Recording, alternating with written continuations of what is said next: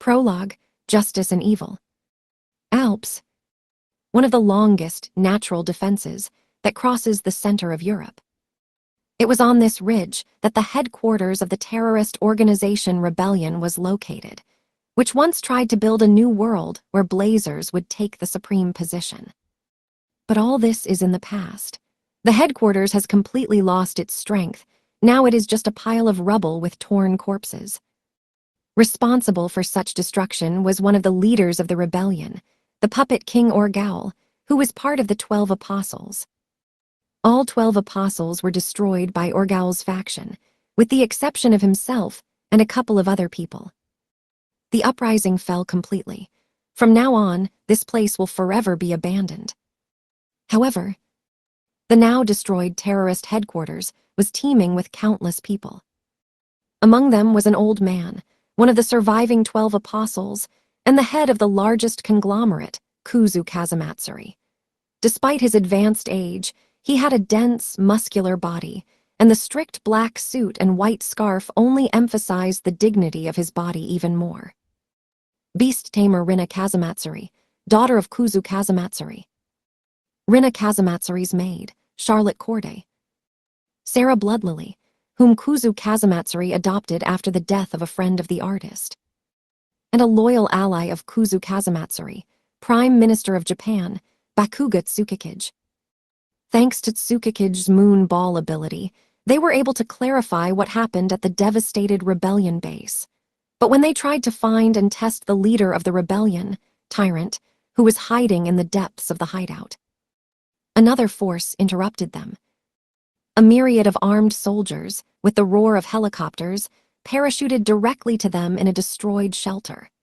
The soldiers with firearms in their hands, who instantly surrounded Tsukikage and his companions, belonged to the supernatural unit. PSYON-1, the American Army. Along with them was their commander, a tall guy whose face was hidden by a sun visor, Superman Abraham Carter. The author first used their division in Japanese letter, offspring/heir. I'll leave the English version. Abraham, where are you taking us? Kuzu asked in an angry tone for everyone. But Abraham ignored him. Without answering, he continued walking in front of Kuzu. Behind them, the rest of the trio descended the stairs to the rebellion's hideout, built by digging a mountain. GHH, Rina's face was distorted in a painful grimace. They all, including Kuza, did not follow Abraham of their own accord. Their bodies did not obey, they could not resist and simply walked forward against their will. This involved the power of Superman Abraham Carter. Finally, the whole company reached the doors of the elevator. "Go ahead," Abraham ordered, and everyone got into the elevator. With a deafening rumble, the elevator began to move, carrying them all deep into the bowels of the earth. More than half a century ago, there was a great war that engulfed the whole world. I'm talking about World War II. Abraham suddenly opened his mouth. He decided to start with the modern history of the world. The countries of the Axis I, Germany, Italy, Japan against the United Nations, America, England, and China. The war that divided the world into hostile sides, provoked by the German invasion of Poland, was considered the end of protracted imperialism. However, this point of view is wrong, said Abraham and fell silent for a second, glancing over his visor at Rina. Daughter of Kazamatsuri, do you know the real truth of that war? The Axis countries are known as the Nazi bloc, the Hitlerite coalition. 2. Anti-Hitler coalition. Don't look down on me. I am Princess Kazamatsuri, whose family dominates all the political and economic monsters of Japan. Of course, I know everything. In the usual theatrical manner of speech, Rina threw out her anger at the person holding them back. She heard the true story of the world from her father. It was not the nation that caused the outbreak of the World War. The main responsible was the Dark King, seated on the throne of the abyss of the world. I'm talking about the leader of the rebellion, the Tyrant. That's right, nodded Abraham. The Tyrant was brainwashing people from the ruling class around the world with his abilities, drawing them into war. When the world was depleted, the rebellion set out to build a new form of government in which people with supernatural powers would dominate. It was this goal that the uprising defended for several hundred years, as it appeared on the stage of world history. The tyrant, as the heir of these ideas, stretched out his arms out of the deep night, capturing the consciousness of people from both sides. In fact, he deliberately unleashed a war in order to translate his wishes into peace. The war, fueled by an apparent ill will, grew fiercer. The generally accepted formulation of war that it is a battle between two belligerent countries has become completely wrong. The war turned into a mass genocide, which was supposed to end with the use of nuclear weapons. If the situation really got to this point, the current shape of the world would be fundamentally different. Fortunately, the tyrant's ambitions, which were about to become reality, were thwarted by white-bearded Arthur Bright, the current head of the International League of Mages Knights. In those days, he was the main force of the British troops. When Whitebeard forced Italy to surrender, he realized that the tyrant, the leader of the terrorist group uprising, was behind this war. He found a true enemy that had to be defeated from the very beginning. Having clarified the situation, he immediately took action. Secretly, lest he be tracked down by tyrant's brainwashed spies, Whitebeard contacted his trusted Blazers to form a special task force operating beyond the Axis and the United Nations. With his squadron, he attacked the headquarters of the rebellion and severely wounded Tyrant. Whitebearded deliberately ignored all the orders of his headquarters and personally attracted the great hero Ryamu Kurigane to his side, who helped him to deal with the Tyrant. Later, the Whitebearded and the great hero became the main forces of the International League of Mages Knights. When Tyrant's brainwashing activities ended, the war was finally over. America swallowed humiliation for the destruction of Midway 3, for which Ryoma Kurigane was responsible, and canceled the punitive operation against Tokyo, but it turned out to be a mistake. Abraham summed up his story. 3. Battle of Midway Atoll, major World War II naval battle in the Pacific immediately after his words. The elevator, which had been descending with a loud rumble all this time, stopped. All this time, we have been deceived by the current International League of Mages Knights. The elevator doors opened, and absolute darkness spread before them. It was so deep that the light pouring from the elevator was unable to dispel it even a little. Despite the darkness, Abraham took a few steps forward and waved his hand. At the same moment, flames burst from his palm, scattering and revealing the surrounding darkness. "Oh," Rin sighed in surprise, and Sarah opened her eyes wide. The place they went down to was a wide, domed room. There was a throne right in the center of the room, and in the throne was a middle-aged man. He was the only person in this room. It's Tyrant. For the first time, Sarah and Rin saw the Tyrant with their own eyes. Although they frequently visited the headquarters of the rebellion, only the 12 apostles were allowed to enter. What was this person like? With lively curiosity, they began to carefully examine what was hidden by the darkness. But soon, they felt uneasy. The feeling that something was wrong increased with every step. And, finally, they understood the cause of their own concern. Despite all the movements of Sarah and the others, the Tyrant never moved. After all this time, the Tyrant was frozen and crucified with a Japanese sword, like some kind of insect. A frozen corpse with a bloody sword, which may have been his own spiritual device, sat on the throne. A grimace of anger and fright froze on his face. In other words, here's proof of the League's lies. Whitebeard and Kurigane announced that they had severely wounded Turin and carried him to this place. But everything turned out to be untrue. They killed Tyrant more than half a century ago. Tyrant was killed by none other than the Whitebeard, and then he hid the real truth. The League hid the fact that Tyrant was dead and took control of the terrorist organization Uprising. By violent methods, you forced us to accept the world on our own interests, and this is nothing more than a real betrayal. Earlier, to my question, you answered that you are not enemies of this world, but you have resorted to sophistry again. You are the enemies of the whole world. International League of Mages Knights, said Abraham, and removed his sun visor to look at one of the surviving leaders of the 12 apostles of the rebellion. He accused this man of acting as an intermediary between the rebellion and the League. And these accusations. Well, with these words you wanted to call me to conscience, Kuzu said with contempt, casting a glance over Abraham. Besides, you deliberately decided to leave out something of this story. Right, Superman Abraham Carter. What Abraham accused was for the most part true. The very presence of Kuzu here was proof. He provided significant financial support to the uprising, and in return received complete control over world crime. In fact, it could be described as some kind of investment in inciting conflicts with the subsequent receipt of profits. Kazamatsuri, the post-war conglomerate, was closely associated with the shadowy part of the world. But, in fact, this cooperation did not set itself the highest idea of making a profit. The Kazamatsuri conglomerate most wanted to win over the one-armed swordsman, the puppet king, and other criminals who had joined the rebellion.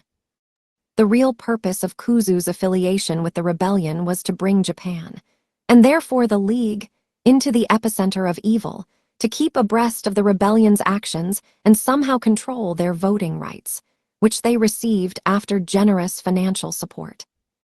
This is why the reproach that they had betrayed the world was true. And Kuzu himself was not going to deny it. But it was not Abraham's accusations that made him mad. True, Abraham's accusations are true, but not entirely. There was at least one fact that Abraham deliberately misrepresented. Yes, we deliberately concealed the death of the tyrant, but we didn't do it for our own benefit. America, as a member of the Alliance of the Great Powers, you also knew about his death. Everything is correct. With his speech, Abraham exposed the United States and the Alliance of the Great Powers as victims of deception by the League. At that time, the world was badly damaged by the war caused by the tyrant's conspiracy. A lot of blood was spilled. Someone harbored deep grievances. The whole world was sitting on a powder keg. War could flare up again in any part of the world. In such an unstable situation, the loss of a key link in the person of the tyrant was extremely dangerous. How would the villains react if they knew about his death? It is quite obvious that they would start wreaking havoc around the world, and the situation spiraled out of control again.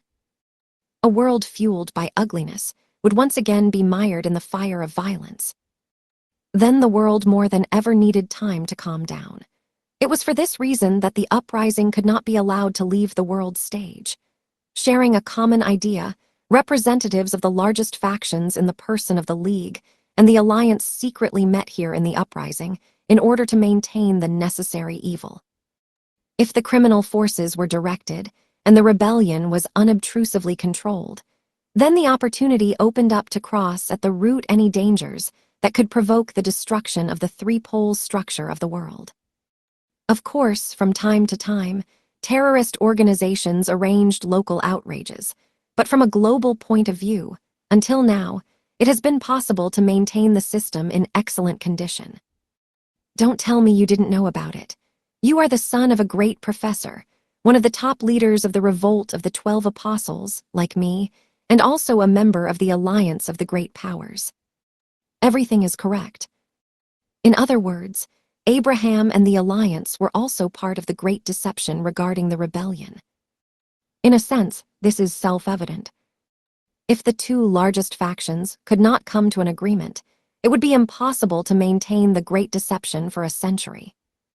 However, I don't know anything about it. This has never happened. Only the League is involved. With a stubborn voice that did not color him in the least, Abraham did not accept Kuzu's words. And, enough grimacing, what are you thinking about, Abraham?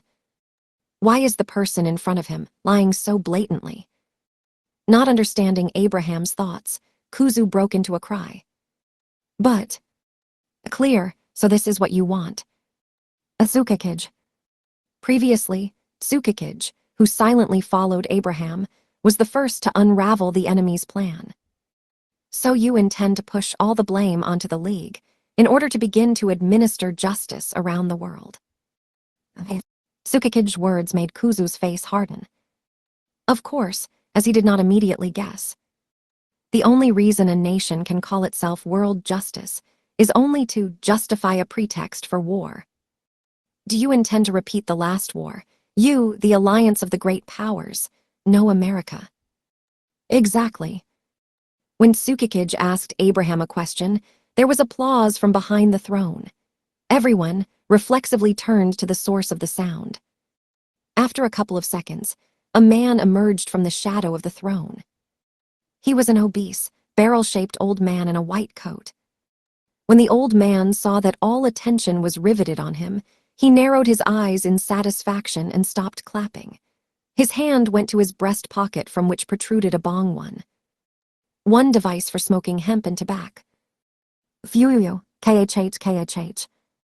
As soon as the old man took a drag, he coughed loudly. Shopping mall, cheap leaves.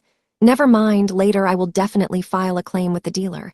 He complained and threw the bong on the stone floor. Noticing that everyone around him was looking at him with a painful grimace on his face, he shrugged his shoulders with a smile on his face. Oh, why are you staring at me like that? In your island state, this is prohibited, but here it is a legal luxury. However, Kuzu's eyes continued to drill the old man with dislike, and it's not at all that he smoked marijuana. The fact is that this obese old man is an influential person in America. Chairman of the Board of Directors of the United States Federal Reserve Bank, one of the 12 apostles, the highest leaders of the rebellion, the great Professor Islandsberg. That is who this man is. Sarah, haven't seen each other for a long time. How are you? How is the body? This man has treated Sarah's illness in the past. However, despite the fact that this old man was actually her benefactor, Sarah's eyes did not glow with goodwill. However, even her hostility was not as strong as that of Kuzu. Islands U. Their entire company was detained by his son Abraham. After all the rubbish from Abraham and the suggestion that Tsukikige made, Kuzu couldn't stop his anger. With a bloodthirsty expression on his face, now he looked more like a demon. However, Islands, behind which the absolute advantage, did not show any hint of fear. Calmer. Being overly aroused can fuck you with a heart attack, Kazumatsuri. The Puppet King has destroyed the current structure of the world, which has been in place since the end of the Great War. A new era is coming. It is only natural that we, as a great nation, strive to be the first to seize the initiative. Is it wrong? Islands asked with a grin. With his own words, he confirmed the correctness of Tsukikige's assumptions. And for this, we need your help. A room for you has already been prepared at a nearby U.S. military base. We'll have a good chat there. The PSYON unit that had detained Tsukikige left the rebellion headquarters after retrieving Tyrant's corpse. The mountains, whose peaks were cut down by the one-armed swordsman, plunged into silence again. However, 2 days later, as PSYON left this place, when the winds flattened the layer of eternal snow, trodden by many people, the young guy left his mark on it. A strong wind blowing among the mountains fluttered his outer garments. Beneath it was a kimono that exposed a slender, trained body. Long hair was cut short, but the sharp look, reminiscent of the blade of a blade, it was immediately clear who it was.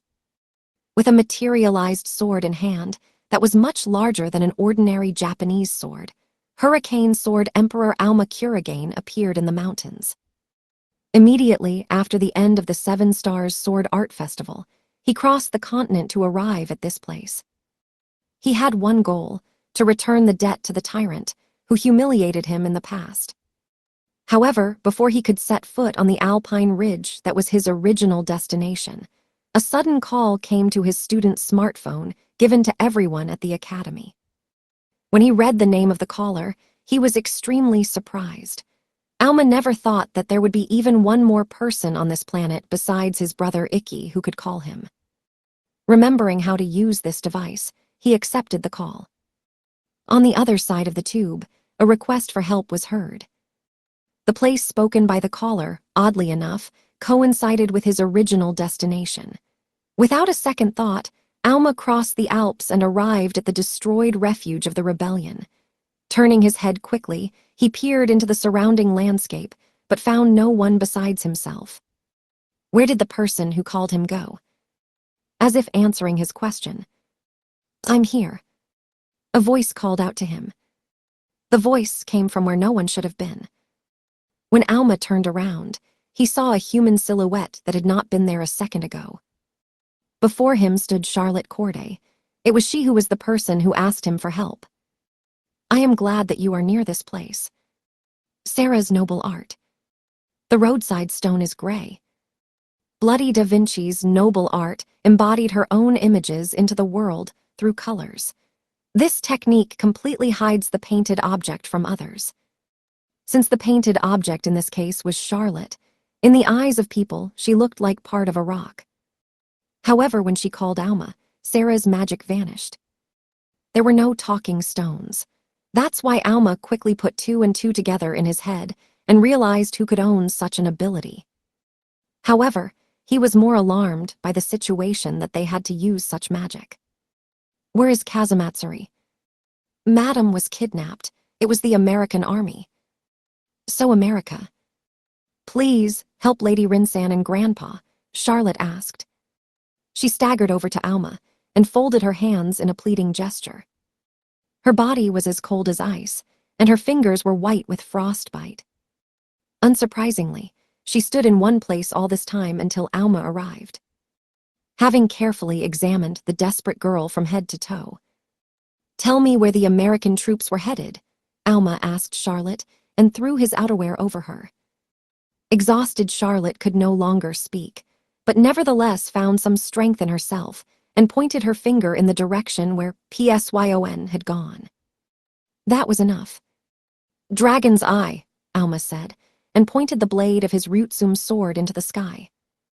"Read the wind, listen to him. Follow the remnants of magical power scattered by the wind. Follow in their footsteps." Soon, Alma was figuring out where the source of magical power he was tracking was hiding.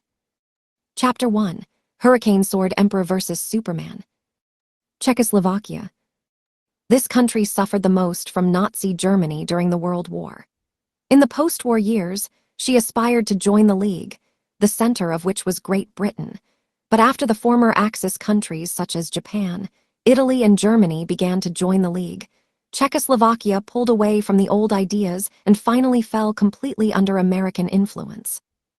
Currently, there were several American military bases in the country, and Kuzu Kazamatsuri, Rinu Kazamatsuri, Sarao Bloodlily, Bakugut Tsukikij were delivered from the Alps directly to one of them. Deep in the bowels of the military base, in a room where only one incandescent lamp hung, behind locked steel doors were Kuzu and Tsukikij. They were both tied to aluminum chairs with duct tape, and sweat trickled down from them. Behind them stood Superman Abraham Carter and kept his hands on the back of their heads. Magic power poured from his palms, bluish in color.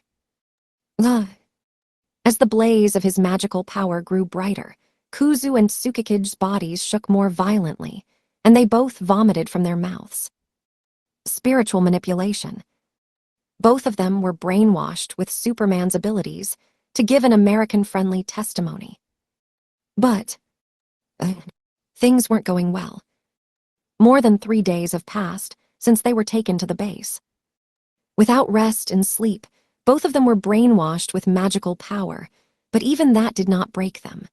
By their own willpower, they blocked any attempts to penetrate their brain, managed not to lower their heads and look with anger at the great Professor Islandsberg. "Phew, you amazing. How stubborn you are," breathed out the smoke from the Isle's marijuana and waved his hand to Abraham, urging him to stop for a while. "Tsukikij-kun is psychic. I'm not too surprised by his resistance. But you, Kazamatsuri, are just an ordinary person. Why do you have so much strength to resist brainwashing? Don't underestimate me, you bloody Americos, this. Nothing for me after the last war. God, you are many years old, why so much stubbornness? If Japanese Prime Minister Tsukikage-kun had surrendered, I would have considered that I had reached the minimum goal and interrupted your torture. But you keep wasting my time. How about volunteering to stop resisting, huh? Islands asked, turning away from the dying-looking Kuzu. He planned to ask a question to Tsukikage, but he, due to the fact that he was not as old as Kuzu, raised his emaciated face in the air and was the first to ask Islands a question. Mr. Islands. What?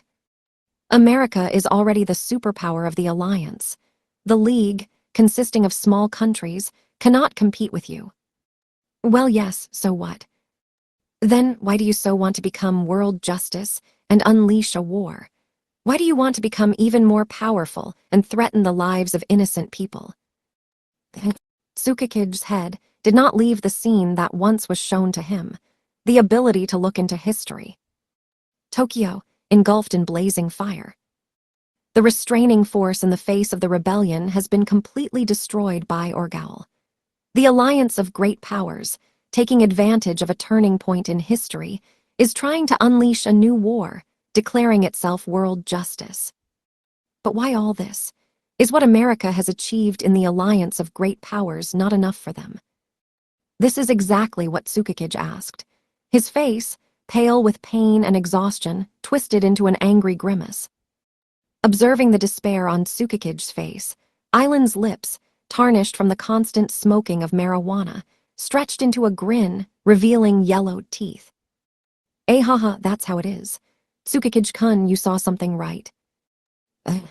Now I understand the meaning of your strange behavior when you began to seek power from the uprising through Kuzu, one of the top leaders. Well, that makes sense. I don't care what you understand. I just want you to answer my question. Tsukikage asked, putting even more strength into his words. I see no reason to hide it, said Islands. Of course, America is the strongest of the superpowers.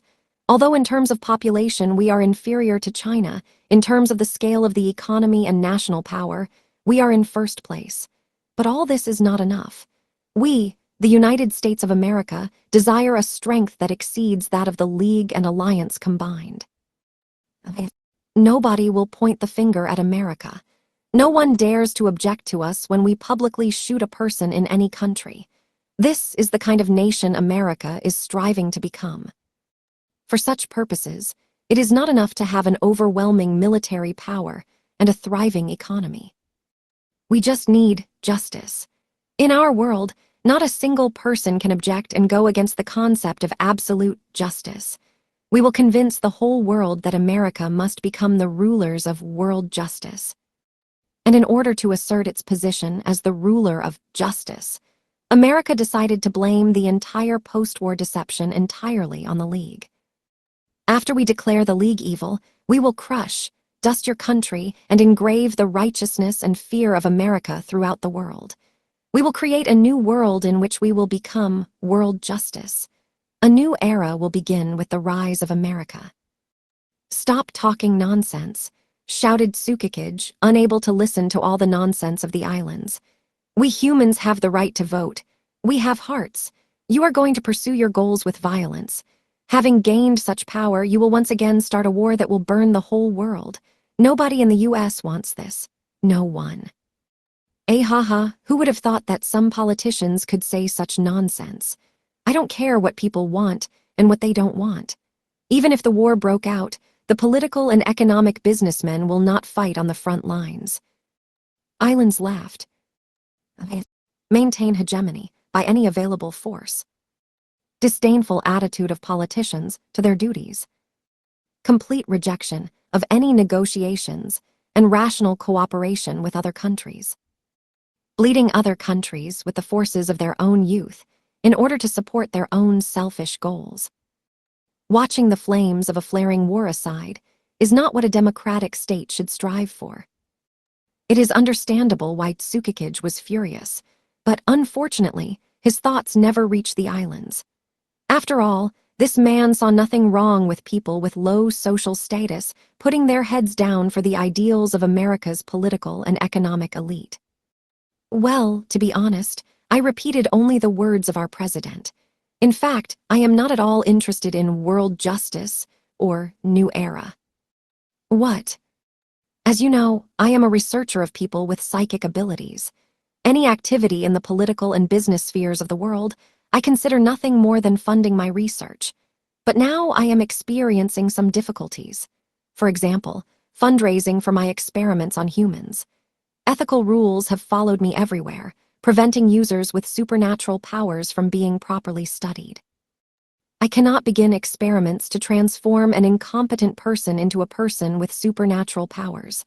I cannot do autopsies and experiment, especially when it comes to experiments with babies. I thought my high position was in the rebellion will help me, but all these old people were so resentful. I couldn't kidnap anyone. What a disappointment. But when the president shared his plan to accuse the League of lying and elevate America as world justice, I thought it was a good opportunity to get some new guinea pigs from the League's knights and commoners. Moreover, I have never examined samples of the real desperate. Now you know why I took part in this plan. Crazy bastard. With contempt, Kuzu spat out, barely remaining in consciousness. But like last time, Kuzu's ostentatious bravado only amused Islands. Well, here I am such a crazy bastard.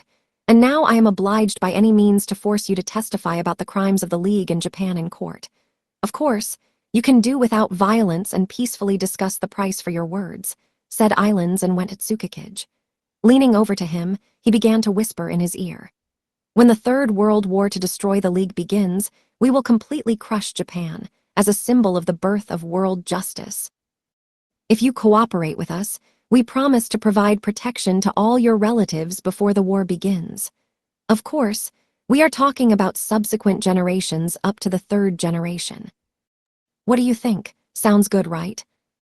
Fuck you. Could not resist Tsukikage and spat in the face of Islands. Haha, Tsukikage, was he trying to seduce you? Naive idiot. Kuzu laughed heartily at the sight of the spectacle that had just happened. It is quite obvious that of all the people in the room, Islands did not laugh. He was far from laughing. Exhaling heavily, he wiped the saliva off his cheek. Fun. And fired into Tsukikage's ear with a materialized device that looked like a flesh-colored pistol. A flesh bullet hit Tsukikage's lobe. Merging into his body, she began to mutate Tsukikage cells, shrinking his ear and transforming into a distorted mouth with crooked teeth. Hee-ha, ha-ha, hee-hee. The mouth burst out laughing, grimacing. Hey, don't get emotional. All is well, this will not happen again. It's just that a similar laugh has been heard near my ears all my life. Islands answered to Abraham's words and dispelled his device. He sat down again in the chair. Well, nothing can be done about it. It's time to change your strategy. Avi, turn on the monitor. As soon as the Islands gave the order, Abraham instantly turned on the huge monitor, which was simply attached to the concrete wall behind the Islands. The image displayed on the monitor. And Rina Sarah. It showed two people tied to chairs, just like Kuzu and Tsukikage. Islands, what have you done to my daughters? Splashing blood, Kuzu roared at the sight of the figures of his daughters, who were completely naked and tied to chairs with duct tape. His throat, which hadn't received a drop of water in the past 3 days, cracked with his own scream. Seeing the desperate situation of his former rival, Islands laughed viciously. I haven't done anything yet, but now I was forced to undress them, fearing a possible fire. Combustion, what are you talking about? You both know that magic in an illusory form affects only the soul of a person and does not harm his body. This effect can be compared to strong hypnosis. You feel pain, wounds, but your body is still intact. This trait has been nicknamed the blunt blade, and your league has used something similar in the past to train psychic knights. However, this trait has many uses. Did you know about this? There was a slight cry on the other side of the monitor. When Kuzu quickly shifted his gaze to the monitor, he saw 2 soldiers from PSYON in fireproof suits, holding fire in their hands, approaching his daughters. Yes, I meant torture. Do you understand what I'm getting at? If you disobey America's demands, we will torture them. With pyrokinesis, we will begin to burn their faces. Of course, the flame is illusory. Their bodies will not suffer, but the pain will never end. Their brains will boil for hours, days, weeks until you decide to give up. Bastard. Should I count your answer that you stop being stubborn? Or maybe. Dad. Kuzu immediately turned around upon hearing Rina's voice. His daughter, still tied to the chair, smiled bravely despite all the fear. I'm all right. Whatever those guys do, don't tell them anything. Do not listen to them. Rina. A deceitful but precious act of keeping the peace. Dad, you always said that Kazamatsuri keep the world from the shadows. But I am Kazamatsuri too. We can't lose to these guys. As if trying to cheer herself up, Rina turned to Sarah and spoke to her in a playful tone. Sarah, you are a member of our family. You have to hold on too. I know. I was always grateful that you accepted me. Sarah nodded and pressed her lips tightly to thank her benefactor who adopted her. My girls. Their determination was not fake. Through their coordination, they together secretly hid Charlotte from Psyon's eyes. They told her to endure to the last and wait until outside help arrived. It seemed that their determination on their face could not erase anything, but get started.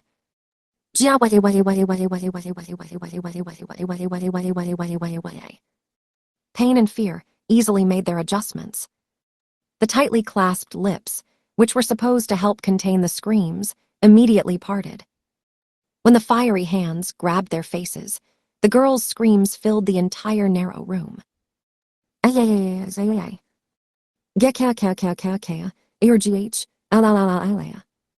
Stop doing this, Islands. Writhing, the girls tried to avoid pain, but the fiery hands held them tight. If the flames were real, their faces would have already burned, and their skulls turned into heaps of ash. But as stated earlier, the flames are illusory and like powerful hypnosis.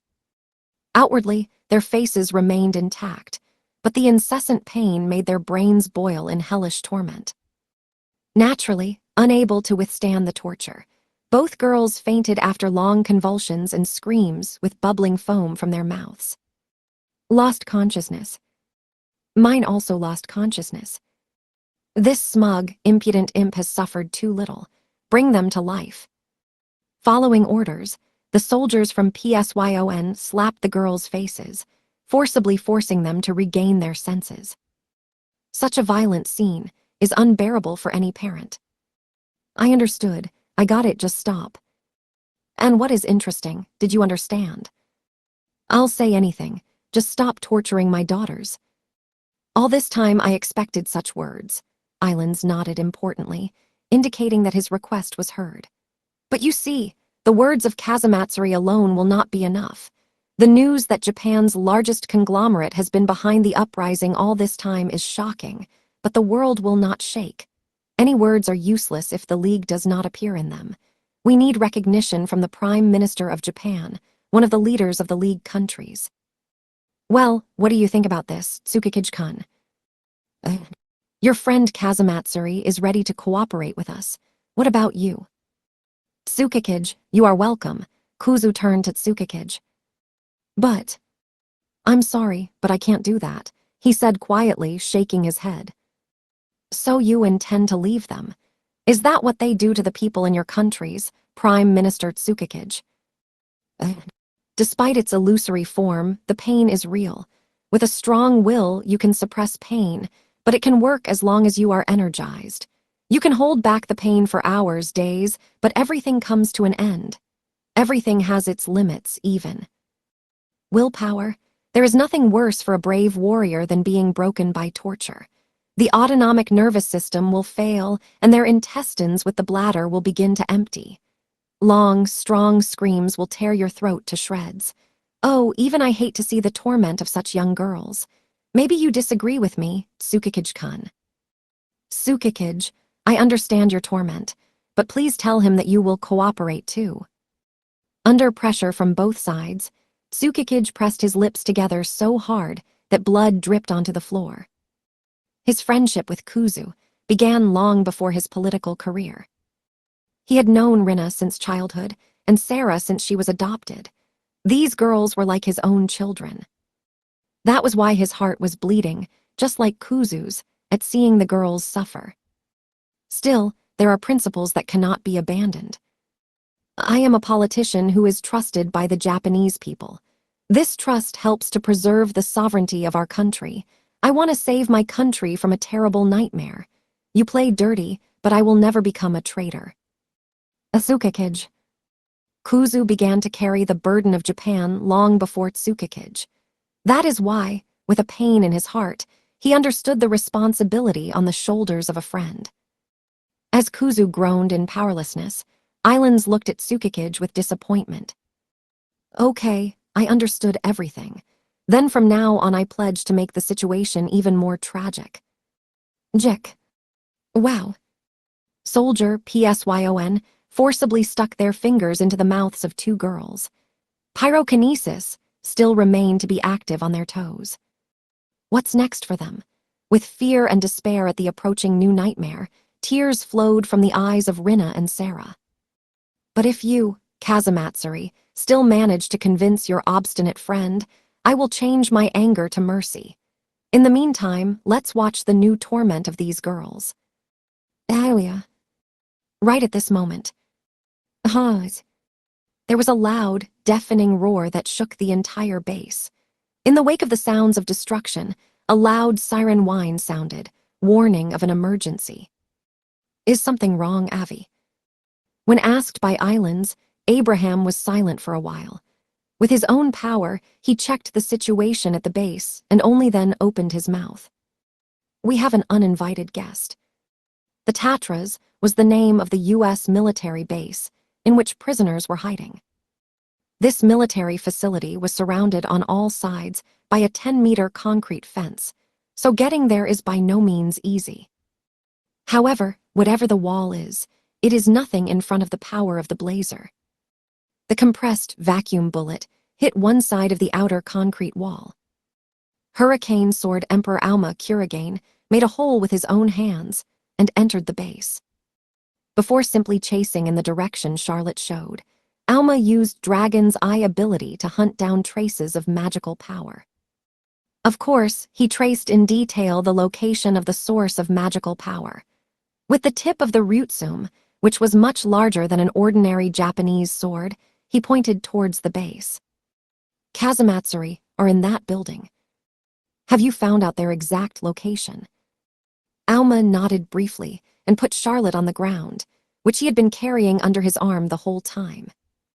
Swinging his sword. Heavenly dragon armor. He enveloped the girl's body in wind. This wind had the ability to distort air currents, thereby refracting light. In fact, the wind armor made her figure optically invisible. Hurry up and save them. I'll take the annoying little thing on myself. Thanks a lot, Auma, Charlotte said and ran. As her footsteps died away in the distance, under the loud howl of a siren, countless floodlights illuminated Auma's silhouette, and immediately a dozen soldiers surrounded him. Don't move. Oh, it's just a fucking kid. I hope you prepared to die after you burst into the U.S. military base. You stole my words. What? Enough chatter. He can't be left alive anyway. Fire. On command, the soldiers simultaneously pulled the trigger. Attack on a military facility. All too obvious an enemy act. Even a child will not be forgiven for such an act.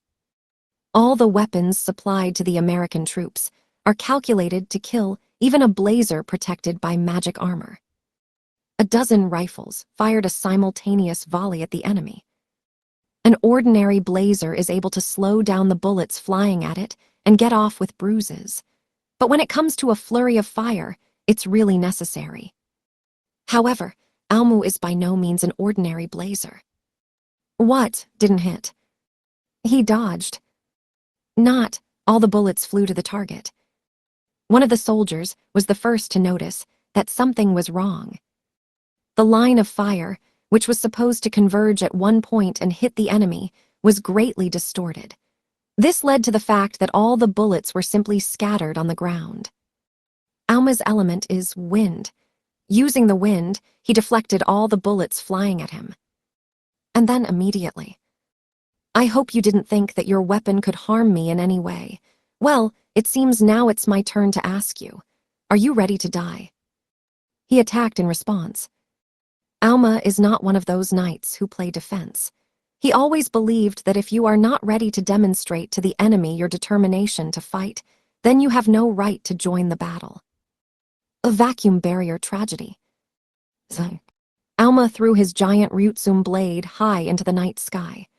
At the same instant, a gusty gust of wind raised dust at the feet of the soldiers. But what did he intend to do with this? However, soon the answer to this question completely disappeared from the soldiers. I cannot. The vacuum barrier created a powerful updraft. But vacuum barrier tragedy had another feature. Soon after Alma applied his noble art, crimson steam began to be emitted from the ears, mouth, and sweat glands of the soldiers. These vapors belonged to their bodily fluids. Hot, my blood is boiling. In nature, there was a close connection between atmospheric pressure and the state of things. For example, the boiling point of liquids under vacuum was reduced to minimum values. As a result, all the fluids inside the soldiers began to boil from their own body temperature. Like rotting trees, the soldiers trapped in Alma's barrier fell one by one to the ground. Fuck, what is it? What the hell happened here? The soldiers, who fled to the rescue, were frightened at the sight of such a terrible sight. Back to everyone. Now this sucker is flying in the air. The soldiers parted to the sides, allowing the huge body to lead the reinforcements. A giant piece of iron that makes a crash with every movement. Tank. Turning the tower towards Alma. Prepare to be torn to shreds. The tank fired an armor-piercing round. A piece of iron weighing 20 kilograms, flying at a speed of 1,000 meters per second. The energy of the projectile was much higher than the energy of the bullet. From such a close distance, there is no way to protect yourself by the force of the wind. Realizing this, Alma stretched out his arms in front of him and spread his fingers to the sides, preparing to take the shell on himself. A powerful blow tore him from his place, forcing him to shuffle his feet on the asphalt pavement of the base. Alma was thrown back 10 meters, but maintaining an absolutely straight posture, he managed to catch the projectile. He stopped the armor-piercing shell of the tank with his bare hands. "Don't worry, I'll get it back," Alma said, and tossed a deformed armor-piercing round at the soldiers. The thrown shell hit the right track of the tank, damaging it. With a broken track, the tank could no longer move. A whirlwind of blades. Realizing this, Alma swung his sword in pursuit of the projectile and shot a cutting tornado in a straight trajectory. The tornado, like a drill, flew into the ranks of the soldiers, crushing them to pieces. The tank's armor did not survive either. The damaged fuel tank burst into flames, detonating powder rounds in the vehicle's arsenal. Under the deafening roar of the explosion, the tank turned into a heap of scrap metal. This psychic simply does not feel any of our attacks. How strong is the damn bastard's body? The enemy had just demonstrated their monstrous power before their eyes. The frightened soldiers, trembling all over, began to slowly retreat back. But fortunately for them, help loomed on the horizon. All soldiers retreat immediately. I repeat, all soldiers should stop fighting and retreat immediately. Mr. Islands. This youth, Alma-kun, is a young knight of the A rank of the League. It is believed that a psychic of this rank is able to stand alone against a small army. All your strength is not enough to defeat him. Leave this job to the PSYON squad. As the broadcast echoed throughout the base, Alma sensed that the moonlight was casting a shadow somehow wrong and looked up. Up there, a man in all black, with a lowered sun visor and with silver gloves on his fists, dived at him. Sensing danger, Alma took a defensive stance, preparing to take the enemy's blow with the Ryutsum's blade. But electrokinesis. The man in all black reacted too. Seeing that his blow would be deflected, he unclenched his fists, grabbed hold of the Ryutsum with all his fingers and sent a high-voltage current through Alma's blade. With a rolling sound, as if the air itself had shattered into pieces, the electrical charge passed through Alma's body. But despite the high-voltage discharge, Alma's face remained unperturbed. Ignoring the pain of the high-voltage struck flesh, Alma quickly clenched his fist and fired it at the enemy. The oblique hook on the right side should have hit his opponent. But Alma's fist just ripped open the void. His opponent in black suddenly disappeared. Alma didn't blink, and his abilities didn't pick up on any fluctuations in the air currents that could appear from the rapid movement of a human-sized object. Not moving at high speed, just suddenly disappeared and suddenly appeared, said Alma and turned back. Behind him stood his opponent in all black. Who are you? Abraham Carter, the one who destroys the enemies of the United States. The giant monitor in the interrogation room changed its picture. Instead of torturing Rinna and Sarah, it broadcast the fight between Alma Kuragain and Abraham Carter. Alma, taking a defensive stance with the giant sword, Ryutsum, prepared to repel the oncoming attack from the diving Abraham, whose device looked like a pair of silver gloves, gospel. Islands for a while, peering at the monitor with tension. So Alma-kun is responsible for the raid on the U.S. military base. Relieved, he sank back into his chair. As before, he does absurd things.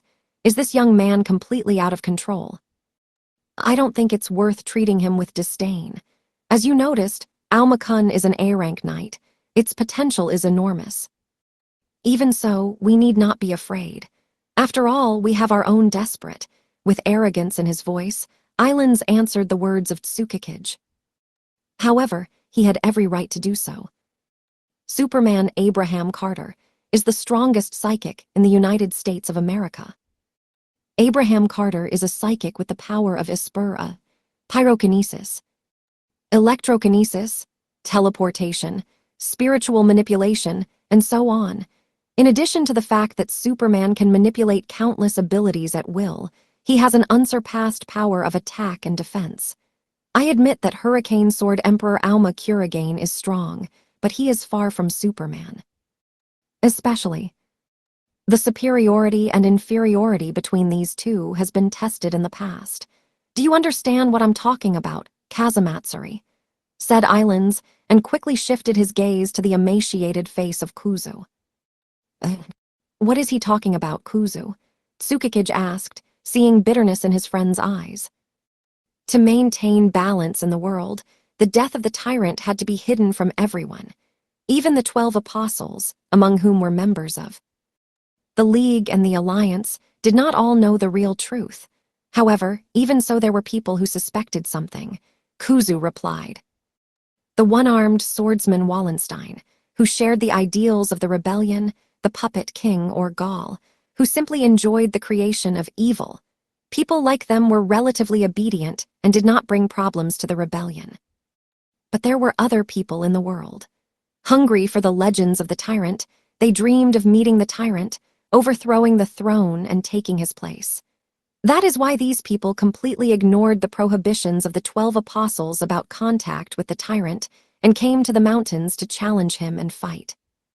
The League and the Alliance took this secret very seriously. Each side appointed its own killer, who, under cover of night, buried all the fools who hoped to reveal the truth about the tyrant. The Alliance assassin was, of course, Abraham. Among the people trying to face the tyrant, there were fighters not only from the uprising itself, but also from outside. One of them was Alma Kuragain, who has traveled abroad and trained in the past. It was during this time that Alma suffered a crushing defeat. With a horrifying trauma that nearly cost him his life, his heart met with bitter disappointment. But the tyrant, as it became clear, had been dead all this time. He could not have been Alma's opponent in the past. Therefore, the one who fought back Alm and nearly killed him was Abraham. At Kuzu Island's words, he nodded in agreement. That's right, Alma Kuragain has already lost to Superman once. And now, after so many years, they met again. But as already mentioned, the superiority and inferiority between them was tested in the past. This fight will end with nothing good for him. The circle, outlined by the spotlights in the dark, formed the field for the duel. The two blazers clashed with each other in battle. Alma fought with a huge long sword, and Abraham with clenched fists. If we take the defeat zone, then Alma was in the lead, and if the attack speed was Abraham. But now there was a battle between two blazers. It is extremely silly to highlight the advantages and disadvantages by their appearance alone. Alma used the element of wind to zero out the coefficient of friction. With a wide area of impact and a threatening spinning force, he was in complete control of mid-range combat. However, all his attacks Abraham easily avoided, using predicting the future and teleportation. Slipping deep into Alma's defeat zone, Abraham extended his fist. However, before his punch reached Alma's body, his fist stopped in the air. Air armor. The heavenly dragon armor nullified the inertia of the impact. Abraham, whose attack was abruptly stopped, loses his balance, and Alma immediately makes a blow with a sword, from which there is no way to hide. But Abraham still avoids the deadly teleportation attack. And so it was repeated from the beginning of their battle. They are both knights who boasted unrivaled attack power and unbeatable defense. Fighting fiercely and not yielding, they attacked each other with blades and fists, spraying magical sparks of bluish and greenish color in all directions. However, such an antagonism between them did not last long. For the first time, Alma, constantly attacking with all the fury of Abraham, freezes in place. Although not entirely true, he did not stand still, he just couldn't move. I can't move, this is telekinesis.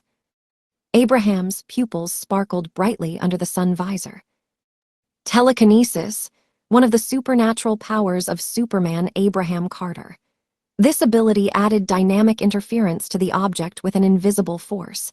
Since this ability was different from magic, only Abraham himself could control and perceive it.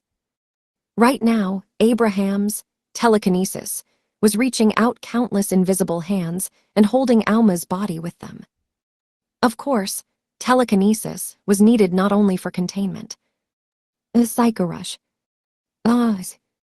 As soon as Alma froze in place, an invisible series of blows fell on his body. Not pressure, and not magic. Mental interference attacks were beyond what he could sense with his 5 senses or his dragon's eye ability. No external influence, only dynamic, subordinate directly to Abraham. Heavenly dragon armor is absolutely powerless against such attacks. Blow after blow Alma received on his body. Finally, invisible blows slammed Alma into the wall of the building. Seeing that Abraham was victorious, the American soldiers applauded. Alma tried to get to his feet, but his body did not move. Invisible hands still held him firmly against the wall. And then, Alma understood. I know this power. That's right, this telekinesis was familiar to him. A mysterious, invisible power, not detectable even by his dragon eye, which caught any magical powers through vibrations in the air. He had already lost to this power once. Why can you use this power? The reason is incredibly simple, Alma-kun. In the past, when you foolishly defied the rebellion and tried to get deep into the base, it was Superman Abraham Carter who wiped the floor with you. Islands exclaimed at Alma's words. What? You didn't fight the tyrant. The adult world is complex, but I think I will be right when I say that your mind and your body remembered that defeat. And now the same situation is repeated. On that day, Alma was broken, crushed and defeated by Abraham's telekinesis at the entrance to the tyrant's throne room. He did not even have the opportunity to see Abraham in the face. It was these memories that Islands revived in Alma's head. He wanted to revive the old fear in this young man. You are afraid. Are you afraid? In the past, you couldn't do anything, and now you've broken into us again, dooming yourself to death. You met your old adversary. But this time I will not help you. You have crossed all the lines of what is permitted, brat. Prepare to die, Almakun. Islands remembered everything. He watched him that day, standing next to Abraham. Alma Kuragane's heart was shattered. The tantalizing power that he could not see and feel shocked all his confidence and determination in his own strength, accumulated until that day. His expression was constrained by a grimace of fear. For Alma, defeat at the hand of Abraham is a wound that cannot be forgotten. And now Islands made him remember that day with his own hand. He will make his body tremble and his heart weep. What is your next action? Will you beg for mercy with an unhappy face, or will you try to escape without even looking fear in the eye? Thought Islands. But his assumptions were fundamentally flawed. He could not even imagine how he lived and what Alma was thinking to this day. Alma, who rarely showed his emotions with his mouth wide open, laughed out loud. It was as if the joy that had been accumulating in him for a long time burst out from under an iron mask. What's so funny? Islands asked, puzzled. Funny? No, I'm just glad. I was so worried about the whereabouts of the real tyrant, but now the question is completely dropped. This is the opponent I had to challenge. This is the enemy that I must step over. What do you usually call these meetings? Happy rendezvous. At the same second, Abraham frowned slightly from under his impenetrable visor. The thing is that Alma pushed away the invisible wall of telekinesis and swung. A ryutsum. A blade vortex. The cutting tornado rushed straight at Abraham. Of course, such a ranged attack could not reach him. A split second before danger, Abraham escaped with the help of teleportation. But what? Island's groan of surprise came from their broadcasting systems. Alma was completely under the control of telekinesis, completely devoid of control over his own body. He escaped from the invisible fetters with only physical strength and counterattacked in response. A similar fact stunned the Islands. Furthermore, don't underestimate me. Before you is a person who lived, slept, and woke up with only one thought: to plunge claws into the heart of that person. The wide grin was not about to disappear from Alma's face. There was not a drop of fear in his expression, which Islands had mentioned a little earlier. And this is not at all interesting to him. Avi, it seems that the young man completely forgot about his position. Teach him a lesson again. Immediately after Island's words, Abraham removed the sun visor covering half of his face. Without a visor, his golden pupils shone like moons in the darkness of absolutely black eyes. Alma, watching Abraham, felt his heart begin to beat faster. His body tingled, his pulse quickened, and his temperature rose, as if magma was flowing through his body instead of blood. Analyzing his own state, Alma realized that he was overexcited, and this made him very happy. After the battle with Stella at the festival, the fear of the tyrant, which froze his entire body from only memories, completely disappeared. From the moment of defeat, when he recklessly went to him, 1,500 days had passed. The experience and confidence in overcoming setbacks over the past 2 years made him stronger. Without a doubt, he is in great shape now. And then, when the desire to crush the enemy in front of him reached its climax, Alma rushed forward, straight to the enemy, whom he vowed to defeat with a sword at the ready. The target is the neck. Always strive to take your enemy's life. Its zero-friction blade slid straight to Abraham's neck, but at the moment of contact, Alm cut only air. Teleportation, one of the noble arts of Abraham, which allows him to instantly move his coordinates of existence from one point to another. Alma is completely powerless in the face of this locomotion technique, which completely ignores the limits of the human body and moves the object. But a blade vortex. Alma was no longer going to let the enemy run away like he used to. He, reading the vibrations in the air with the help of the dragon's eye, instantly understood where Abraham would appear and released a cutting tornado. Abraham had no choice but to protect himself with his gloves, which were his spiritual device.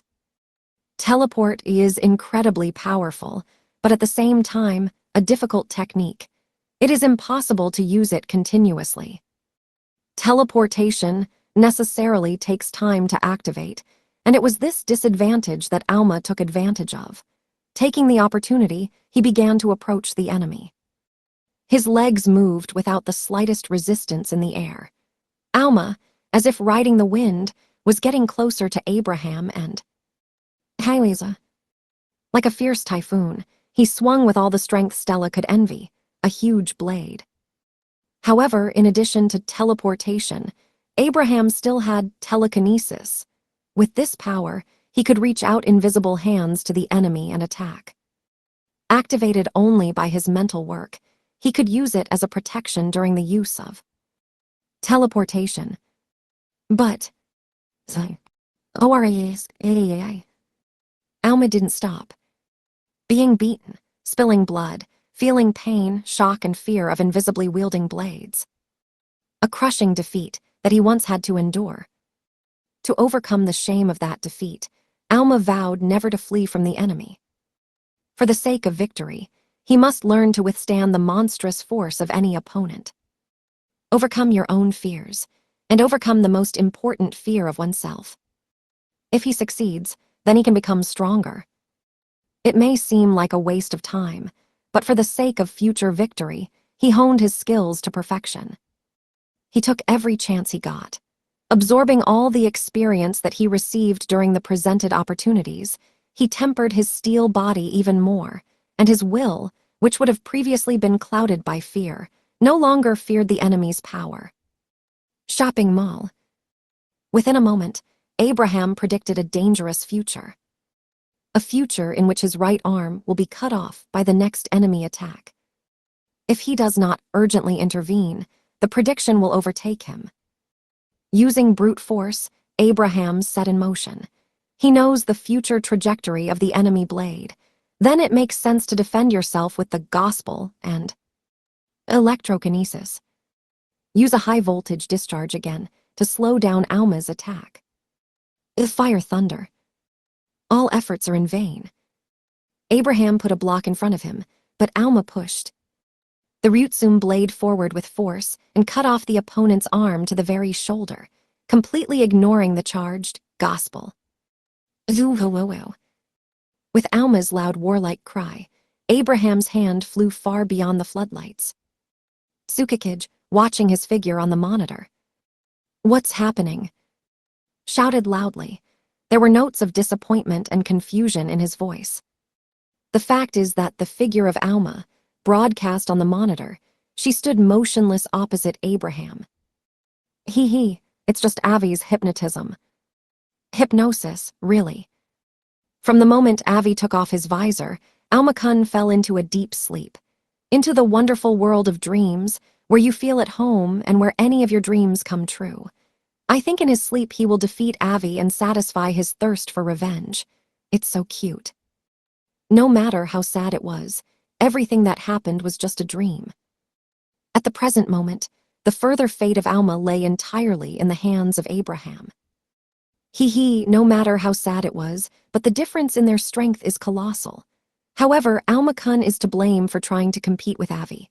After all, do not say, Avi is the top of my creation. Tyrant's clone, revived in the modern world thanks to my cell magic and Tyrant's DNA. Kuzu and Suikage's faces were simultaneously contorted in a bitter grimace. Because all the words about Abraham are true. To conclude cooperation with the Alliance, namely with America, Whitebeard, and the League should not have gone that far. Hadron Collider, capable of releasing high-energy directed force particles, mass production of EDY mechanized soldiers who rivaled the Knights of the League in strength. They underestimated America, namely, the power of the truly unique genius of Islands Berg, the inventor who pushed America's military might a century ahead. It was this genius who brought the tyrant back to the current era with just one strand of hair. The strongest warrior, completely loyal to his master. The power of the strongest psychic who captured the whole world at one time. Show her, Abraham. Following Island's orders, Abraham moved into motion. With fire in his right hand from pyrokinesis and with a high-voltage discharge of lightning from electrokinesis, he stood in front of the frozen Alma, and he created a pseudo-muscle with the help of telekinesis, additionally straining Alma with the power of telekinesis. Crazy storm. Abraham struck his defenseless body with a fist in which the combined power of fire and lightning circulated. Pseudo-muscle from telekinesis, enhanced by the released magical power. Even Alma's steel body could not withstand a blow of such power. Meat with flesh burns, bones crumble, and internal organs are torn to pieces. Alma's body was torn from its place, and he at full speed, crushing concrete walls, crashed into one of the buildings of the U.S. military base. Gah! Alma was dismayed when he realized he was buried under the ruins of a building. What happened? He was completely confident that he had cut off Abraham's hands, and the advantage was on his side. However, suddenly for him that world was shattered by the strongest pain and shock that he was lying in a heap of rubble. Gah! All his flesh ached, as if they were trying to burn him alive. His bones were ground into dust, and his internal organs were turned into mush. Not only his body suffered, but also his mind. He couldn't focus and stop the dizziness of his head. Is it possible that electrical charge is the source of turbidity? It is not entirely clear how, but apparently this blow was struck by Abraham. These are the thoughts Alma came to when analyzing his current situation. But even though Alma accepted this harsh reality, he was not going to put up with defeat. With the strength of trained muscles and the pressure of the wind, Alma held his broken, crippled body together. Though his mind was clouded with endless pain, he forced himself to stand. He could still stand, because it was not in vain that he tempered his body for a long time. Now he was completely different from his old self, who would have been broken long ago. However, this did not change the fact that Abraham was terrifying. Definitely. The supernatural powers of Abraham. Is it possible that this was some kind of hypnosis? Teleportation, predicting the future, telekinesis, and so on. The monstrous attack inflicted devastating damage on his body. America's strongest blazer. That's why it was so important for Alma to challenge him. With an unshakable will, Alma, all tattered in rags, stood up, preparing to continue the fight.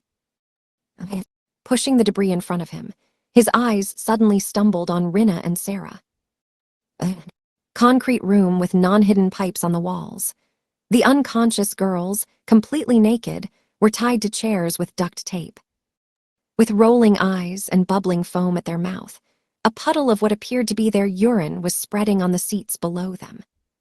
Such a picture is quite enough to understand what happened to them in the recent past. Watching for a while. I see, so that's the kind of person you are. Alma breathed out in a cold, contemptuous tone. It was clear from his voice that he was very disappointed in something. Well, that was easy, Avi. He addressed through the island's radio broadcasting system to Abraham, who literally blew his opponent off. I think he's dead. What a brave brat.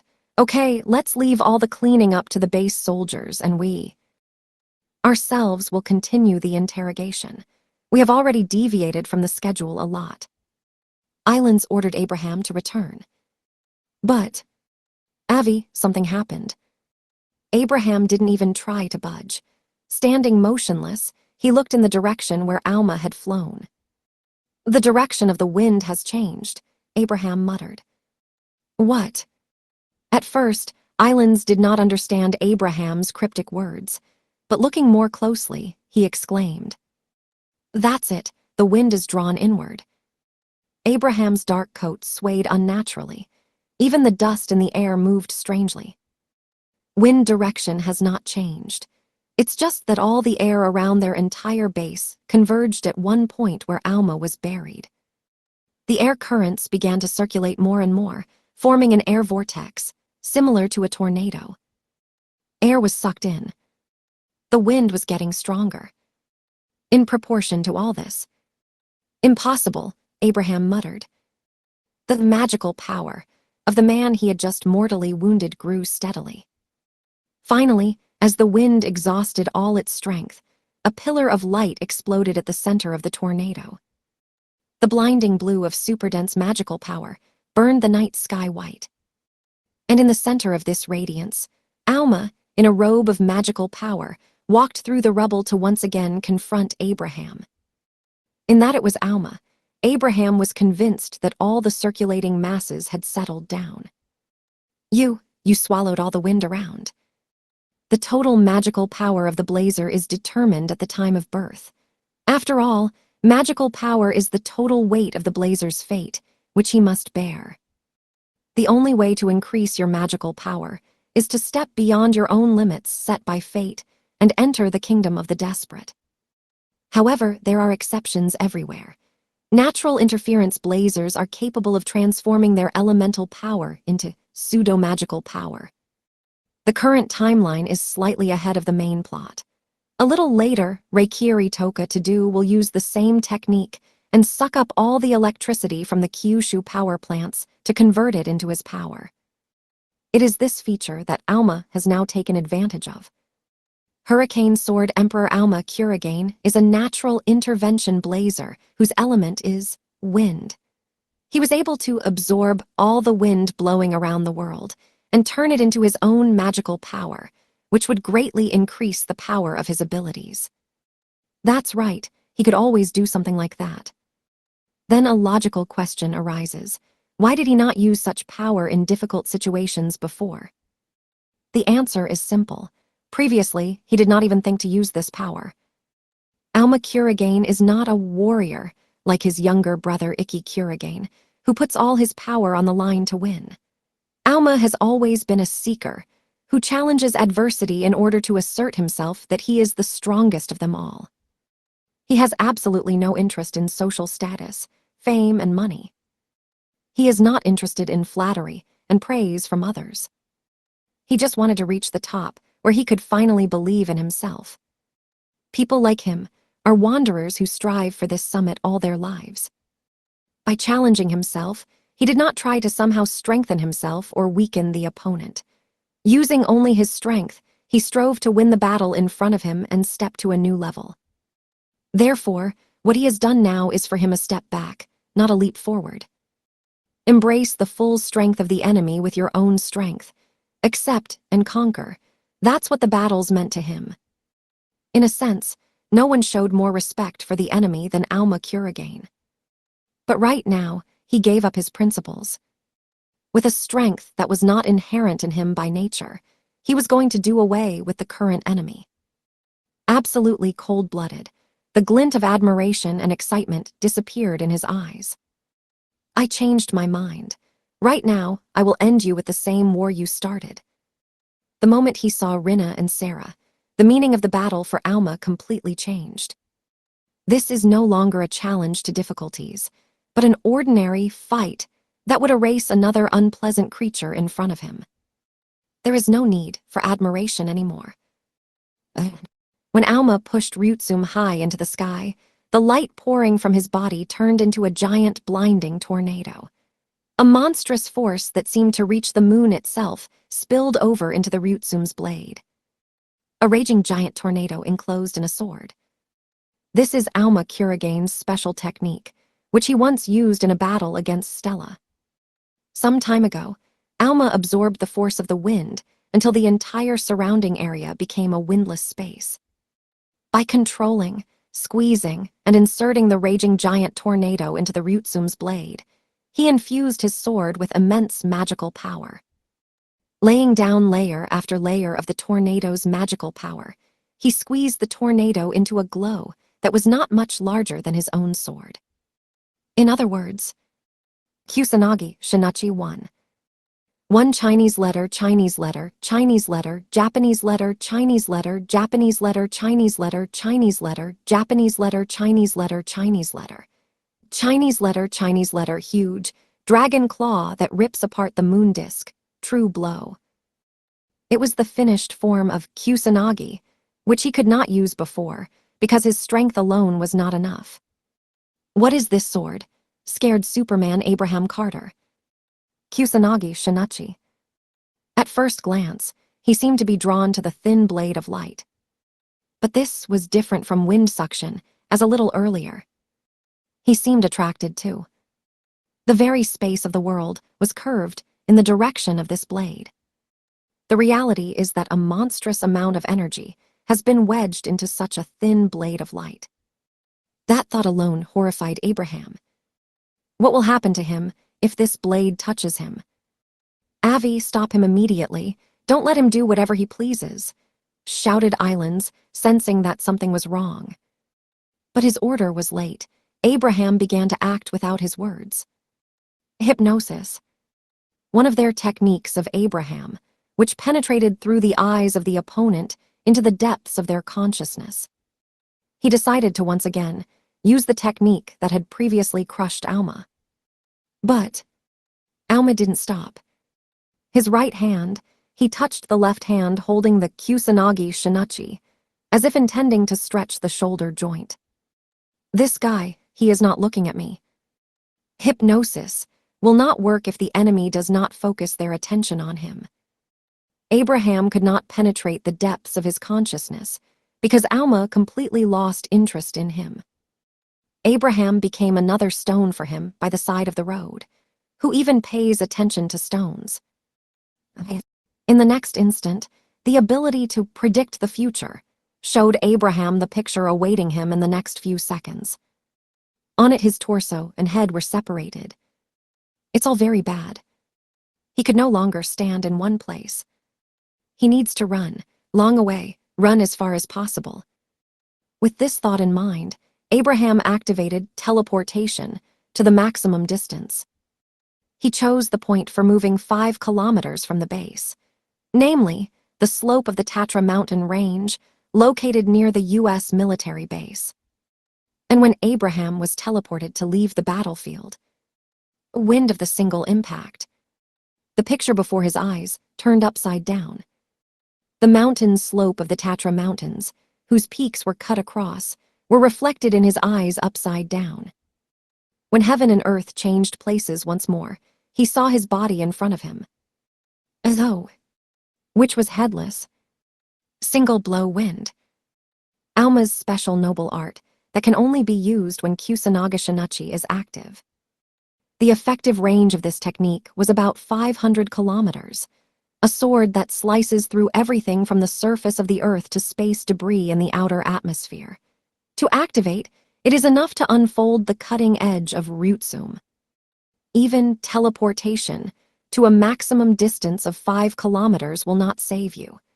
Alma instantly used the dragon's eye to track Abraham and turn the blade of his sword so that his head was blown off. Alma had just finished an enemy he had been striving for a long time, but his expression remained detached. He just used a power that didn't belong to him. Moreover, in addition to this, already in the middle of the battle with Abraham, he lost interest in the battle. However, even now there were people who applauded his undeserved victory. Bravo, you exceeded all my expectations. I'm delighted, Alma-kun. The one who applauded was the island's Berg. Ignoring the cries of the base soldiers to stop, he boldly walked towards Alma. Oh, I think you shouldn't blame Avi-kun's defeat. It's always easy to underestimate you, psychics of natural intervention. Continued praising Island's Alma with a wide smile, exposing his teeth tarnished from frequent smoking marijuana. But of course, this was no ordinary verbal praise. In each of his words, there was a certain sharpness that made all listeners immediately wary. Alma was no exception, without hiding his stern expression. I already said that I will answer your war with my war. He swung the Ryutsum toward the islands.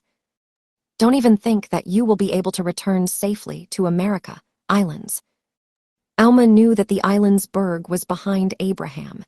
It's easy to add 2 and 2 together to realize that this person was responsible for the torment of Rinna, Sarah, and others. While the islands weren't a combat blazer, Alma had no intention of showing any mercy to him. However, Alma was wrong about something. "Oh, those are my words," said Islands. At the same moment, Alma's body collapsed to the ground under the weight of unprecedented pressure. "Zaya. Alma-kun, what do you think is the greatest strength of absolutely any war? Firepower, defense, intelligence service. No. For a long time, wars were won by numbers." While pinned to the ground, Alma caught the sound of countless footsteps approaching. Straining all his strength, he lifted his neck slightly and looked in the direction from which the sound was coming. From the side of the base, soldiers from the PSYON detachment were running towards him, fully equipped in bulletproof helmets and body armor. "It can't be." "As much as you can." The feeling of the monstrous pressure brought a strong déjà vu to Alma. "Without a doubt, this is telekinesis." Confirming Alma's guess, Islands waved his hand. At his signal, the PSYON detachment, consisting of several dozen soldiers, took off their helmets. Each of them looked exactly like Superman Abraham Carter. "Haha, everything is as you think. U.S. Elite Squad, PSYON, all its members are Abraham Carter." Superman Abraham Carter's true strength is not just combat power. We are capable of mass-producing desperate Titan powers. This is why Abraham's real strength lies in overwhelming numbers. Mass production force of high quality and high performance. This is why Superman Abraham Carter is the strongest psychic in the United States. Even Alma cannot budge if attacked simultaneously by 30 Abrahams. It is commendable that, while still a student, you managed to defeat Avi, but right here, it's over for you. Immediately after Island's words, all the Abrahams raised their hands simultaneously. Flames began to form on their silvery gloves. Pyrokinesis. Using this power, the Abrahams created a giant fireball in the sky over Alma. The fireball, created by the force of several dozen desperate ones, slowly descended on Alma. A flaming star like the sun. No human would survive if she swallowed it. Of course, Alma struggled to escape, but he is trapped in telekinesis and cannot move. His body will incinerate, remaining motionless. When Alma got ready to die, and just waited, the loud ringing of a bell sounded somewhere above him, and the fiery star split in two. Having lost all its strength, the fiery star flashed brightly and disappeared. And then, among the bright sparks, the one who saved Alma from certain death, a little old man appeared in Tengugeta. Ho ho ho, on the verge of death, Alma. Alma had known this man since childhood. Everyone knew the name of this old man. One of the oldest magic knights in Japan. In the last war, he was called the eternal rival of the great hero Ryoma Kurigane. Torjiro Nango. God of War, why is he here? Suddenly arrived ally. Everything is correct. It was Torjiro Nango, sent by Itsuki Kurigane to search for the missing Prime Minister Tsukikage, who, as it turned out, was later kidnapped by American troops. Through the thick eyelids that turned his eyes into narrow slits, Nango looked carefully at the Abrahams and, "Hey, can you let him go?" he said. At the same moment, and the telekinesis holding back Alma has expired. And not only, the entire detachment of Abrahams who surrounded Alma froze in place. Just one word from him. A sound psychic, the famous god of war, using the soul of the word one. Islands said bitterly, recognizing the god of war by the magic. One, katadama, Chinese letter, soul of the word, is a concept in Japanese culture that associates some supernatural attributes with the spoken word. They all remained clear of consciousness, but could not control their own bodies. On the other hand, Nango quickly turned away from the immobilized soul word of Abrahams and looked at the lying Alma. Ho ho ho. Alma, Are you in such a worn-out state that you cannot get up, or are you just waiting for the moment when the old man will reach out to you? I don't need this, Alma replied sharply to Nango's taunt. He reattached his bones to the pressure of the wind, which were further shattered by the monstrous pressure of telekinesis, and rose to his feet. I'm all right. Wounds like this cannot stop me from fighting. With a gleeful nod of his head at Alma's gallant response, Nango opened his mouth again. Tsukikage-kun and Kazamatsuri are saved. The 3 girls are fine too, and they are waiting for you. Take all 5 with you and go to Japan as soon as possible. Leave the rest to me, ordered Nango Aum.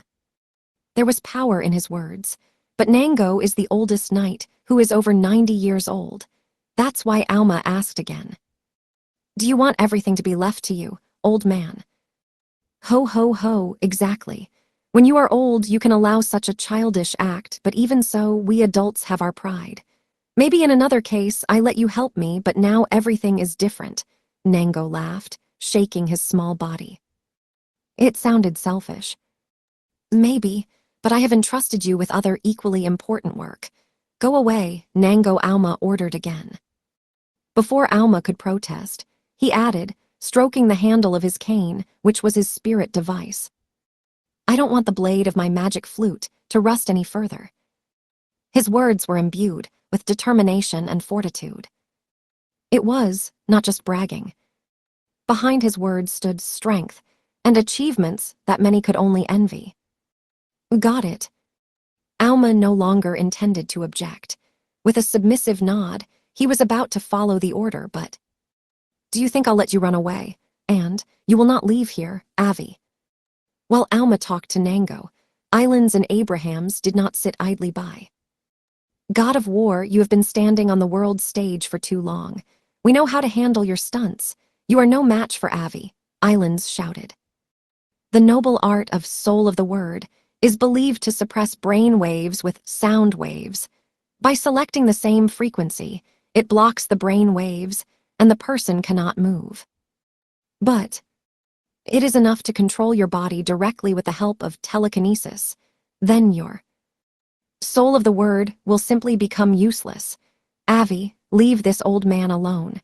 Don't let Tsukikage and Kazamatsuri escape from us. Fighting and killing the God of War for America is the lowest priority target. Tsukikage and Kazamatsuri. Now it is very important to make them useful witnesses who would give confessions convenient for America. This is why the islands have set top priority on them. Having received the order, the Abrahams hastened to carry it out. Ignoring Alma and Nango, they walked behind them and were about to set off in pursuit as... Hey, you weren't taught not to turn your back on the enemy, asked the 10 Abrahams in Nango in a tone in which there were absolutely no notes of friendliness, as in a conversation with Alma. Cutting sound. Pulling out the cane with a speed elusive to the eye, the ringing sound of a bell from the magic flute was heard in the air. GHHHRGH. And at the same instant, all 10 Abrahams, who had run past Nango, collapsed to the ground. Another Abraham, trying to run next to Nango, bleeding, fell to the ground. You suckers who have lived no more than 20 years. You will be overtaken by instant death if you underestimate me, Nango said in a voice dripping with anger, without turning towards the Abrahams. Bloody old man, Islands moaned from impotence. The ability to shred your opponent with just the sound of the magic flute. This is the noble art of the Soul of the Word, of the God of War. They just can't get past this oldest knight. Islands had no choice but to gnash his teeth and let them go. As a result, Abrahams failed to catch up with Alma. Alma's squad moved too fast, and if we take into account the camouflage, roadside stone gray, and heavenly dragon armor, it was simply impossible to catch up and find them. Moving with the speed of the wind, thanks to the noble art of Alma, the detachment hurried to Japan. But there was a nuisance on the way. Bakugo Tsukikage was struck by the high temperature and fainted.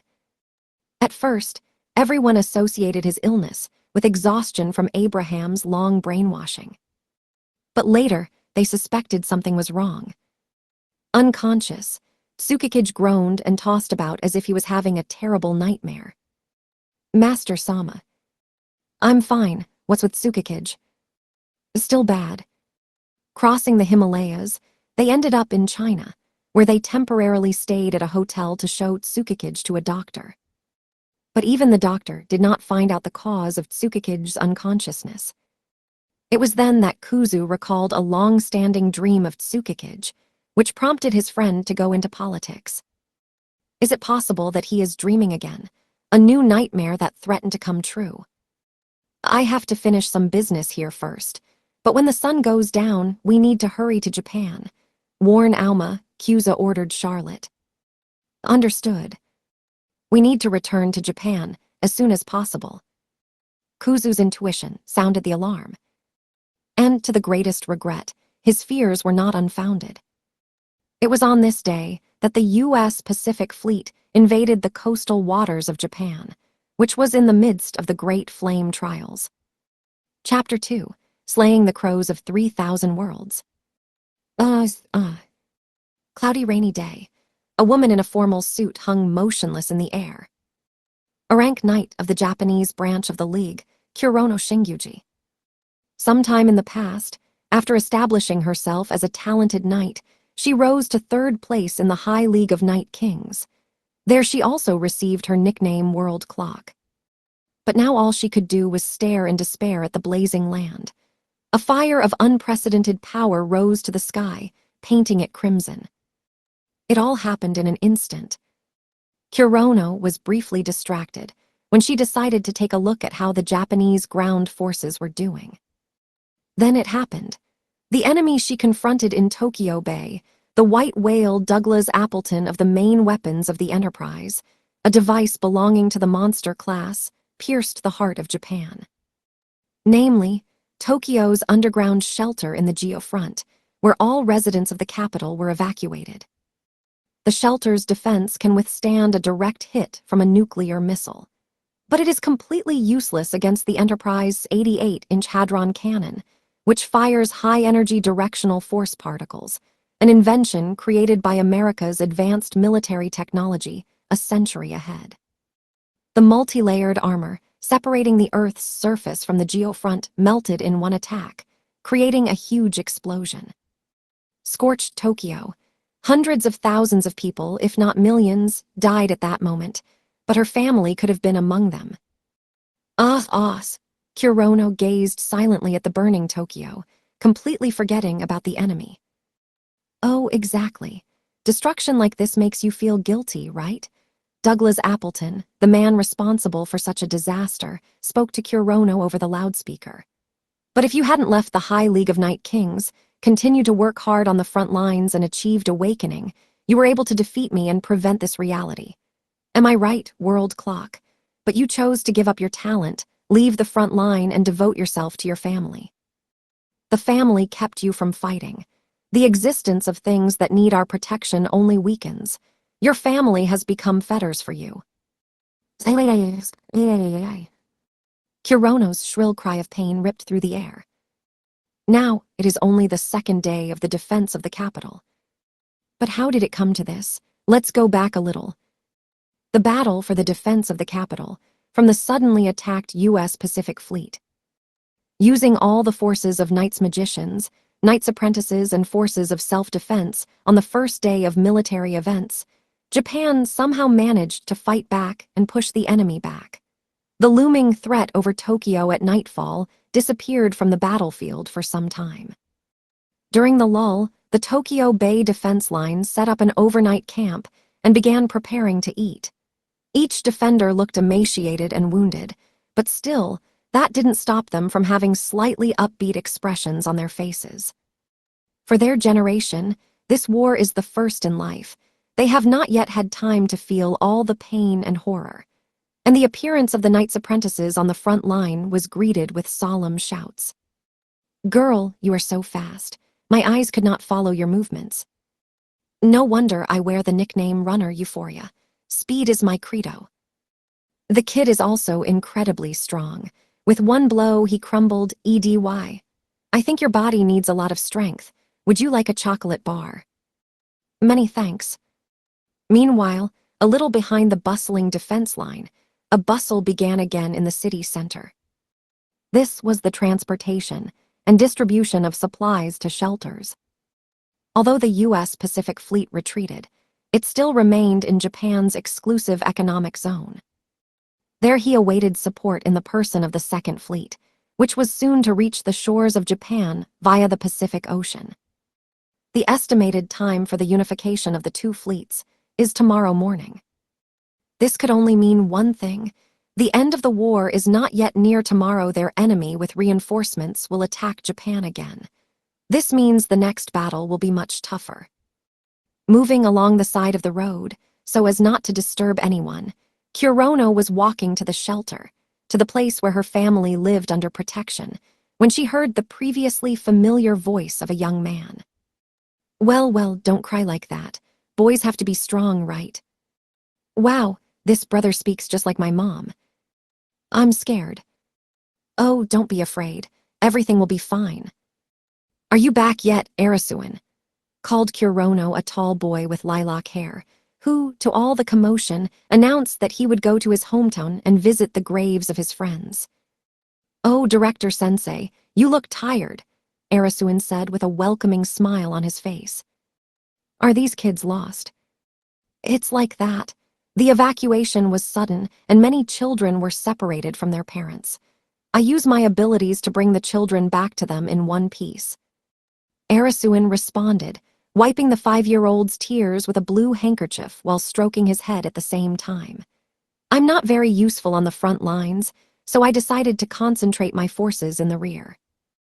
Arasuin's noble art is based on shadow. Attacks from the shadows, movement from the shadows, immobilization from the shadows. Of course, his power is universal, but it lacks firepower. Moreover, in large-scale battles, the number of light sources decreases and increases uncontrollably, which prevents the use of shadow techniques such as shadow fetters. This is why Arasuin chose to use his powers outside the battlefield. Its movement from shadow to shadow is free and imperceptible, and ignores any obstacles and crowds of people on the way. In other words, his abilities were perfect for carrying things and moving people around. You shouldn't underestimate your responsibilities. What you do is very important. Hurry up and get these kids to their parents as soon as possible. The confused expression on the crying child's face intensified Kurono's desire to meet her daughter as soon as possible.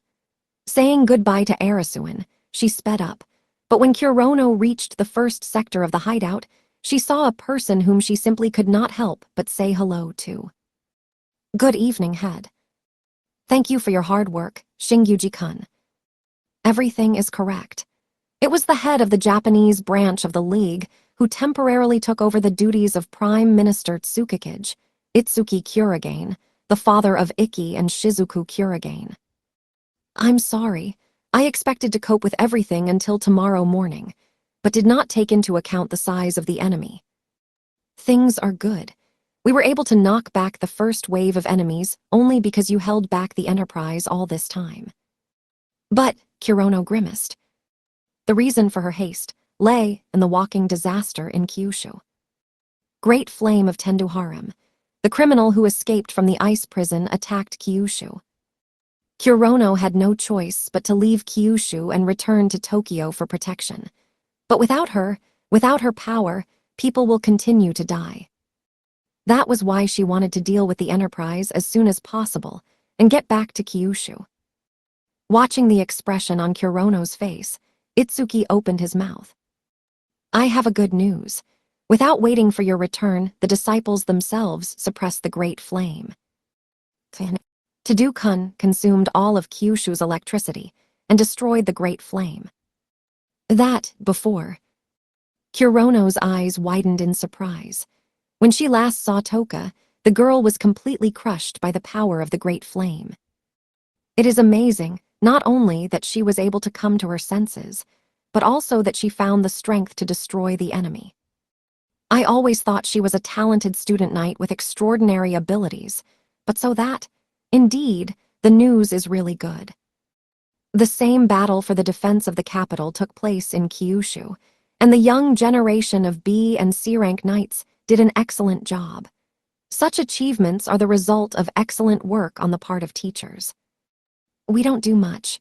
Rather, we just support them, Kurono replied with a sigh of relief. She promised Toki to return to Kyushu as soon as possible, but her opponent was the white kit Douglas Appleton himself. Before the rise of Superman Abraham Carter, this man was considered the strongest in America. Of course, he was strong, but Kurono was more worried about the monstrously large size of his device. Kurono's abilities were based on time. Without a doubt, her abilities are incredibly strong, but there was one weak point that Kurono could not do anything about. Among all her techniques, there was not one with large-scale destructive power. If the size of the enemy is excessively large, it will be very difficult for her to inflict a fatal wound. After today's battle, Kurono was already thinking about the prospect of a long-term battle, so the news that Toka had eliminated another threat in the face of the Great Flame played into her hands. After all, the battle in Tokyo is far from over.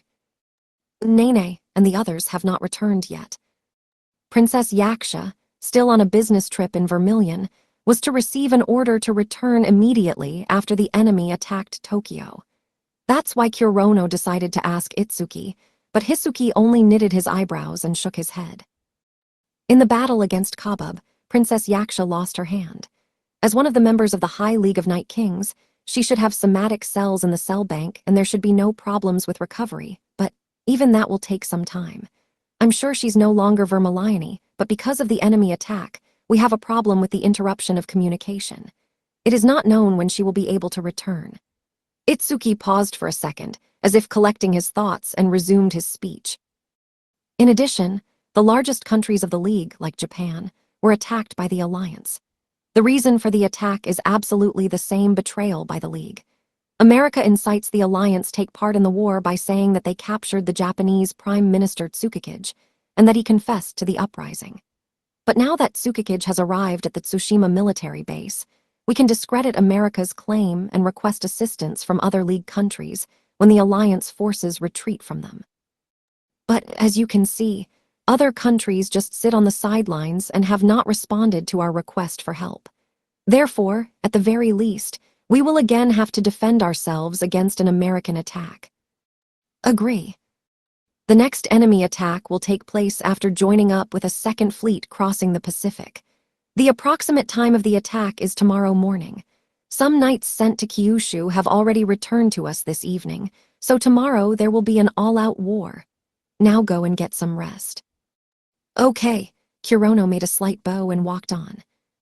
If they join forces with Kyushu, tomorrow's fight will be easier than today.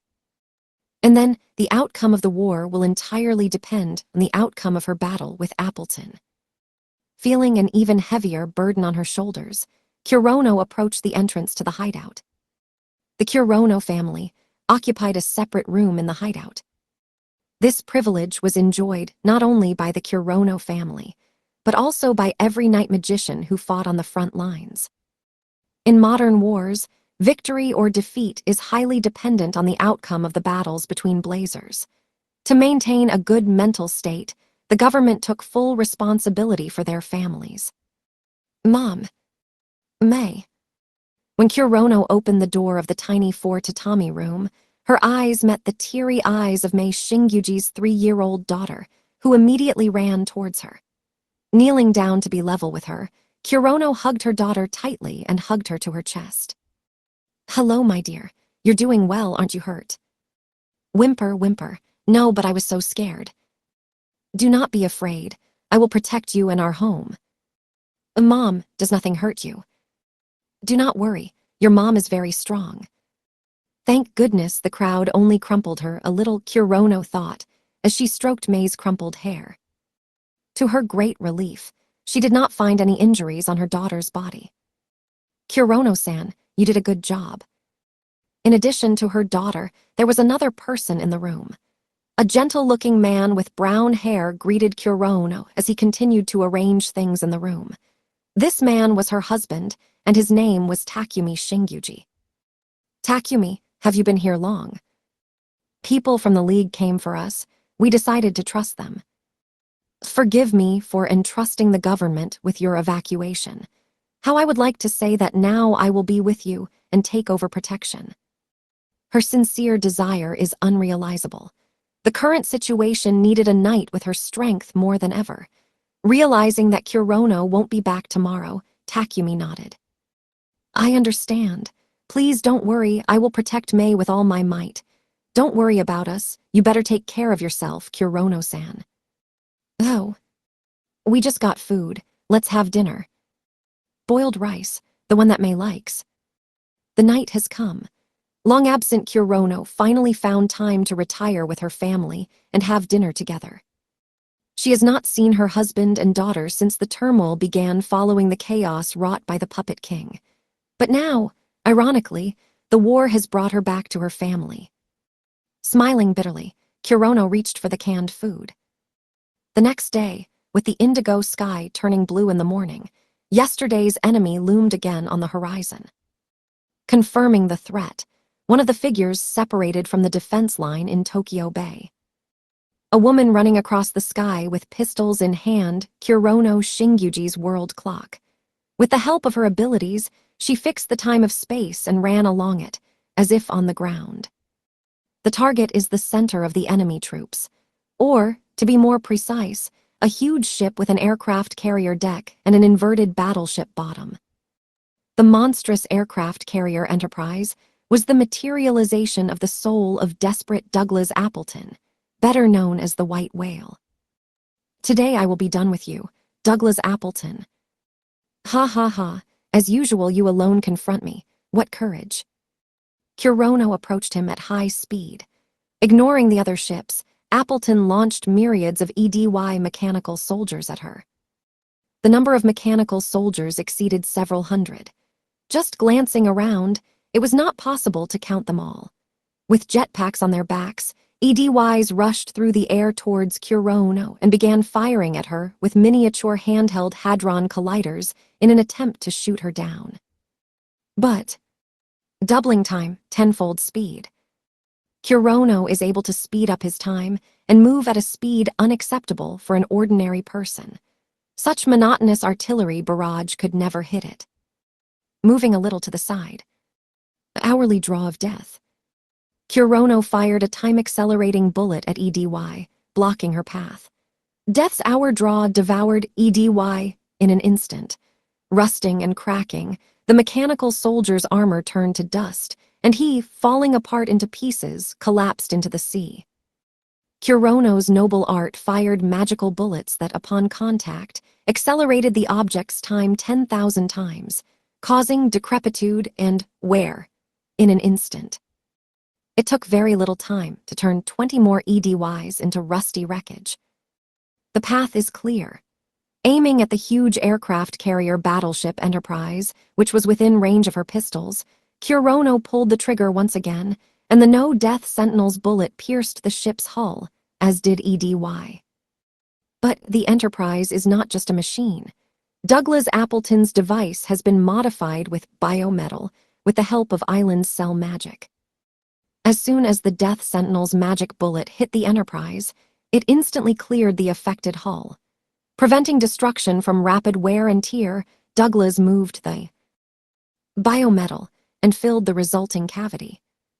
The surprises did not end there. The biometal, like liquid mercury, quickly took the form of an automatic turret and returned fire on Kurono. Suddenly attack the king in such an agitated state. Do not think that I will praise your brazen attempt to attack the Enterprise. I don't give a damn. I'm not here to chat with you. Do mercy and sink at last. The artillery fire on the Enterprise could not stop Kurono. Defending herself, she pulled the trigger many times, but all her efforts only slightly reduced the overall mass of the Enterprise. As previously mentioned, Kurono's time-based abilities weren't massively destructive. The narrow range of effects of her abilities was completely offset by the gigantic size of the Enterprise. Shit. All attempts are in vain. You want to end me in order to change the course of the war, but your toy fart cannot harm me. I already told you to shut up. If she knew in what part of the ship the battleship aircraft carrier Appleton was, perhaps her attacks would be more effective.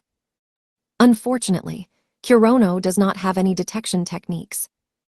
That is why she reacted so sharply to the provocation of the enemy. Do not worry. As you wish, the war will be resolved today. The justice of the United States of America will destroy you. Continued to speak in the same tone with Kurono Douglas. That today you could not even leave a scratch on me, but you bark much more at the same time, you damn American mongrel. Am I barking? Ha ha ha, good. Then listen carefully. Can you hear the distant howling of a dog? It belongs to evil. Soon our justice will cut off their cries of agony. What? What was he talking about? Asking the question, Kurono listened to the sound Appleton was talking about. And then, she heard. From the ground she flew from the side of the defense line in Tokyo Bay. There were numerous cries of confusion and despair. The Japanese line of defense in Tokyo Bay was represented primarily by the self-defense forces and night magicians. Just like yesterday, countless mechanical EDY dolls took off from the decks of U.S. assault ships. The first restraining force was the Air Self-Defense Force fighters, and the Ground Self-Defense Forces Tank Corps deployed along the coastal waters of the bay. However, do not forget that the EDY's agility was unmatched. It is not so easy to deal with them. The same words can be said about the landing assault ships. Japan's enemy is the largest military power in the world, America. Simple artillery fire from tanks could not reach, let alone penetrate the EDY armor. And this meant only one thing: a fierce battle, like yesterday, would unfold on land. And then the second restraining force will enter the battle. Coming, yesterday's mechanical dolls. The barricade was deployed all over the Tokyo Bay. Hiding behind her, the self-defense forces watched the situation in the sky and at sea. Pull yourself together. We need to do the same things we did yesterday. Exactly. Moreover, today the knights from Kyushu are with us. Thunderous justice is here too. We pretty much exhausted the enemy's forces in yesterday's battle. It should be easier today. Everything, as one of the participants in the defense line said. Although their adversary had allied with the Second Fleet, the number of landing ships and EDY was not much different from yesterday's number. They must have really thinned out the enemy forces in yesterday's battle. Soon, with a loud noise, a huge landing ship began approaching the port, which skillfully defended itself from the artillery shelling of the Japanese side. One of the enemy landing ships broke through our defenses and is already in the port. Nothing wrong. As soon as the ship is within our reach, open fire for everyone. The Japanese defense line leaned out a little from behind the reinforced concrete barricade and prepared for the descent of enemy soldiers from the ship. Soon the ship moored to the shore. But those who came out of it, hey, these guys are different from yesterday's soldiers. None of those who came out were dressed in heavy equipment like yesterday's American soldiers. They all wore light black cloaks, and only silver gloves on their fists could be counted as weapons. What the hell is going on? It wasn't their equipment that worried the defenders of the Japanese defense line. And the faces. Each of the descended ship was a blonde with a long face. Twins? No, this cannot be. But then why does everyone have the same faces? Don't take it into your head. I also cannot understand why our enemy looks the same, but it doesn't matter at all. We only have one mission to protect Tokyo. Remember this. The middle-aged sergeant exclaimed, trying to calm his squadron. And after these words, "Attention, all personnel open fire on the enemy." The order followed, and each soldier of the ground self-defense forces opened fire at the enemy's landing site. The fire from machine guns and an artillery volley of tanks in an instant wiped out the port in which the enemy had landed. There was no way to escape such powerful, targeted fire. We made it. When the dust curtain subsided a little, not a trace of the enemy remained. And after all the blonde guys who got off the landing ship were standing inside the barricade erected by the ground self-defense forces, or more precisely, behind the backs of the soldiers. How did the enemy end up on our side of the barricade? Pyrokinesis. A moment later, the hand of one of the blondes spewed flame, causing a huge explosion. The same thing happened at different points of the line of defense. The barricade was quickly filled with gaps. Ambush, but how? Gaia, what's going on? Oh, shit, those guys, they're already inside. To arms, we must deal with them. Gaia. The front line of defense fell into a panic. Each defender instantly reacted to the enemy, suddenly appearing behind their backs. With machine guns in hand and knives, they attacked the blondes, but unfortunately, the enemy was a blazer using a variety of techniques. The average soldier will never be able to oppose anything to a blazer. Bright flashes of lightning and searing flames killed the Japanese soldiers one by one. Realizing that things were bad, the Japanese magic knights rushed to the rescue. Among them were apprentice knights B and C rank, also called to the front line. Shopping mall, damn it. Last night they all had a merry supper, and now her comrades are being mowed down one by one. Tamaru Renren, like an arrow, burst into the battlefield. A blackbird.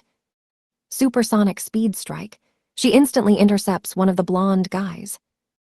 But just before the blow, disappeared. Her opponent disappeared from sight, but the girl didn't even blink. Gah. At the same moment, Renren screamed and fell to the ground. A blow from somewhere above knocked her down. The enemy she had lost sight of immediately counterattacked Renren, without even giving time to recover. Something invisible gripped Renren's right leg. Moreover, this invisible force abruptly twisted her right shin, as if intending to tear off her leg. Gareza. Tamaru, I'm coming, shouted the destroyer Ikazuchi Seijo, rushing with all his might towards his friend. Nah, I waved and immediately lowered his sword Seijo on the enemy. However, the enemy did not even embarrassed attack Seijo. Even before the boy had time to swing the sword, he, as if reading his movements, made a lazy, evasive movement that did not go unnoticed by Seijo. This guy has too many abilities, exclaimed Seijo, but he could not do anything against it. As with Renren, the enemy disappeared from his sight, before Seijo can sense the boy's presence behind him. Electrokinesis. Gaza. A high-voltage electric shock attack hit his body, and he lost consciousness. Seijo-kun, Tamaru-kun. Yuri Oriaki, a C-rank knight and part-time instructor of the Hagun Academy, rushed to the aid of her two students, who had no chance to be crushed by the enemy, and attacked the guy. But as before, as if reading the future, the enemy dodged at the very last moment. Looking at the guy up close and remembering his abilities, Orosai realized who their enemy was. This guy, but why? However, there was no answer to the question why he was not alone. However, no matter how strong you are, no human opponent can resist my technique. Their number shouldn't worry her now. The goal is in front of her. It's time to act. As soon as Oriaki plunged deeper into the battlefield, she immediately used her noble skill. Purple pain. Sharing the pain of her unhealthy body, she transferred it to the enemy consciousness within the range of her own technique and incapacitated them. But it seems that her ability had no effect on the guy. He clenched his fist and punched her hard in the stomach. Purple pain was supposed to share this pain with the enemy consciousness, but despite all the pain, are you able to move? Coughing blood from her mouth, Oriaki fell to her knees. The guy didn't react again. Blood flowed from the corners of his mouth, but he continued to stand firmly on his feet in front of her. Moreover, he prepared to use the fire ability on Orosai from close range. If Orosai does nothing, she will be incinerated in a matter of seconds. I will die and I will not be able to do anything. How bad? The purple pain ability is simply useless if the enemy is attacking with fast, deadly vehicles. Her ability simply won't have time to work. But she can't escape. After hitting the body, she is unable to stand up, and the enemy is standing right in front of her. Death is inevitable. The Scarlet Thunder God. But a red flash that flashed with a deafening clap of thunder saved Oriaki. Stormbringer veteran knight wearing a red cloak, Thunder Judgment, Yuzukita. As soon as he pierced the enemy with a spear, materializing his soul, and used the Crimson God of Thunder, the guy's body instantly charred, and after a moment turned to dust. Kida-san, you saved me. What were you thinking when you entered the battle? I don't believe you didn't recognize him.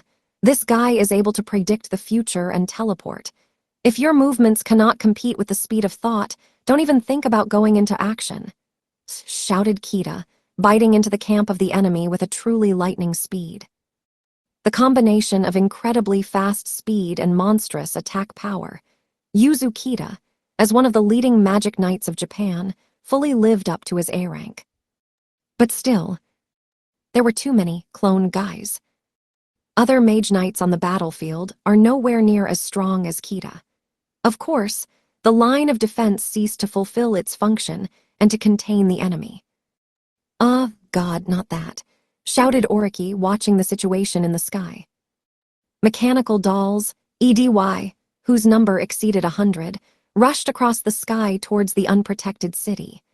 Namely, to the very center, to the geofront, where the bomb shelters and the joint operational headquarters were located. The EDY broke through the defense line in the bay. They rushed to the city center. High-energy laser from Hadron Colliders, EDY, hit the city center. The city's defense system has been destroyed. Huge damage to the shelter has been confirmed. The power of the enemy AI is on a completely different level. One more attack, and the geofront will be destroyed. What the hell is going on the front lines? An alarm squealed loudly at the Joint Operations Headquarters, located in the Japanese branch of the League, the building of which was lowered by an elevator into the geofront due to an emergency. The line of defense has been broken. The enemy is already above their heads. The top leaders of the self-defense forces and the League could not hide their confusion. Yesterday, the situation was under our control. Who are all these guys with the same faces? The defense line, which yesterday threw back U.S. troops, was destroyed to smithereens. The reason for this plight is obvious to everyone. The culprits are those guys on the monitor, but only Itsuki Kurigane Iron Blood, the head of the Joint Operations Headquarters, knew who it was. It's Superman Abraham Carter. Is it really the same Superman? But why is there so much? Does anyone know what's going on? I'm not sure, but my guess is these are clones. The genius great Professor Islandsberg lives in the USA. We shouldn't be surprised that they have this kind of technology, Itsuki said. Soon after his words, the worst nightmare came true. One of the operators at the console shouted loudly. The protective partition of the elevator C-15 has been broken. Several EDYs have already invaded the geofront. Oh, the multi-layer armor separating the surface and the geofront has been destroyed. The only thing that separated the enemies from the Joint Operations Headquarters was a small empty space to intercept the enemy, called the Last Stronghold. Itsuka Kurigane's voice sounded loudly in the air, saturated with the tension that the enemy was very close, giving urgent orders. Activate all protective systems of the geofront. It is our responsibility to prevent EDY from invading the hideout by any means necessary. Yes, sir. As a matter of urgency, summon all the Knights Magicians and Knights Apprentices of the D and E rank who are in reserve. You cannot. The order is not discussed. Expand everyone on the bottom level of the geofront and warn of the EDY intrusion. All the operators and generals of the self-defense forces turned around at Itsuki's words. Equipped with advanced AI and destructive power, the mechanical EDY dolls are the equivalent of League C-rank blazers in strength. In addition to the D and E rank mage knights, Itsuki ordered the mobilization of apprentice knights of the same rank. What tragedy will happen in the future? Are they playing with fire? Should we do this? I take full responsibility, Itsuki said sharply. The crease between his eyebrows went deeper. He always adhered to the rule that the right person must be in the right place at the right time. This decision was given to him with great difficulty. But in the current situation, it is simply necessary to take risks. Indeed, behind the protective layer, apart from the joint operational headquarters, there is also a shelter with civilians. Now it is the situation when any combat-ready person can influence the course of the battle. EDY broke into the geofront through the elevator shaft and lowered his PDA Hadron Collider at the floor. His goal was much lower.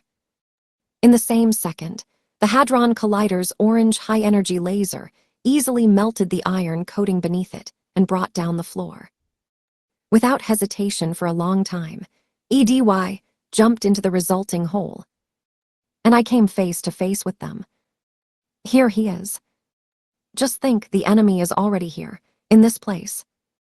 For all these people, EDY has melted the ceiling. Dressed in Scarlet Donro Academy uniforms, they all swallowed convulsively. That's right, all these people are knights apprentices of the D and E rank, who were urgently gathered in this place. From the very beginning, all of them were left in the geofront, because they were not strong enough to fight on the front lines. Their combat power is not great enough for large-scale battles, which is why, with the summoned devices in hand, they could not stop trembling in fear. Well, all get together, shouted a young girl in the Hakama one, leading this detachment. One Hakama ankle-length skirt or pleated trousers. Samurai traditional clothing, this girl was Ace Ayatsuji. Aiming her scarlet Japanese sword at EDY, she screamed again. Behind our backs are ordinary people who are not capable of fighting like us. There are many victims and children among them. No enemy must pass through us. Yes, Nissan. We will give our best. We will destroy them. To Ice's loud, encouraging words, all the guys responded with the same loud battle cry. At the same moment, biological reaction, multiple confirmation, search and destroy mode is activated. EDY attacked.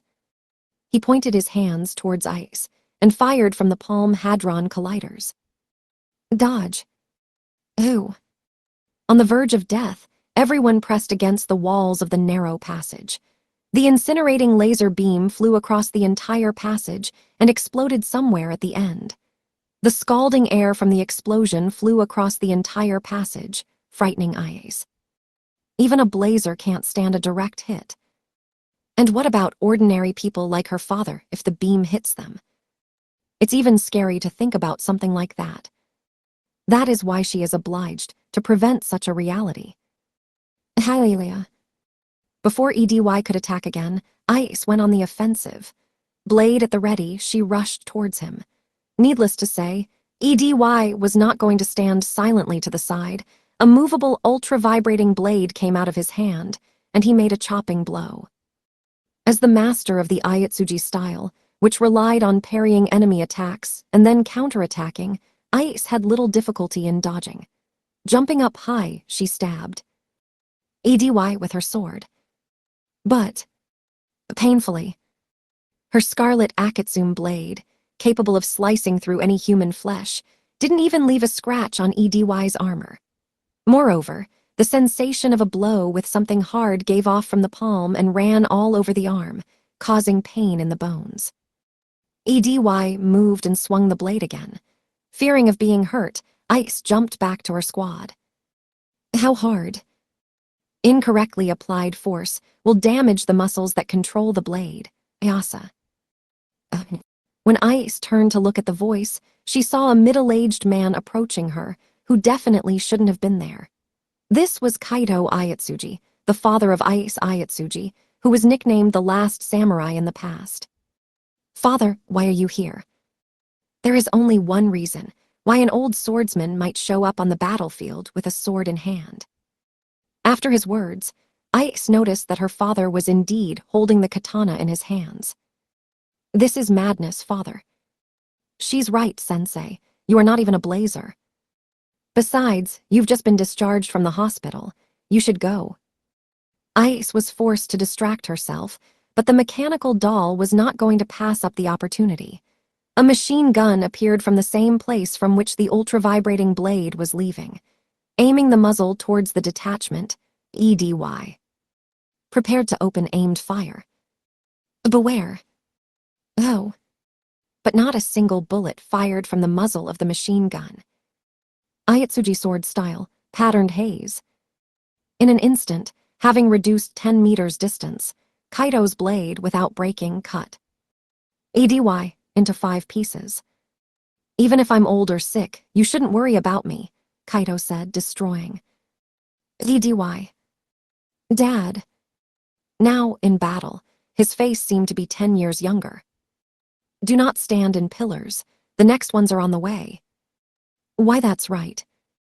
The Ayatsuji dojo students prepared to confront the new 3 EDYs that jumped down towards them. Now that they had calmed down, they were able to fight EDY and destroy them. They are all students of the Ayatsuji dojo. Kaito was not only paying full attention to Sword Eater Kurashiki Kurado, but restraining eternally mechanical dolls will be problematic. If the number of enemies increases, their situation will worsen. We could use this guy's strength so much. But now he is not with them. Without warning anyone, Kurashiki went to Kyushu and still hasn't returned. What happened on Earth? Kurono exclaimed in great dismay, watching the flames in the heart of Tokyo. PSYON is the second U.S. force to join our fleet, Appleton replied from the Enterprise.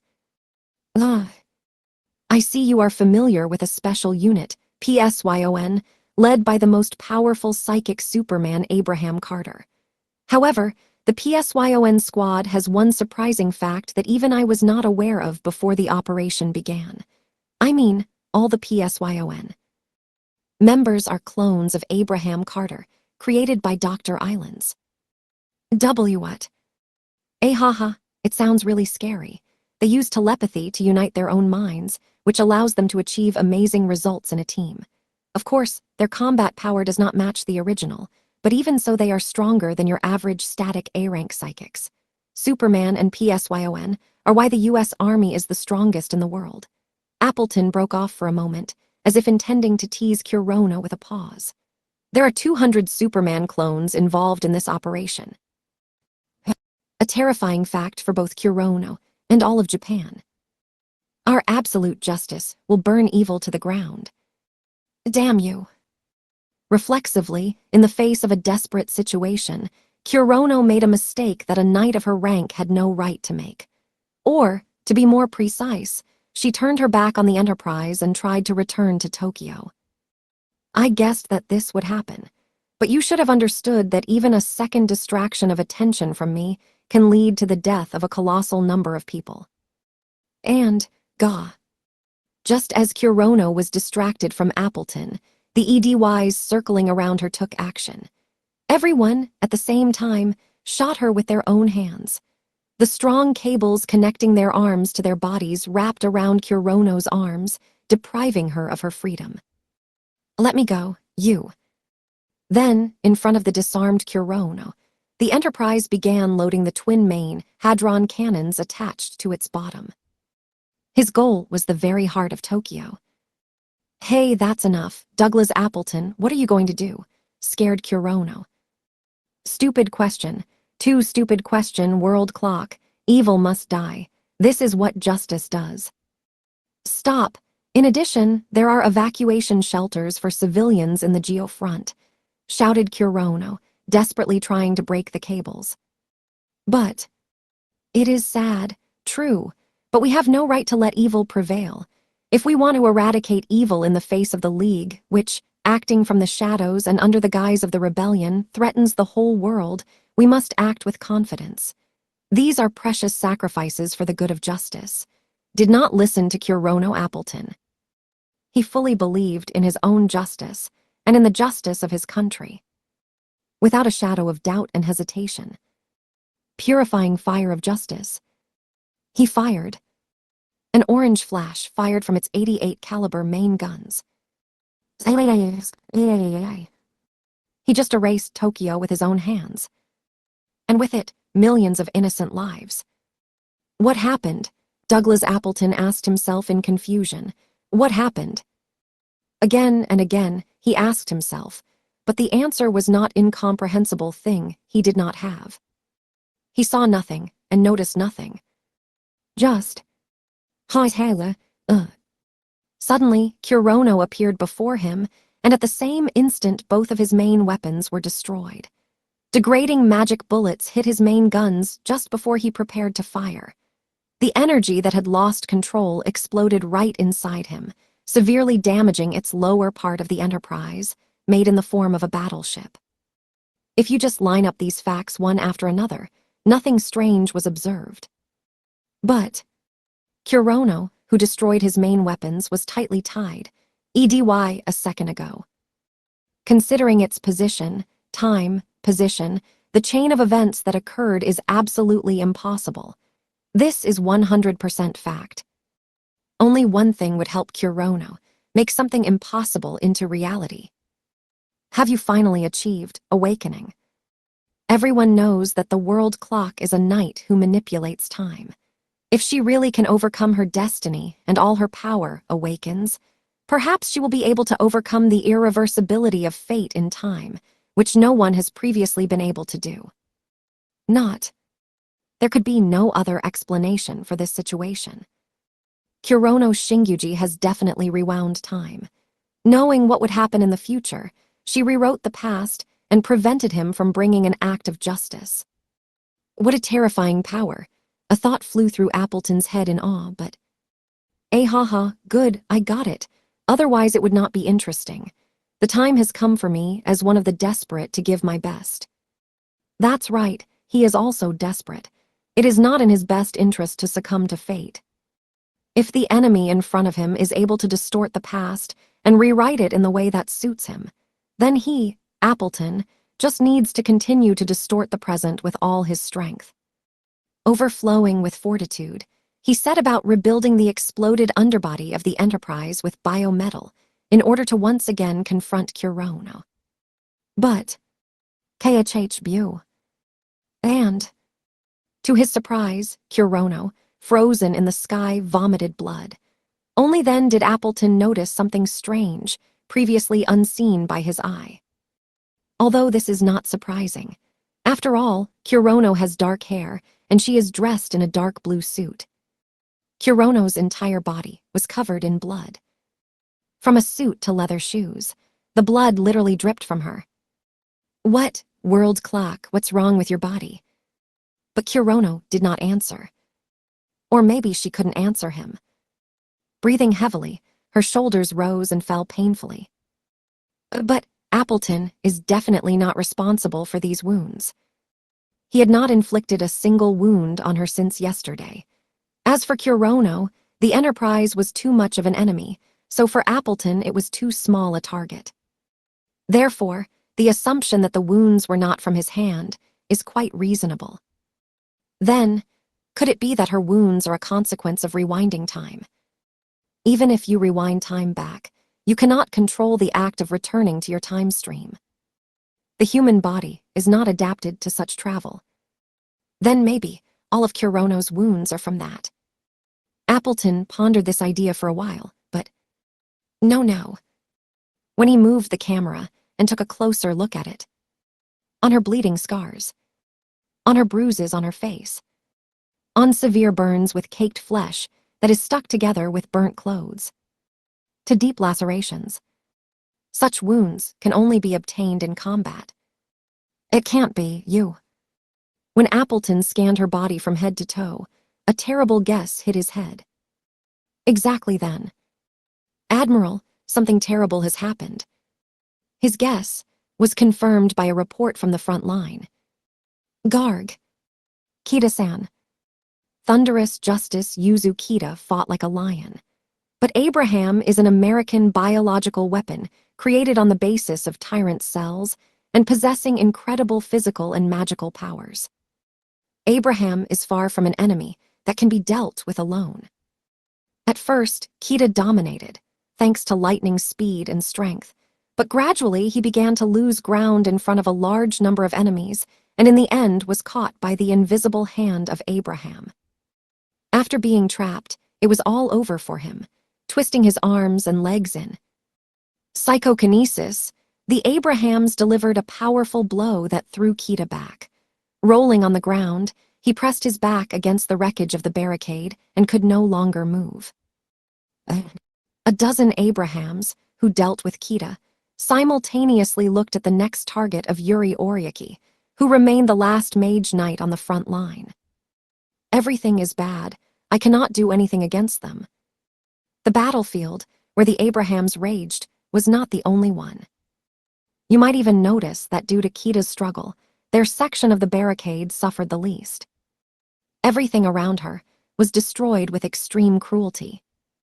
Exploded tanks, engulfed in flames, destroyed barricade. The number of defeated defenders of the line of defense far exceeded the number of fighters still standing. Destroyed.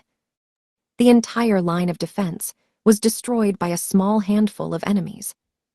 Two dishonest force. All of their strange enemies were members of the PSYON squad, who somehow looked like Abraham Carter. Before the terrible picture, Oriaki made up her mind. It seems that I have no choice but to use this. Use a trump card called Cytokine Storm 1.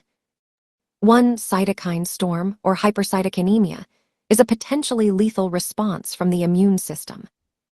Share not only pain, but also illness with everyone around you. Acting directly on the immune system of each person in the range of ability, it will literally force the human body to self-destruct from the inside. Her ability name is Bloodied Rigid Storm. An extremely powerful noble art with one drawback. When activated at full power, targets are selected without its control. Enemies, allies, her ability will affect everyone in the range. And of course, the apprentice knights lying near Orica.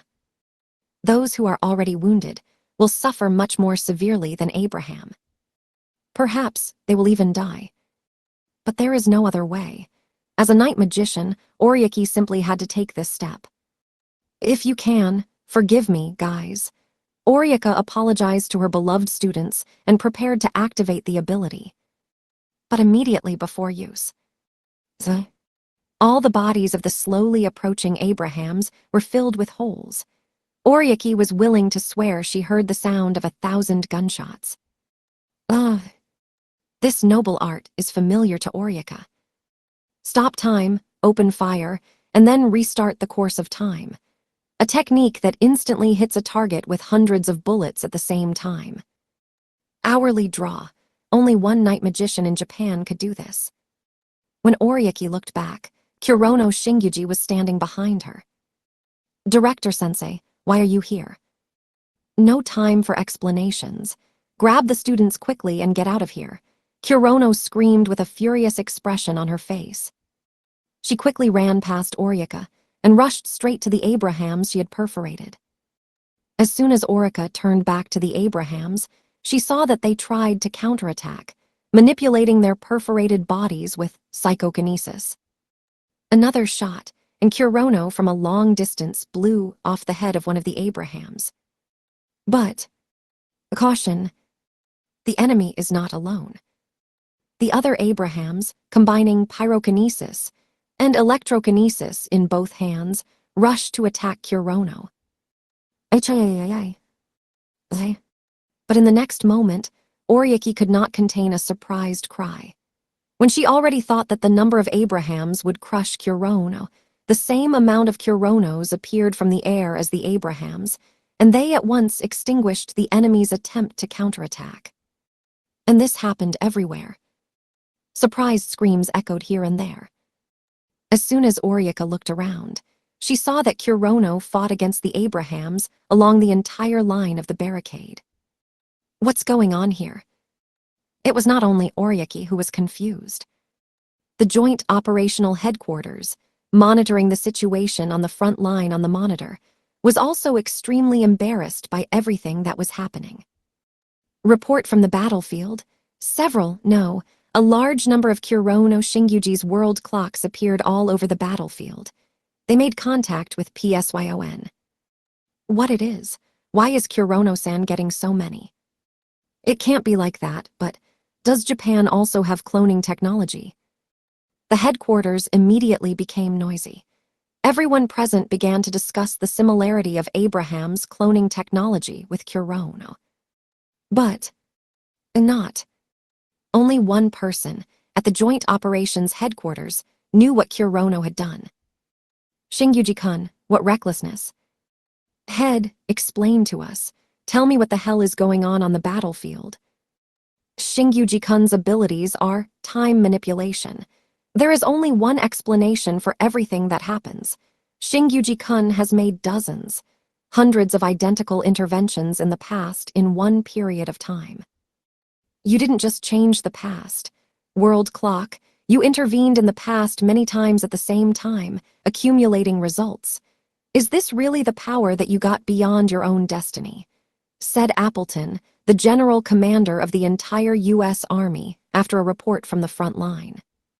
His guess turned out to be correct. The noble art of 3,000 worlds. It was this ability that Kurono Shingyuji acquired after awakening. When she reached the limits, when she reached the end of further development, a new power was waiting for her outside the door. Everything is exactly so. This door was always next to her. Surpass your own destiny or submit to your destiny. On that day, she made a choice and decided to become a mother. But the door has not disappeared anywhere. Kurono tried not to look at her. She was even scared to touch her, to lose her humanity, and to lose the happiness that she had acquired. So she reasoned until yesterday. Hey, teacher said we would be okay because my mom is protecting us. Is mama so strong? Perhaps May heard this from the kindergarten teacher. Kurono retired from the High League of Night Kings even before her daughter was born. This is why May never knew about her mom's fighting background. That's right, Takumi, Kurono's husband, proudly replied to May's words. Your mom was the third most powerful knight in the world. If she had not quit her job and continued to try further, I'm sure she would have become the strongest person on Earth. Awesome, May exclaimed, eyes wide in surprise. But after a moment she tilted her head to one side in confusion. Why then did Mom leave? At that time, I was pregnant with you. It is very dangerous to go on assignments with a belly. That's why I left. To be honest, Kurono was not very fond of talking about this topic. She will never forget that rainy day when she bowed before the old enemy, in the battle with which she spent all her youth, and the expression on Nene Seikyo's face. Therefore, well, what happened is gone, today. Kurono tried to change the subject. But, then you can come back now. May has become a completely grown lady. May interrupted her. It doesn't work that way. Me, you're still little, and I retired long ago. I'm not nearly as strong as I was before.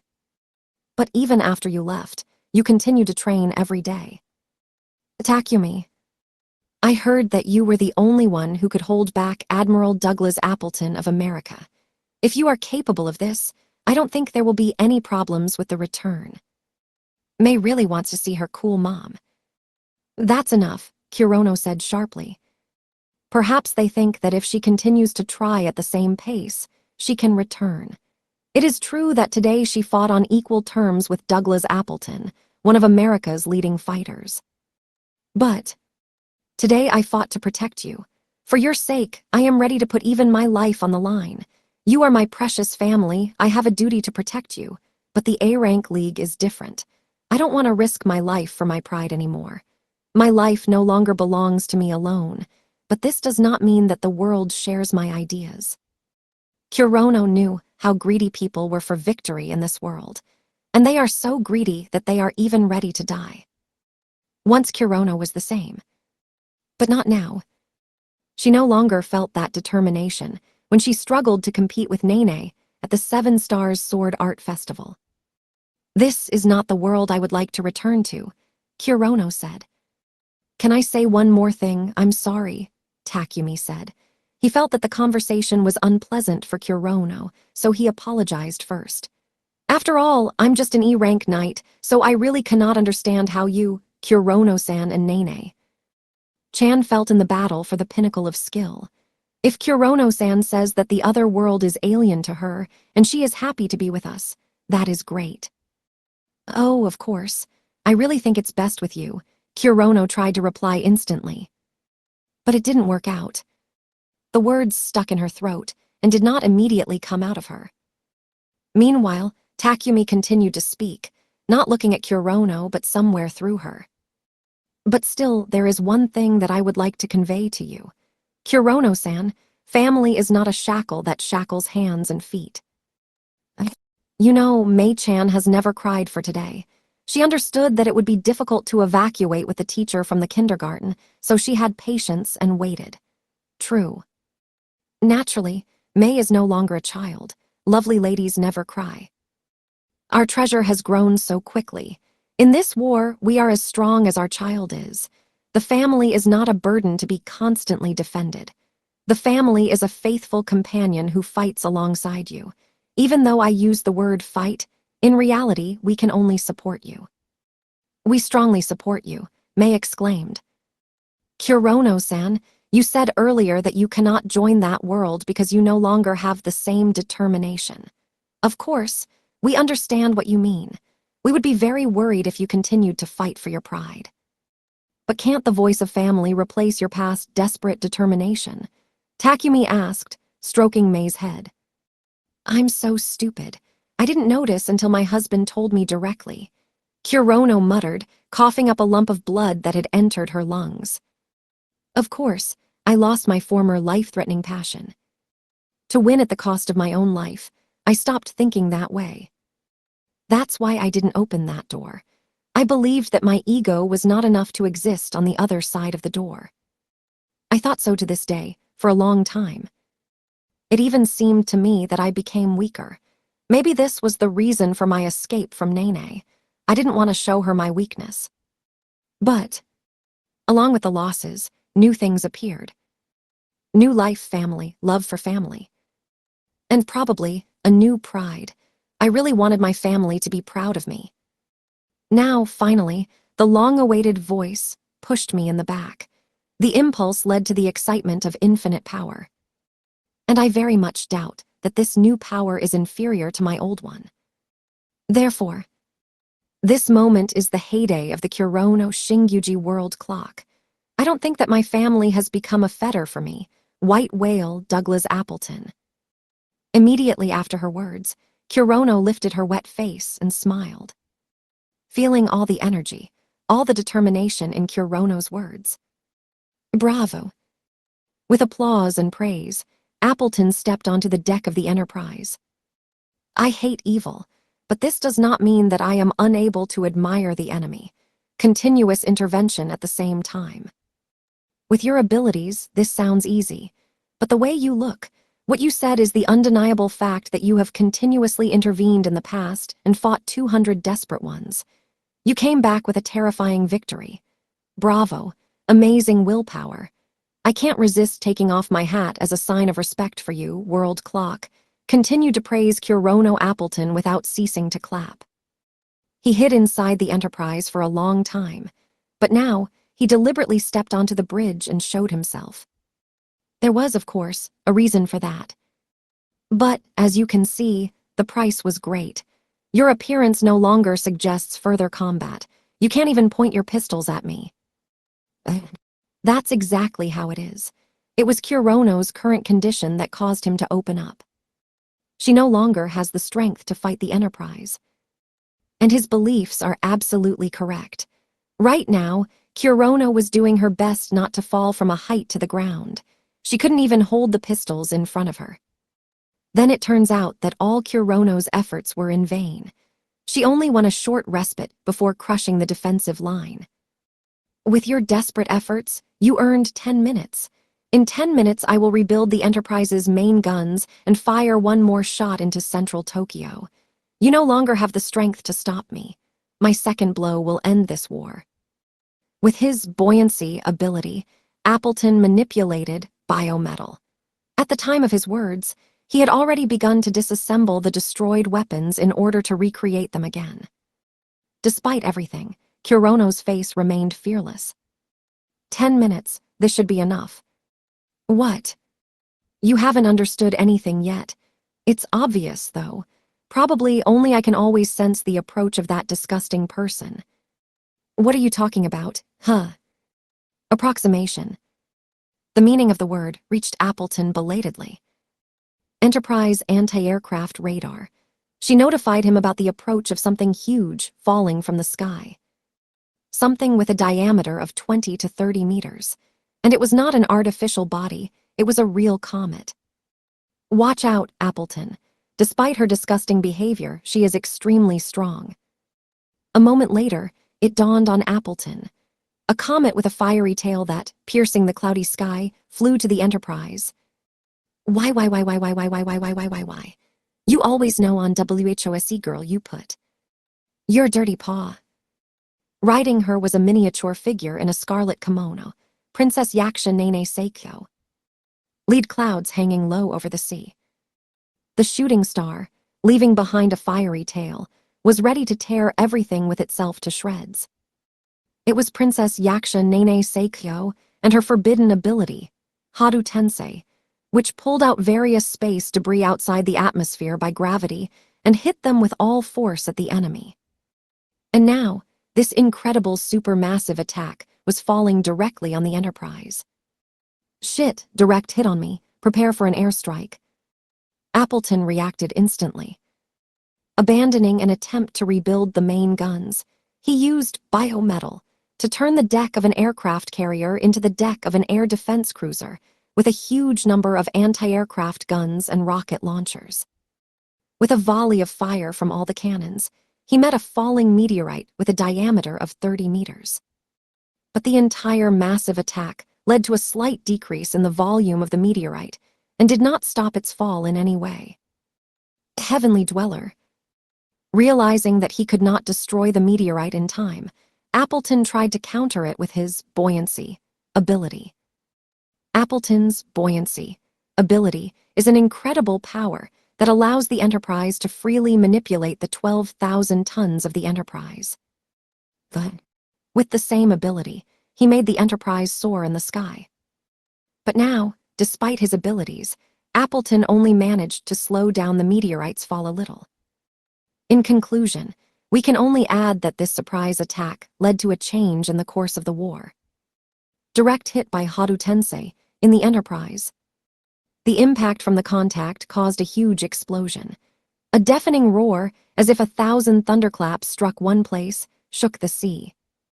Struck by the supermassive object, the Enterprise lost half of its volume and exploded. Tilting and spewing a column of flame, he began to fall into the sea.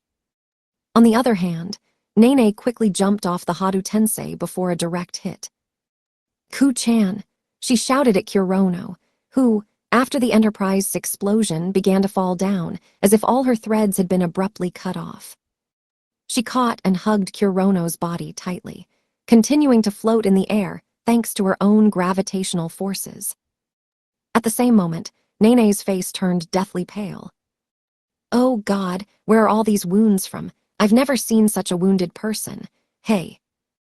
Sensation of moisture from a suit soaked in blood. Just by touching Kurono, blood oozed through her fingers. And that same blood, it was incredibly cold, to such an extent that the temperature of life was not felt in her. How much blood has she lost so far? In this state, it is a miracle that Kurono is still alive. Watching her friend's depressing state, Nene's face was contorted with grief. But, don't look at me like that. I don't want to see that expression on your face anymore. Kurono, barely keeping herself awake, reached out to Nene and wiped the tears on her face with her bloody palm. Do not worry, I'll be back, and we'll finish, this time, the event of that summer. With a strong expression on her face that did not match her physical condition, Kurono spoke the words that Nene had always dreamed of hearing. Ku-chan. But not now, I'm very tired. I need a little break, and then. Before she could fully voice her thought, Kurono fainted. A very dangerous thing. But Nene cried no more. She will be back. With her nasty and self-confident face, which Nene hated the most, she said exactly those words. She promised to come back, so she won't die here. Kurono always keeps his word. Nene knew this better than anyone in the world. Ah, leave it all to us. We will protect this place. Ku-chan, you can count on me and your dear students. A huge explosion in the sky. On the flames of the Enterprise, the American soldiers invading Tokyo Bay watched in horror. Admiral Appleton. What the hell happened? Report. It's a meteorite. A meteorite crashed into the Enterprise. Idiot, meteorites don't just fall. This is Hadu Tensei. Princess Yaksha is back from Vermilion. The Enterprise is half destroyed. He is rapidly losing height. Will crash now. Protect the Admiral. Prepare to launch rockets. The U.S. Army boasted the highest level of training in the world. Although the officers and soldiers were frightened, they quickly coordinated for further action. Their initial goal is to rescue Commander-in-Chief Douglas Appleton. But the movement of ships heading towards the hovering in the sky Nene and Kurono suddenly stopped. What happened? In order to clarify what was the matter, one of the soldiers leaned out of the ship. Then he saw that the sea in front of them was frozen to a dazzling white. The sea is frozen. Is it really ice plain? The same ability Ryoma Kurigane used in the Midway battle. The soldier exclaimed, recalling the greatest shame of the U.S. Pacific Fleet in the last war. Then, the strength of one blazer was enough to freeze the sea to the bottom and force the fleet to retreat. But this happened half a century ago. Ryoma Kurigane is dead, so this is hardly his doing. But their premonitions were true to some extent. Because one girl still inherited magic from Ryoma Kurigane. Lorelei Shizuku Kurigane. It is she who is responsible for the freezing of the sea. Everything is correct. She returned to Japan, together with Princess Yaksha and her brother. I stopped the movement of the enemy, shouted Shizuku, tiny, like a fairy from a fairy tale, fluttering in the air next to her brother, mediocre Knight Ikki Kurigane. The reason Shizuku looked like this was because, during the military campaign Vermilion, Ikki lost almost half of his own body. She shared her somatic cells with him as temporary help for his recovery. However, their current tandem cannot be called weak. That ship first. Shizuku, go ahead. Together we can use that sword technique. Okay, Oni-sama. You got it right. Right now, Ikki was sharing one body with Shizuku, and this could only mean one thing: his mastery of the sword art as a mediocre knight merged with Lorelei's water magic. And in such a combination, they could use the special technique of the Kurigane family. The special rare ice noble art of the great hero Ryoma Kurigane, which, when the blade of the sword touches, instantly freezes the target, and after a sharp blow breaks it into small pieces. A sword whale. Holding the sword flat to the water surface, Ikki pulled it back, as if intending to shoot from a bow, and rushed forward. Rapidly closing the distance, Ikki lunged forward and pierced the ship's hull. The moment the tip of his intetsu lightly touched the hull, the entire ship froze to the ground and lost control. The force of the blow went through the entire body. The slightest shaking was enough for all the welds to parted, and the screw connections collapsed. One blow was enough to break the destroyer into small pieces. The ship was blown apart by just one blow. It just can't be. The crumbling ship was swallowed up by the shattered sea of ice. In a hurry, soldiers and officers jumped out of the ship. Ikki and Shizuku could have dealt with them, but they did not. Having lost the ship, the soldiers ceased to pose a threat. There are still many enemy ships around. It is better to turn your attention to them. Shizuku, that ship on the right. Got it. This time they aimed at the destroyer, which was guarded by a huge aircraft carrier that entered the bay. But this time, the enemy attacked first. From machine guns and rocket launchers located on the ships, the enemy tried to intercept the two knights running across the icy sea. However, it blew Samsara. The enemy failed. All their shells just passed through Ikki's body, which suddenly turned into steam for them. Getting close to the ship without any problems. A freeze.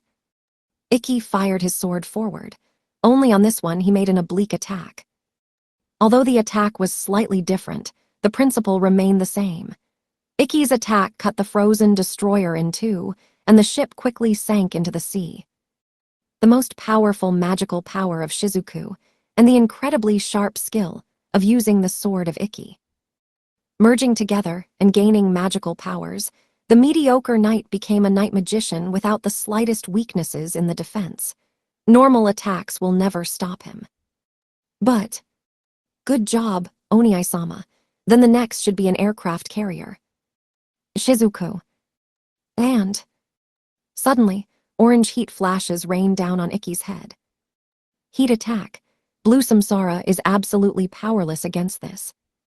Grabbing Shizuku, Ikki jumped back abruptly and looked up at the sky. There, about 20 meters above sea level, a swarm of shadows hovered over his head. They all belonged to EDY mechanical dolls designed to combat blazers. Search and destroy mode. Destroy. Destroy. Mechanical dolls. Now their number was about 20, but with every second the number only grew. The culprit was, of course, the aircraft carrier. All EDYs took off from the deck of an aircraft carrier guarded by destroyers. We need to do something with the aircraft carrier as soon as possible, Ikki thought and looked at Shizuka. Shizuku, it's time to abort our merger. I leave all the mechanical dolls to you, while I myself will take care of the aircraft carrier. This is crazy, Oniai-sama. With your body, this is. Shizuku objected. Shizuku's disagreement was logical. Not so long ago, her brother lost almost half of his own body. If she now breaks her fusion with Ikki, he will immediately return to the form of a child with the appropriate strength. However, no matter what, just believe in me. Now I am much stronger than before. Ikki smiled a smile that Shizuku trusted more than anything in this world. Good luck, Oniai-sama. Shizuku, the same to you. It was impossible to go against the words of the person she loved with all her heart. Therefore, Shizuku broke the merger. Destroy, destroy, destroy. All the EDYs in the sky quickly shifted their handheld hadron cannons towards her little running brother. Ikki left mechanical dolls on her. Shizuku deliberately did not revert to her former form and sprayed her blood all over the place, which quickly evaporated. Rest in peace. Traveling as steam, it penetrated each EDY through the exhaust of the engines and froze their internal mechanisms, effectively destroying the mechanical dolls from the inside. Unish.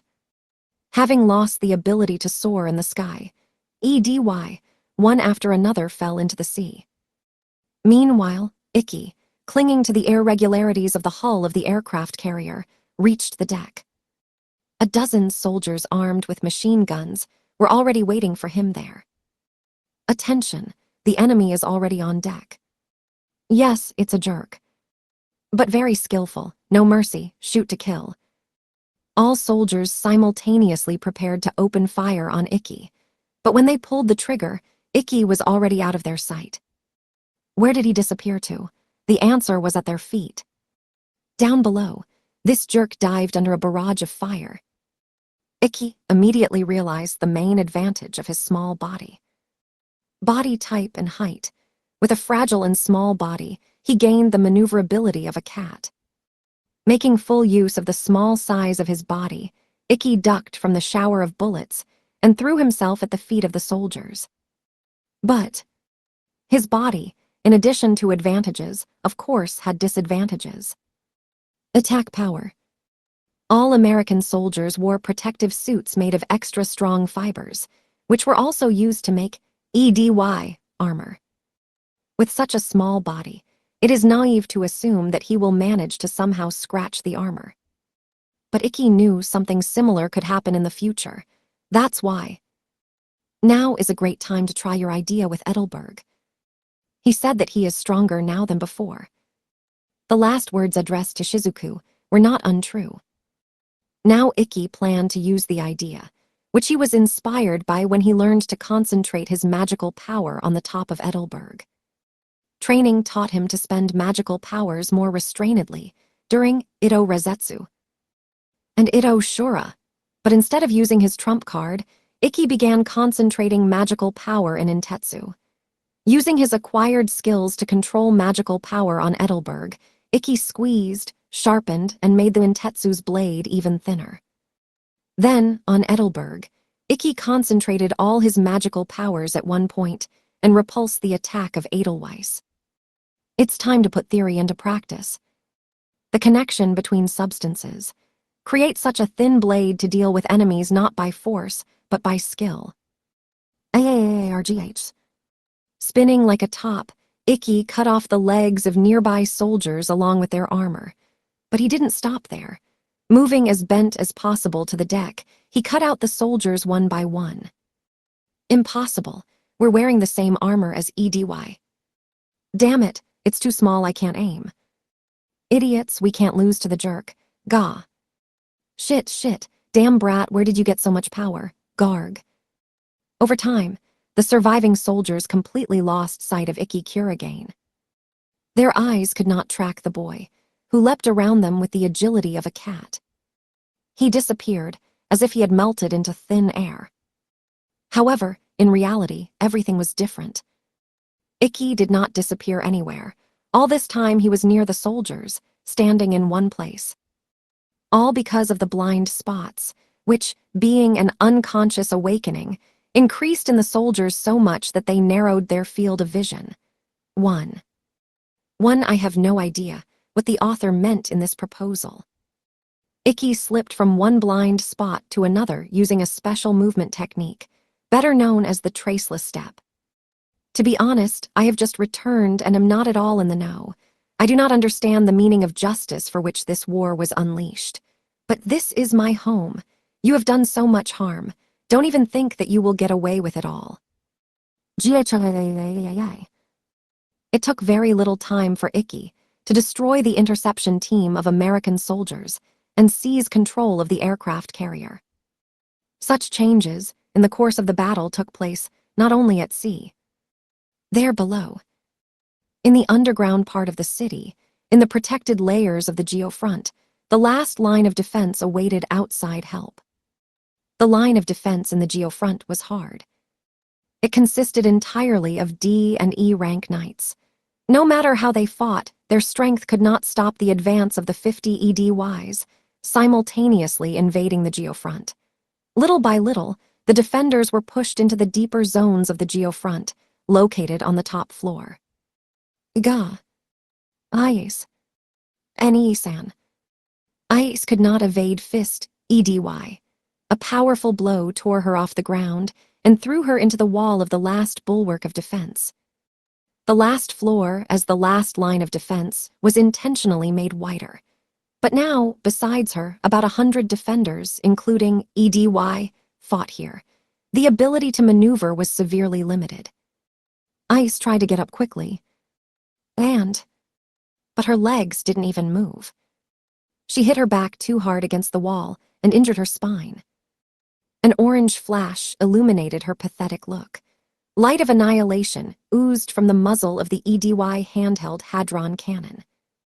Ice has already prepared herself for death. Gah. But her body was suddenly thrown away from the light. Kaido, Ice's father, kicked her away from the enemy attack. But no father. Saving his daughter, Kaido exhausted his last strength and speed and stood motionless in place. Deadly stop.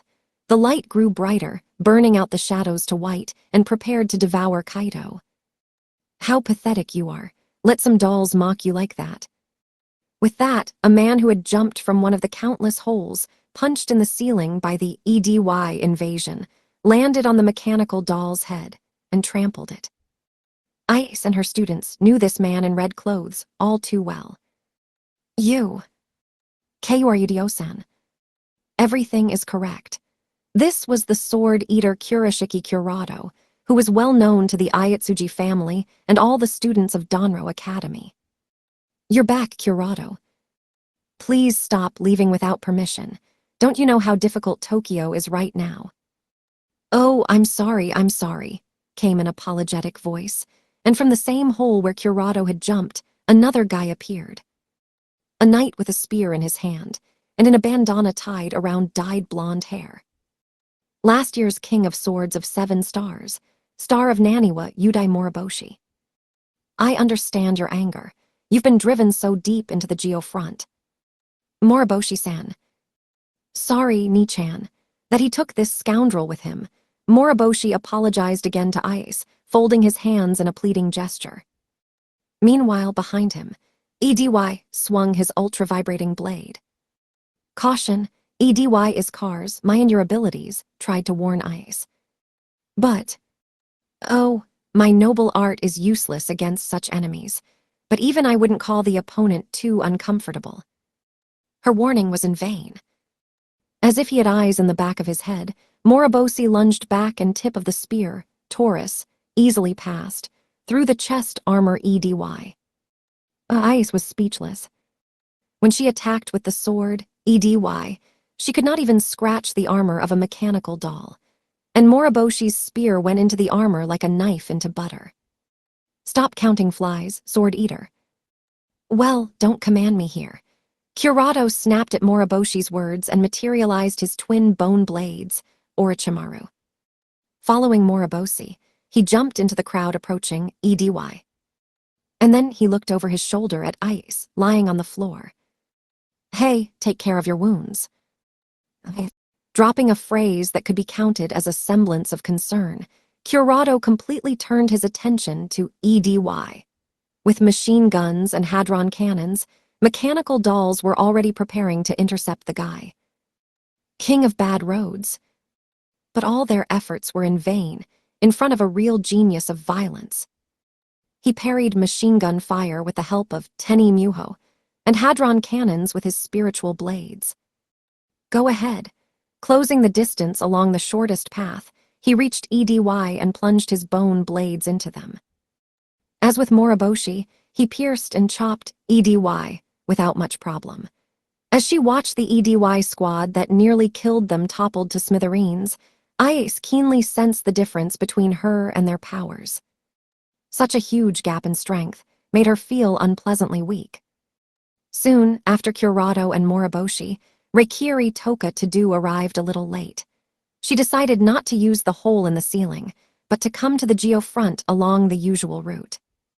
Mechanical dolls, machines that kill people who don't even fight on the battlefield. Unforgivable. "I will not allow harm to civilians," Toka said, materializing her device. With a furious expression on her face, Toka drew her blade. A Reikiri. As Toka pulled the Narukami out of its scabbard, thin electrical discharges flew in all directions. Avoiding people on the way, they penetrated the metal EDYs, burning their internal mechanisms with a powerful electrical charge. Furious and sudden help helped turn the tide of the battle in the Geo front. The Joint Operations Headquarters closely watched the dramatic changes on the front lines. The knights who returned from the war in Vermilion and Kyushu, one after another, come to the aid of our forces on the front lines. About 70% of the enemy, EDY, invading the Geo front destroyed. We're saved. The long-awaited help has finally arrived. "Right now, the war is nearing the finish line," Itsuki said as he watched on the monitor as the situation returned to normal on both fronts. "It's time for the staff of the headquarters to take part in this war. I'm going to the front line too. And use the remaining reserve forces to deliver the final blow and end the war." The king himself decided to make his move and help clear the area from the rest of the enemy troops. On the other hand, around the time Itsuki issued the final order, the abrupt change in the course of the war left the U.S. Pacific Fleet Command, located on the aircraft carrier, Pennsylvania, staying away from the battlefield, became confused. Deputy Commander-in-Chief, the situation on the battlefield has changed dramatically. Reinforcements have come to the enemy in the form of A-rank psychics Princess Yaksha and Lorelei. Also on the battlefield, Ikki Kuragane's F-rank boy is spotted, from whose hands the Black Knight of A-rank recently fell. Neither destroyers nor EDY could stop him. Squad PSYON was completely destroyed by the world clock. We've lost the edge. Communication with High Commander Admiral Appleton has been lost. He does not answer. Troops, EDY, invading the Geofront are practically destroyed. The enemy was reinforced by the knights from Kyushu. The invasion failed completely. Deputy Commander-in-Chief, without Enterprise and the PSYON squad, we cannot continue to fight. Give the order to retreat. HH, the Deputy Commander-in-Chief Mustang gritted his teeth after the military reports. After he turned 50, wrinkles creased his entire face. But now, they seem to have deepened even deeper. Disgusting frontline situation. The situation was especially bad with the EDY squad, whose mission was to destroy the enemy headquarters.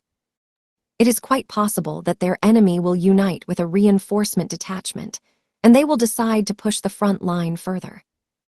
In addition, the PSYON squad was destroyed by the psychic world clock. Again, time manipulation can create additional hassle. The situation on the front line does not have any factors for improvement. Moreover, it is still unknown whether their Commander-in-Chief Appleton is alive or dead. We can no longer be responsible for the lives of our soldiers, Mustang thought. Therefore, with a bitter expression on his face, he made a decision. Stop the operation. GHAA.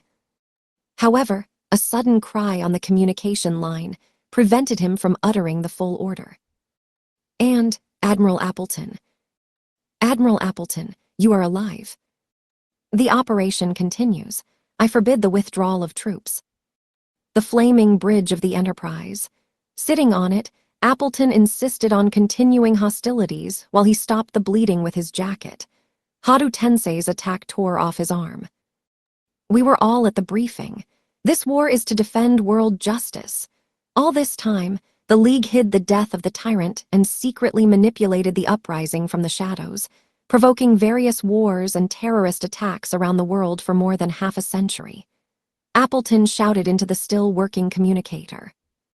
Each time he repeated those words, a wave of anger rose from the depths of his abdomen straight to his head, making his brain throb much stronger than the pain from a piece of iron stuck in his side. Remember, Afghanistan, Iran, Vietnam, all that we lost in these wars was a farce of the League to better rule the world. How can we forgive them for this? Not, definitely not.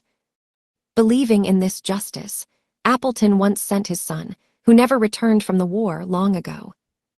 His son died in a noble battle for justice. And now the very evil that stood behind all the wars and killed his son is in front of him. So just he will not leave him alone. We are world justice. We cannot lose. For those who died and for the children who will live in the future, we must overcome evil. And of course, he would not believe that the instigators who accused the League of Evil themselves secretly controlled the rebellion to control the world from the shadows. Only the U.S. justice that he and his son believed in remained in this middle-aged admiral. With tremendous effort, Biometal Appleton rebuilt the 88-inch main guns from scratch with his buoyancy ability. The floating Enterprise was preparing to strike again at the very heart of Tokyo. Cleansing fire of justice. The moment, and Appleton fired from the Hadron cannon. Burning the air, the heat flash flew in a straight line into the very center of Tokyo. His attack is quite enough to finally pierce all the multi-layered armor of the Geofront and destroy every person in it. It would have happened if some knight hadn't appeared before his heat flash. You say two bad words, Flying Admiral. Then, through the only surviving monitor, Appleton noticed. In front of his ship, with a shock of fluttering bright red hair and with fiery wings behind her back, a girl froze. The Crimson Princess Stella Vermilion. It was she who spoke to Appleton. With a gesture as if she sympathized with him. This war is a vivid example of the poor performance of people involved in politics. Make good people clean up the dirt after the bad ones. Don't give a damn about the weaknesses of the soldiers and keep making them fight. I think the responsibility for this war lies with all the people who created this world, including you. Stella swung her sword.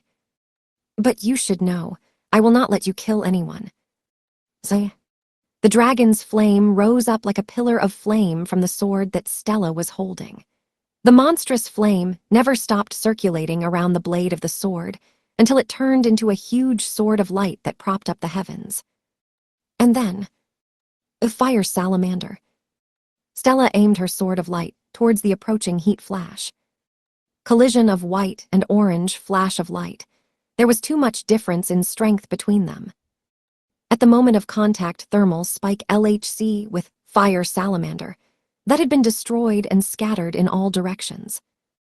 But the fire salamander, without slowing down, reached the dilapidated Enterprise floating in the sky and cut it into 2 equal parts. Explosion. The Enterprise was consumed by a huge flame. Enterprise, the pride of the U.S. Army. The wind, scattering smoke and flames on the sides, left nothing from the ship. Iseki Ishiki, one of the operators on the Pennsylvania observing the battle from a distance, quickly reported on the state of affairs.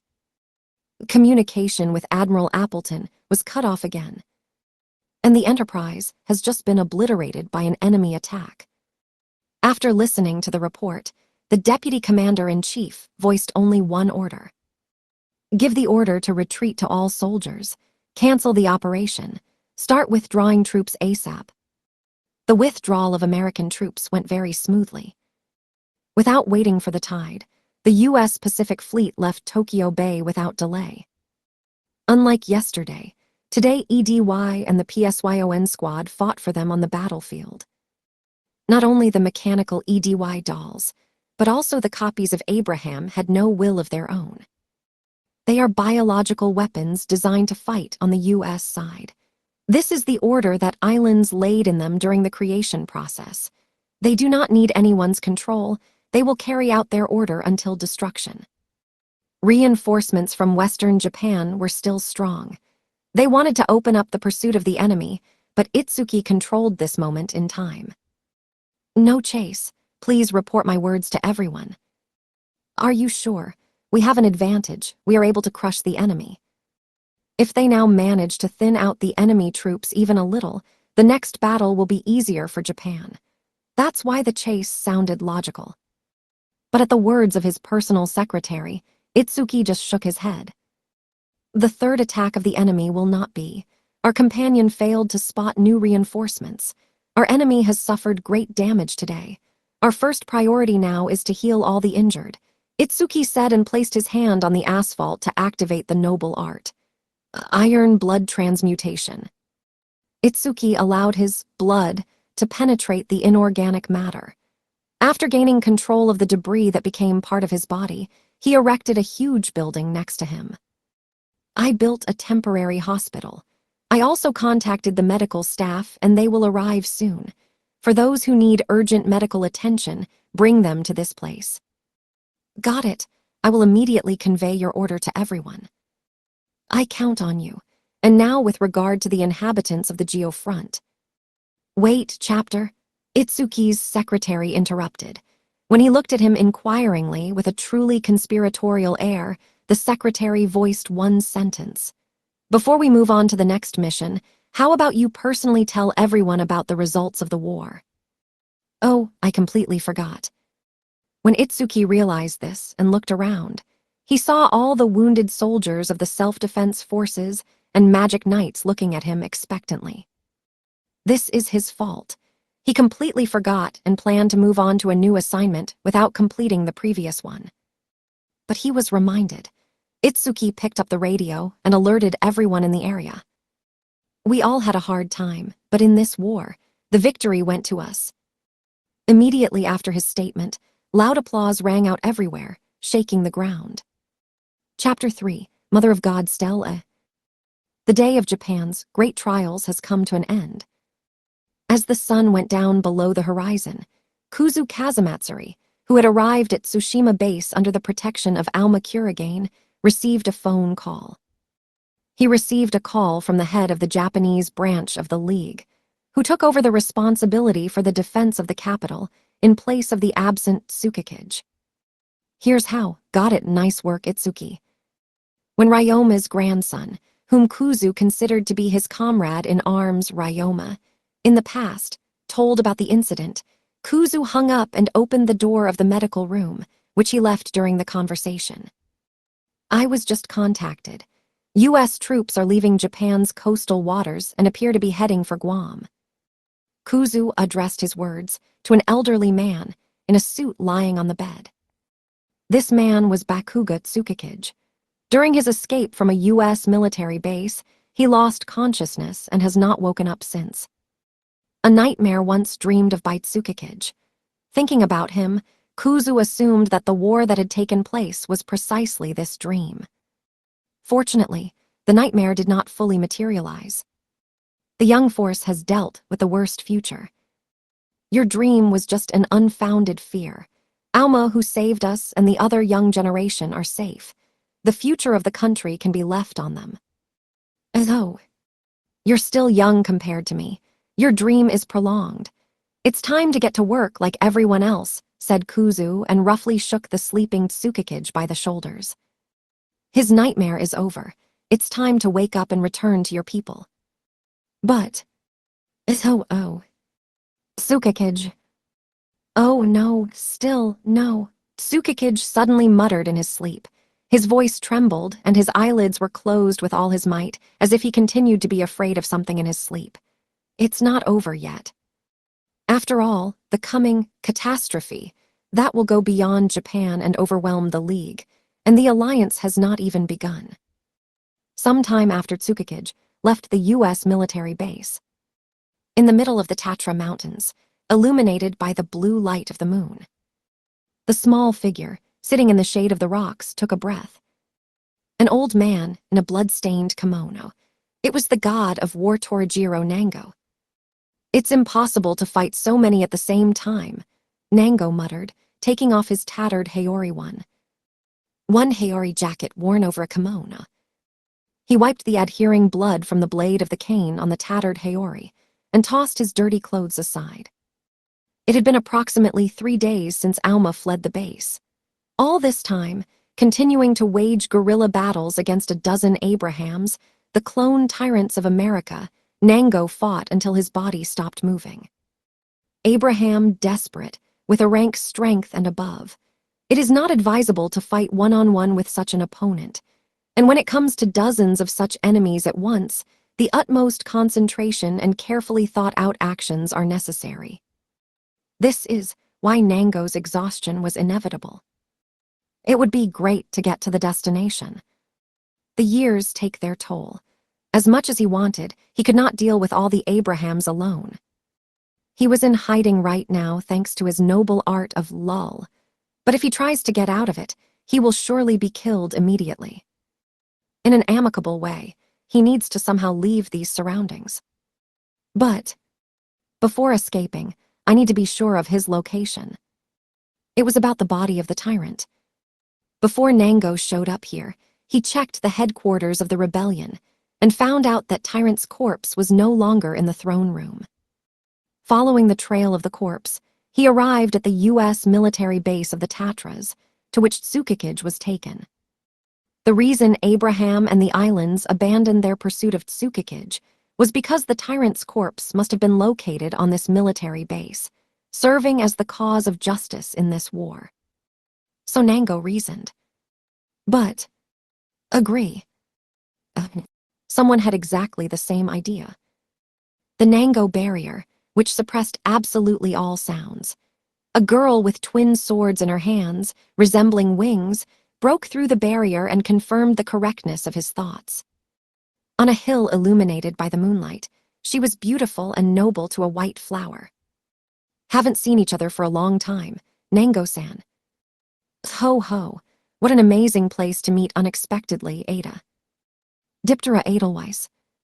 Once upon a time, Nango's best friend, Ryoma Kurigane, who, after being expelled from the Kuragain family, lost power and position, became the fencing teacher of this girl in a foreign land. Wow, this is the same grandpa who, besides the great sage, is the only one who bears the title of God of War. Before, I only heard about it from rumors. A voice was heard from behind Edelweiss, and a little girl with dark skin and dark hair, who was the complete opposite of her older friend, came to the fore. Cheerful little girl dressed in a Chinese dress. Sometime in the past, she came to Edelberg to challenge the title of the world's strongest Edelweiss. That's right, it was Senin, as they called the desperate in China, Tautfu Xiaoli, who opposed the Crimson Princess Stella Vermilion on the White Peak. Xiaoli tried to get close to the legendary fighter, who, as an outsider, broke into the Divine War League hosted by the Shinryu Temple and won. But Edelweiss grabbed her hand. A little later, calming Xiaoli's keen curiosity, Edelweiss got down to business and told Nango why she had come here. After the death of the Puppet King, the Alliance hastened unpleasant movements across Europe. A big war will break out soon, but before it begins, I would like to confirm the location of the tyrant's body by all means. Only his corpse was capable of unleashing the Third World War. As someone who knew Ryoma personally, she knew the real truth about Tyrant. When I arrived at headquarters to check the throne room, the body was no longer in its usual place. I decided to follow the remnants of magical power and found this place. In other words, did you inherit Ryoma's last will? I did not take any solemn vows, but lives that can be saved by fencing, acquired in training with a teacher. I have no right to sit on the sidelines. This is what I think about. At Edelweiss's words, Nango nodded slightly. He realized what was driving her, and a sharp light disappeared in his eyes. Then he turned to Xiaoli, who sparkled with eyes behind Edelweiss. Ho ho ho, is it really in front of me, that little Tautfu Xiaoli, after whom the great sage himself chased after breaking the sacred commandments? Yeah, it is a great honor for me to meet you. Now that we've finished introducing ourselves to each other, it's time to act. How much energy? Nango smiled as Xiaoli clenched her fists and boxed in front of him. He turned his gaze to the silent Edelweiss and asked her a question. I'm wondering why you, Ada, work together with this girl. Don't you know this girl is an alliance fighter? After all, it is this faction that is responsible for all the unrest in the world. All wrong. I accidentally stumbled upon her lying body, wandering through the Alps and saved. Since then, for some reason she only knows, she has followed me everywhere. Lying body. Yeah, after being defeated by Stelladona, I acutely felt a lack of strength and went to train in the Alps. But due to the fact that I was upset, I completely forgot about food and got into a snowstorm. I was with one foot in the grave when Edelweiss-san found me. Oh, she treated me to a terribly delicious s'more one, which literally revived me. One s'more is an American sweet. A piece of chocolate marshmallow is sandwiched between two crackers. Ho ho ho, everything is clear with you, Xiaoli. You really acted like a fool. Yeah, people often tell me that, but I'm very strong. They saved my life as a warrior, I just can't help but repay the debt. Edelweiss-san saved me. I will not leave her until I have paid my debt. I see, Nango laughed. It looks like Edelweiss has really had a hard time lately. However, be that as it may, she is a fighter of the other side. It will be difficult to get rid of her. Although, judging by her story, she came here of her own free will. In that case, she might be good, Nango thought. Since you're already here, I'm sure you know that all this time I have been fighting the clones of the American imperialist Superman Abraham Carter. Most likely, the tyrant will serve as the trigger for the next war. I'm just sure the American army is hiding his corpse somewhere in this base. It looks like this. So all this time you were trying to defeat the clones of Superman in order to get to that place. So this is how it is. Grandpa, out of respect for old age, we just can't help but help you. That's right. From the very beginning, I intended to get there. Yeah, I'm with Edelweiss-san. I will help you fight the clones of American Superman-san. At Xiaoli's words, Nango smiled again. According to rumors, after breaking the sacred commandments, she became free in the use of martial arts. Following Edelweiss everywhere, they have become a confident couple. Desperate trio. They were still losing in numbers, but in quality their strength could rival. Their forces should be enough to break into the base and check the tyrant. Then go ahead. All three of them left the Nango barrier at the same time.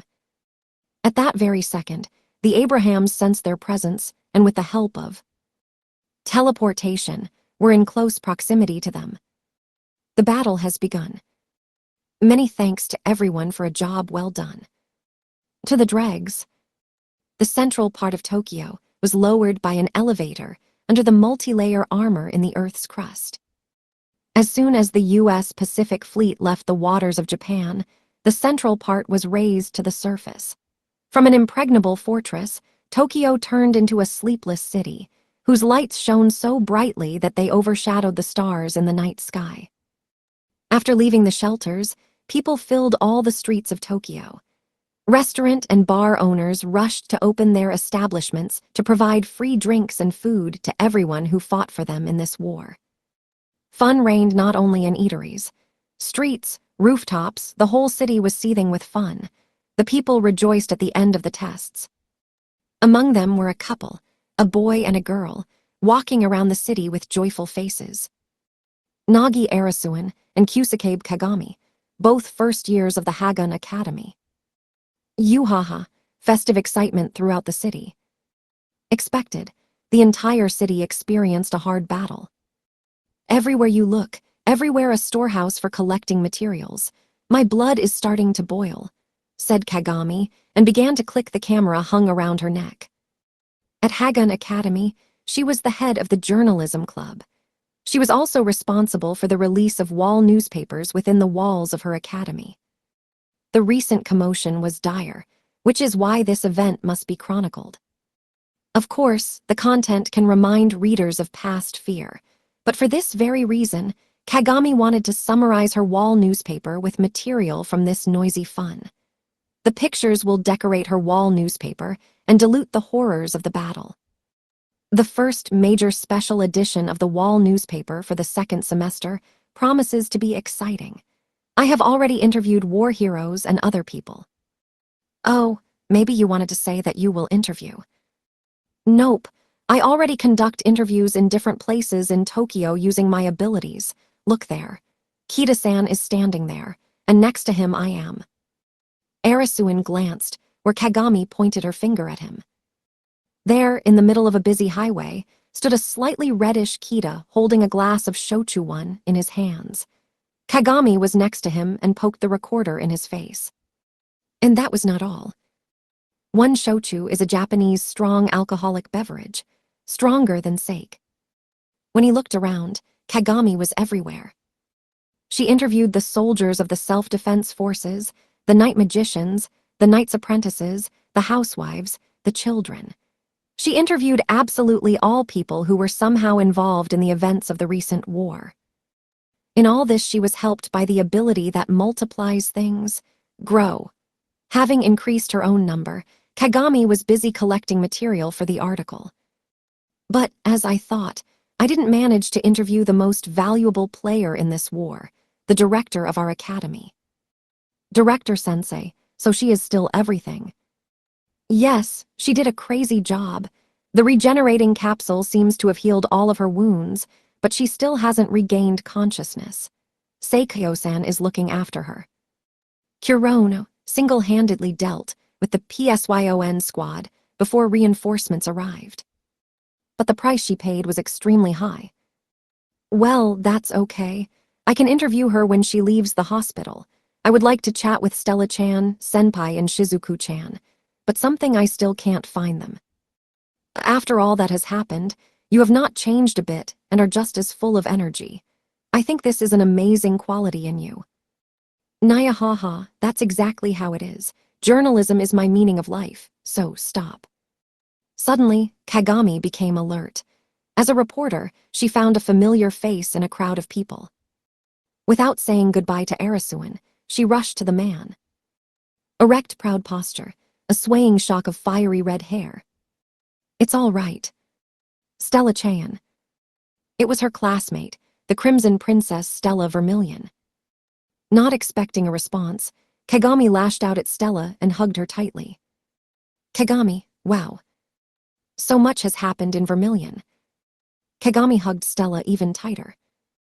As a reporter, she knew all the details of what happened in her home empire of Vermilion, not only about the victory, but also about the reasons that led to the beginning of the war. She was also aware of the numerous deaths of Stella's beloved inhabitants of the empire. Yes, it was hard, but Ikki and Nene-sensei helped me, Stella said, gently stroking Kagami's head. Oh, do I understand correctly that your gratitude to me has already passed? And of course I'm grateful to you, Shizuku. Shizuku, walking on one hand with Stella, snapped. It took Stella a while to answer the mischievous girl. It was clear from her face that she was not very comfortable talking about this topic in the company of other classmates. We haven't seen each other for a long time, Shizuku, said Arasuin, slapping Shizuku on the shoulder. While Kagami exchanged words with Stella, Arasuin caught up with them and caught up on the shoulder with Shizuku, who looked happy, which made Stella a little uncomfortable. Alice, you have already returned, the girl beamed when she looked back. To celebrate the reunion with her best friend Arasuin, Shizuku decided to shake hands firmly. Have you already visited the grave? Yes, I haven't seen her since I joined the rebellion. In addition, I managed to communicate with familiar people. Here's how, it's great. How are you doing, Shizuku? Did you use your time well? Yes, I no longer shed tears like I did in the past. At the Seven Stars Sword Art Festival, Shizuku had no choice but to pray for his brother's salvation from the Knight in White. But during the Battle of Vermilion, when Ikki was dying, when he died, they saved him herself. In other words, Shizuku was proud of her accomplishments. It was hard in Vermilion, but on the other hand it was great. I was very surprised when I received an emergency call while Oni-sama and Seikyo-sensei were recovering. Alice, are you hurt? If necessary, I can heal you. Don't worry, I'm fine. I was just supporting the rear. But you know, Kagami fought on the front lines. Stella screamed in surprise at his words. It's true. Awesome Kagami. Usually, a D-rank apprentice knight never fights on the front lines. Yes, but Senpai's father. I'm talking about the head of Kurigane, personally appointed me. I participated in the operation to destroy the enemy fleet from the air, along with Kirihara-san and the director-sensei. Kirihara, who is it? Stella tilted her head questioningly, not remembering the name. Is this the guy who fought against Oni-sama in the first round of the Seven Stars Sword Art qualifiers? An archer with disappearing abilities. Ah, that nasty guy. Clear. He's kind of a C-rank, right? No wonder he fought on the front lines. With a scowl on her face, Stella reacted to Shizuku's words. He did a good job. You can learn more about the details when you read the huge summer special of the Hagun Academy wall newspaper. And yes, Stella. And what else? Kagami suddenly released Stella from her embrace and looked at her with shining eyes, as if about to ask for something. I wonder what she's up to. A thought flew through Stella's head. There is so much we need to talk to you about, Stella-chan, but first, could you tell us about Vermilion's military campaign? I really want to write a special about the battle where Stella-chan and the other student knights contributed to the victory. Oh, please forgive me. I understand that I shouldn't ask you for something like that. Kagami apologized. She took care of Stella's mental wounds, but at the same time remained a journalist. She simply could not help asking the participant in that event. Stella also did not consider her request to be something bad. Kagami was a close friend of hers, so Stella was not going to refuse her. Things are good. I'll tell you about the courage and bravery of its participants so that you write a cool article. Stella agreed willingly. But let's do it a little later, okay? It's just, I'm looking for Ikki now. Senpia. Yes, I lost him in this crowd. Kagami, Alice, have you seen Ikki? Senpia, no, I have not seen. I also. Arasuin and Kagami shook their heads at the same time. Stella, have you forgotten? Even if they saw Oni-sama, they simply won't recognize him, Shizuku said sarcastically. Oh, exactly, Stella slapped on the forehead. Japan and Vermilion are located in different parts of the earth. Many people know that Ikki defeated the Black Knight and miraculously survived the war. But one detail, that he turned into a child, is hidden from the masses. We will not find out. What does all this mean? Yes, you understand. Meanwhile, the straggler Ikki. Wow, with this growth I feel helpless. Alone he wandered in the crowd. He felt like a leaf floating in a stream of water. Ikki tried to find Stella and Shizuka, but due to the large difference in height with the people around him, he could not succeed. He did not see and did not understand where he was going. Ikki completely obeyed the will of the stream of people. At one point, he had a chance to separate from the crowd of people. Slipping out of the general stream, he took a breath. You. When I heard someone's loud voice. The voice clearly came from the crowd of people he had left. When Ikki looked around, he saw a woman rushing towards him at all times with a surprised expression on her face. What happened? You're covered in blood, she asked, gripping his shoulders tightly. This woman. No, the girl was well known to him. Ayatsuji-san. That's exactly how it is. Ice Ayatsuji, the third year of the Hagun Academy, to which he once taught sword skills, called out to him. When the strange boy called Ice's name, she was extremely surprised. And, how do you know my name? Have we met? However, it doesn't matter now. We need to deal with your wounds as soon as possible. It's all right. This is not my blood. Simultaneously with his words, Ikki took off his jacket and unbuttoned his collar. By this, he showed that his body was not injured. In this war, he did not receive a single wound. All the blood adhering to his clothes and hair belonged to the enemy soldiers. Well, I'm glad. I was very scared when I saw you covered in blood. It was worth fearing enemies who stained me with this blood. And... Ayatsuji-san, it's me, Ikki Kurogane. There is no reason to keep a secret. Ikki decided to reveal his true self to her. Ikki's words made Ice bow her head in question. A moment later, with the words exactly, the girl clapped her hands. I understood everything.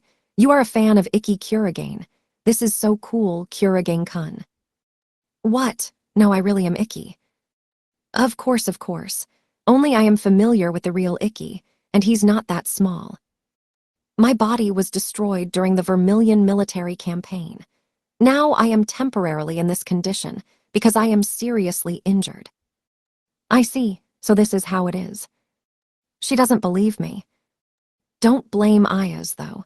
And the truth is, it's hard to believe in history that someone was able to go back to a 10-year-old appearance. Then how can Ikki convince her? Whatever he said, Ice simply would not understand or believe him. Reflecting on the current situation, another person very well known to Ikki separated from the stream of people. Hey Ice, what are you doing here? It's time for us to go back. Kurashiki-kun. A guy in red clothes with a stuffed black skull on his chest. It was the sword eater Kurashiki Kurado. Once against this student knight from Donro Academy, Ikki fought at the Ayasa dojo. When a child called his name familiarly, Kurado turned his attention to Ikki. What is this for a child? I'm not a child. I really am Ikki Kurogane. A lot of different things happened, so now I look like this. There is no reason why people turn into children, fool. Come on, don't be so rude to him. Surely, when you were little, you also imitated someone. However, I admit that he emanates from an unpleasant feeling for me, and the face. Oh. Kurado abruptly bent his knees and looked at Ikki's face with his prickly gaze. Did he suspect something? Ikki tried to answer with an equally hard look. But, so that. Quite unexpectedly, Kurado hit Ikki with a strong click. Hey, what are you doing? Nothing like that. At some point, I really thought that his face resembled that of that guy, but I was wrong. That guy could have withstood such a small thing. Oh my God. Ikki saw Kurado move, but could not answer. In his previous battle on an aircraft carrier, Ikki relied on tactics and skill. After all, his physical strength in the body of a child is extremely small. Chelban Kurado hit his skull like a hammer. Ikki couldn't hold back his tears in pain. Hey, you're out of your mind. Aren't you ashamed to be violent to a child? I just started to change my mind about you, and you again showed yourself as a heartless person. Ice shouted at Kurado's rude act. It was just a click. But not for a child. Are you okay? Ice asked, lifting Ikki's bangs and examining her forehead. Her face frowned even more, and she saw Ikki's forehead redden slightly. Come back alone. I first need to take this boy to the bathhouse. Do what you want. Kurado replied and walked briskly toward the crowd of people, as if fearing Ice's bad mood. It was a great opportunity. Ikki realized his mistake when he remembered the reason Ice had paid attention to him.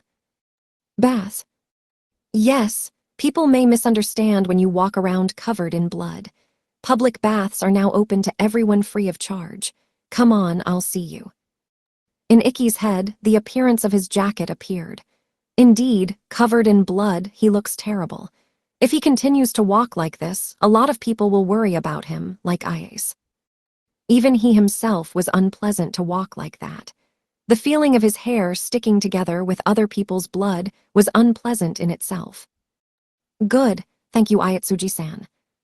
Well, fine. I was sweating a lot myself. I also want to put myself in order. Thanking Ice, Ikki decided to follow Ice. Trying to keep up with her, they came to an old-fashioned public bath. As is customary in baths, sections for men and women had their own entrances. When Ikki separated from Ice and followed the men's curtain, he got into trouble. Right at the entrance, the woman running the bathhouse stopped Ikki, who tried to dive under the bamboo curtain. I'm sorry, but there are too many soldiers of the self-defense forces in the men's bath today. We decided to let all children under 10 into the female part of the bath. Do you mind? She turned to Ayasa. Of course not. Still as against, Ikki shouted indignantly at Ice's quick reply. The joke has gone too far. Even if he looked 10 years old, in fact he is much more. This is the real insult to his pride. If everything is so, then I do not need a bath. Ice-san, go alone. Ikki said quickly and tried to quickly retreat into the street. But his reaction weakened along with the strength. It didn't cost Ayasa how to quickly grab Ikki's hand. Do not be silly. If you appear outside like this again, everyone around you will freak out. But everything is good. You don't have to worry.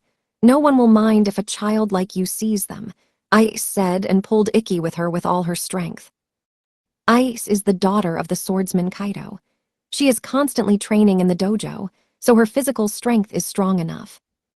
And Ikki was pretty exhausted today. He did not have the strength to resist. At least, there will be people unfamiliar to me. Ikki thought with despondency, diving under the curtain of the women's section of the bath and looking only at the floor. But luck completely turned away from him. Ayatsuji-san, that's a meeting.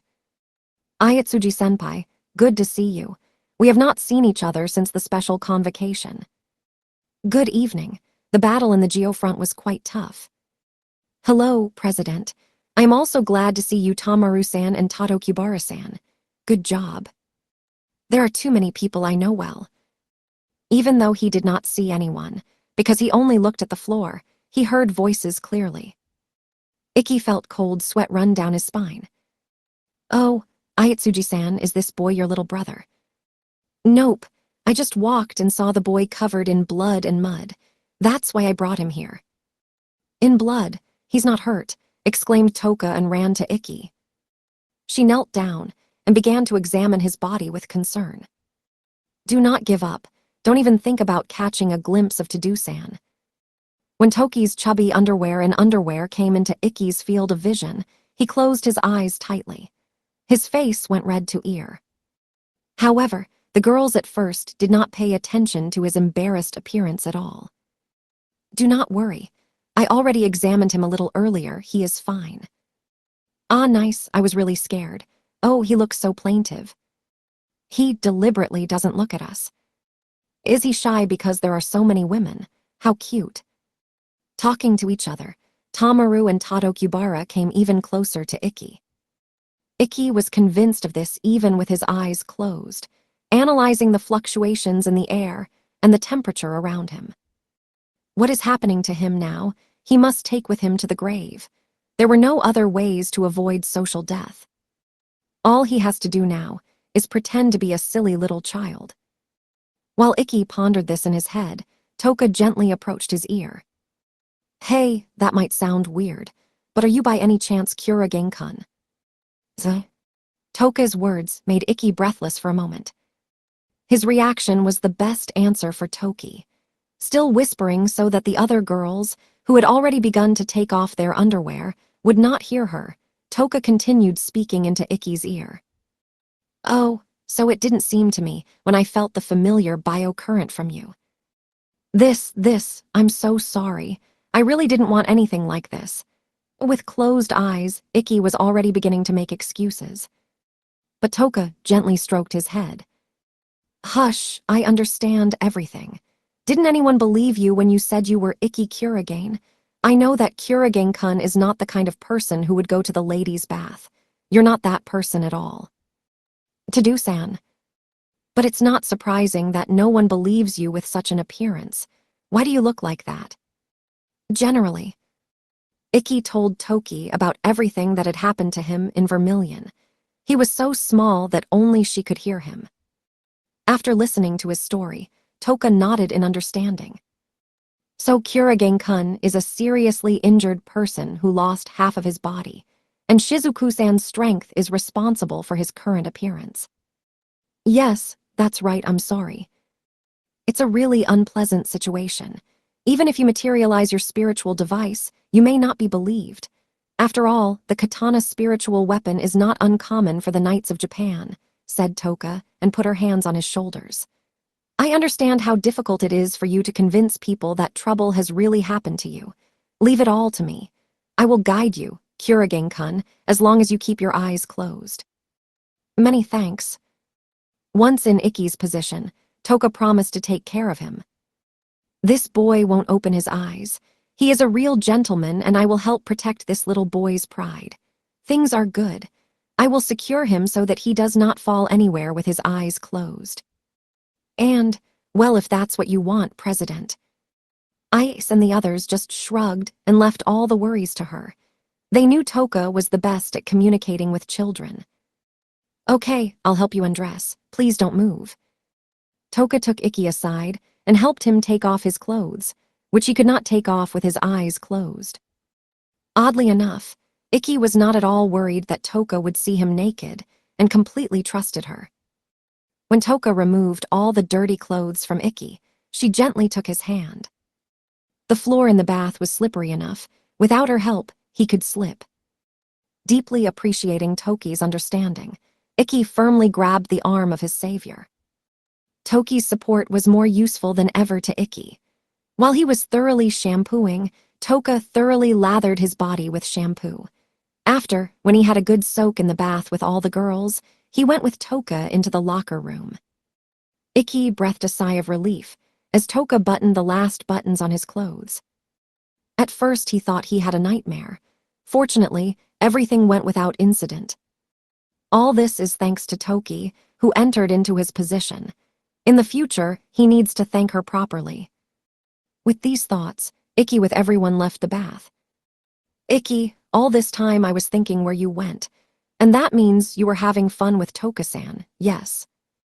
And, Oni-sama, why did you come out with everyone from the women's section of the bath?" "Oh, really? So this is really a Mina-senpai. Oh my god, he's so cute." But he still could not avoid social death. "So, how did you get behind us? You wandered around the city until Ayatsuji found you. And since your clothes were covered in blood, did you go with her to the bathhouse?" "Yes." After Stella saw that Icky came out of the female half of the bath, she, without a word, threw Icky into a taxi and drove to Hagun Academy. Right now, on the cold floor, little Icky was sitting in his room in the student dormitory. On the other hand, Stella sat on the first tier of a bunk bed and looked down at Icky. From the outside, it looked like a scene of a sinner and a judge who needs to be sentenced. Cross-legged and with an icy gaze, Judge Stella looked down on Icky like some kind of insect and continued to ask her questions. And you were lucky enough to enter the female part of the bath, because now you are a child. I honestly did not know that children bathe in a joint bathhouse with women. I am not lying. If so, then you could just run away.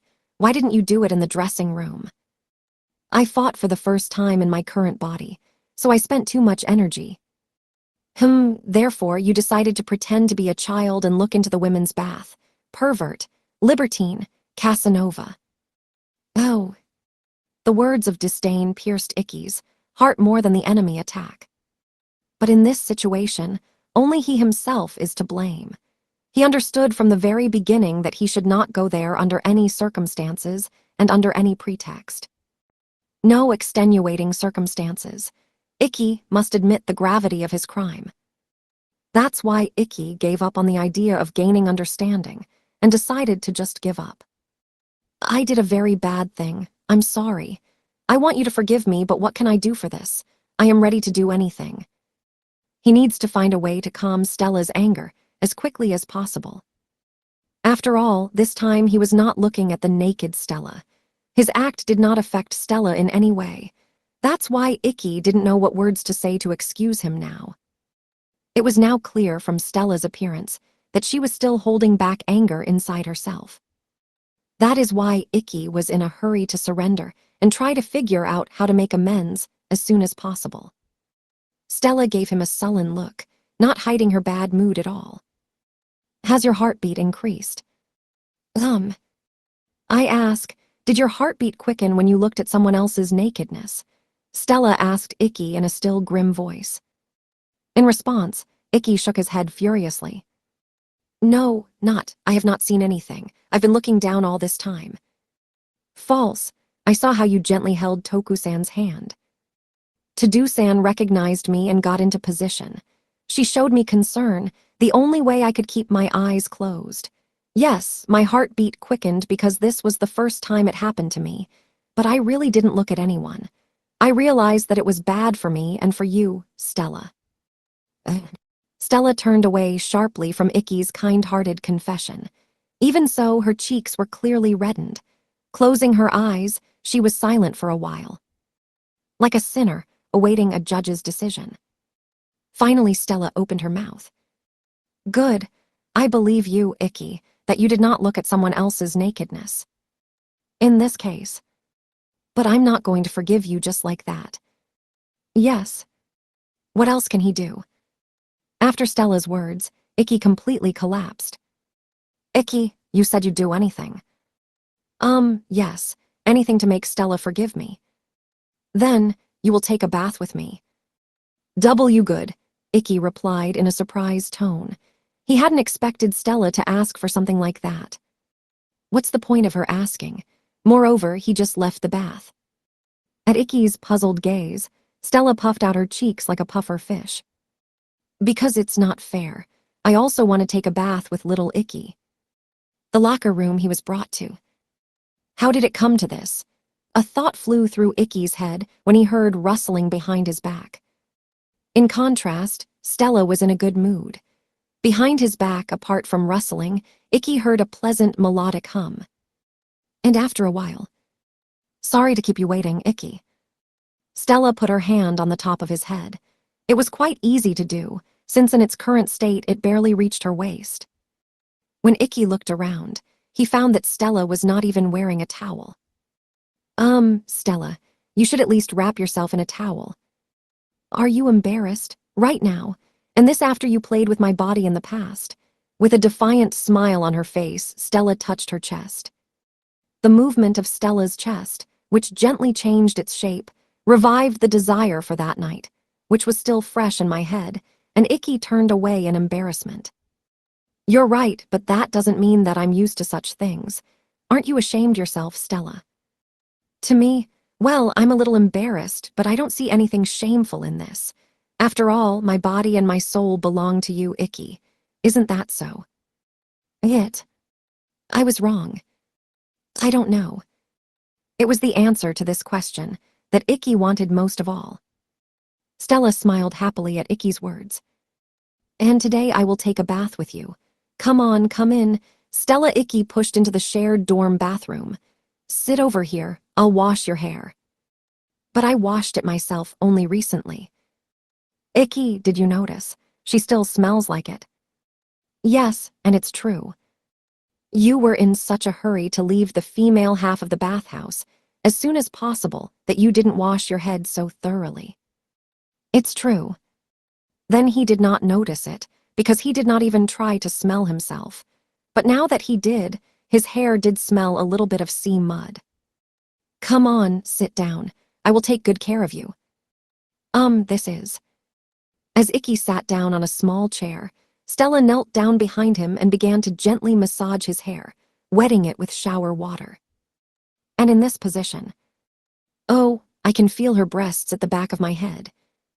Sometimes at the back of his head, Icky felt something soft and warm. Say what, Stella has big breasts.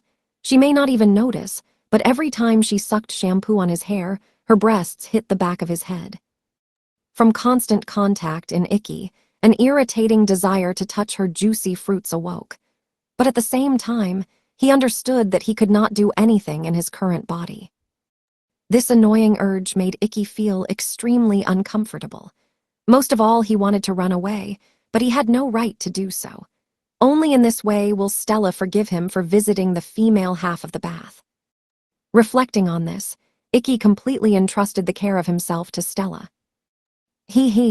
Icky, your shoulders have become so fragile. How cute. When Icky once again caught Stella's cheerful gaze, excitement arose in his heart. Stella, is it possible that you like me more in my small form? Everything is correct. In the heart of Icky, excitement arose that Stella preferred his smaller version rather than the original look. Icky, are you really jealous of me? Stella chuckled. A little. Whoop. Hey, Stella. Stella suddenly hugged Icky from behind. His face was pressed into the cleft between her large breasts, and his heart was beating so hard that he thought his heart was about to explode. At the same moment, Stella began to whisper into Icky's bright red ear. Of course, the ordinary version of Icky is my favorite. But Stella now looks much happier than usual.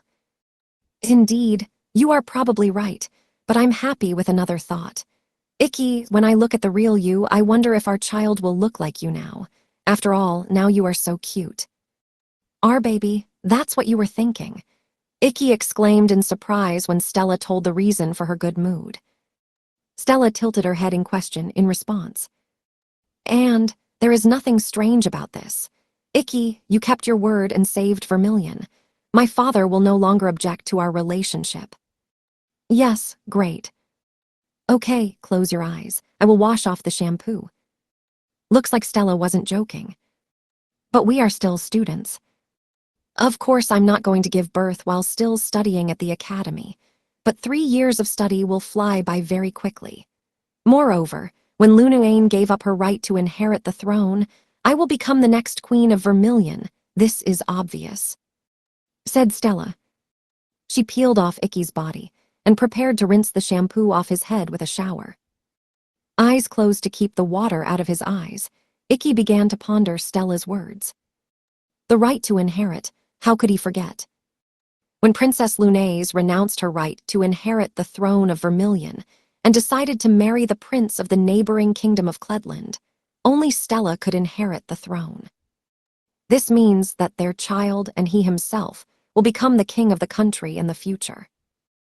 Only now, I began to think how great the future lies ahead of us. Yeah, and also my body is much stronger than my mother. I'm sure I can give birth many times. When we graduate from the academy, we have a lot of work, honey. With these words, Stella wiped moisture from Icky's hair and once again hugged his small body tightly. After finishing all the procedures in the bathroom, they changed into tracksuits and left the student dormitory. The fact that they were wearing tracksuits did not mean that they were going to train. It was 10 in the evening. It was still early to sleep, so Icky and Stella decided to take a walk around the school. Outside their student dormitory, as in the entire city, there was a festive bustle. Everyone is so noisy. How much energy is in them? Like this war, all the knights' apprentices have been called. Many of them did not even qualify for the 7 Stars Sword Art Festival. This was the first time they had experienced such a dangerous battle. The joy that they managed to survive eliminated all fatigue. Without a doubt, their festive fun will last until the morning. Away from all the noise and din, Stella and Icky looked at the merriment with a smile. First Vermilion, then Japan experienced a great test.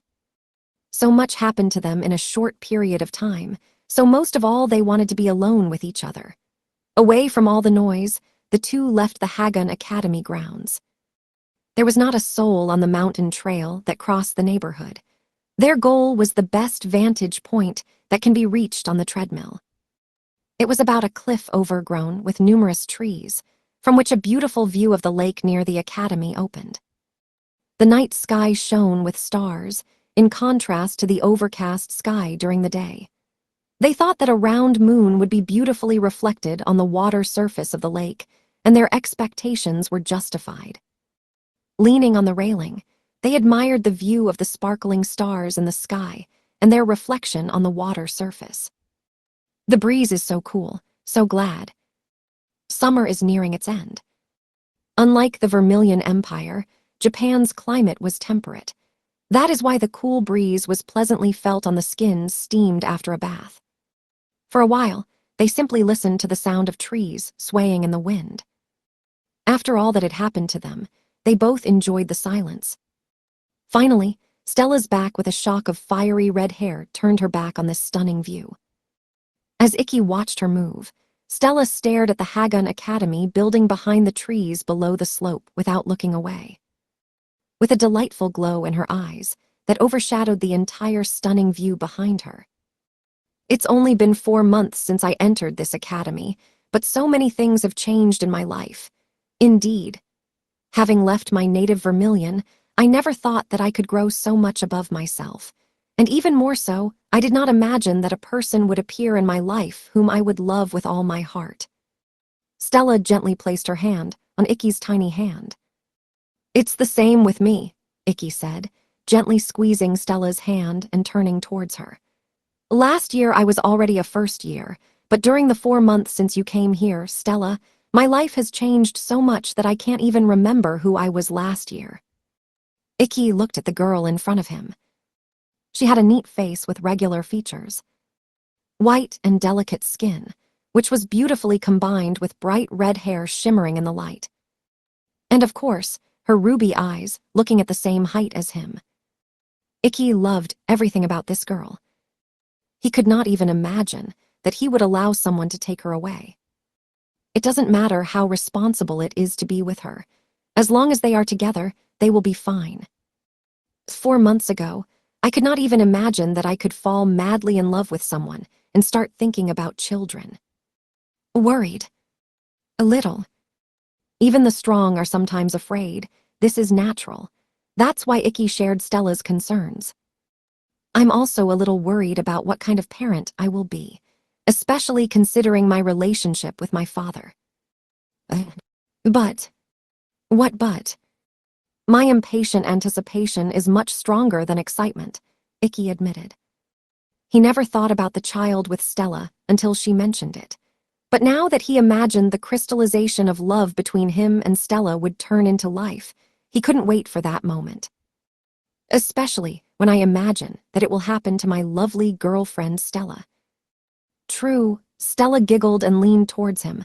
Making eye contact, she asked a question. Hey, Icky, will you stay with me forever? Again this question. She asked that stupid question to him again. However, this seemed sweet to Icky.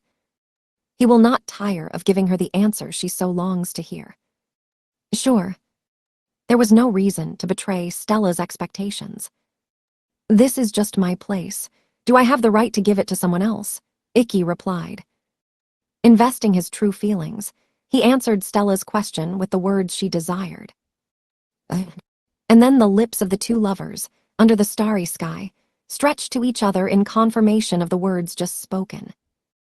Deep in the bowels of a U.S. military base, having overcome the obstacle course in the form of Abraham, Nango, Edelweiss, and Zioali, finally reached a long, dark corridor leading to the very depths of the base. So they are true, rumors about the terrifying power of the clones. I was surprised when my arm suddenly broke under the influence of an invisible force. Zioali's dominant arm was bent at an unnatural angle by the invisible power of telekinesis. With the stolen power of Stella's dragon metabolism, the girl straightened and healed her hand. It is almost impossible for one person to cope with blazers of this level. Their communication with the help of telepathy is perfect. Edelweiss, running alongside Zioali, was not seriously injured. She did not need any kind of armor, because no protection in the world could rival her spiritual armor, woven with excess magical power. But even her armor was unable to withstand the many clones of Superman. Small bruises could be seen on her snow-white skin in various parts of her body. As Edelweiss pointed out, Superman Abraham Carter is a desperate one who demonstrates incredible performance and power, fighting in a group, rather than alone. Even for the world's strongest swordsman, fighting such a powerful enemy at the same time was an uphill battle. Nango-san, it's amazing that before us you fought alone. Ho ho ho, I am still that knight who is called flawless. My spinning defense is invincible in defense, but on the offensive. Of the three, Nango suffered the most. Half of the face was burned, and one eye was missing. His breathing was shallow, and his face was deathly pale. It was clear from his appearance that he was seriously injured and could die without immediate treatment. But Edelweiss showed no sign of concern. After all, what is happening now has a much higher priority than the life of Nango. The oldest knight of Japan himself understood this. But our hellish efforts were worth it. We still made our way here. Finally, all three made it to the deepest part of the U.S. military base. The entrance to the shelter was separated from the long corridor by a huge iron partition. Zioali-san, please. Got it. When it comes to breaking through, your best bet is to rely on the strength of the Crimson Princess. Immediately, pale bluish flames engulfed her bayani gloves. The flame that emerged from the gloves began to wrap around Zioali's arms, and a fist engulfed in pale blue flames. The fire salamander. Stella's most powerful ability crashed into the barrier in front of them.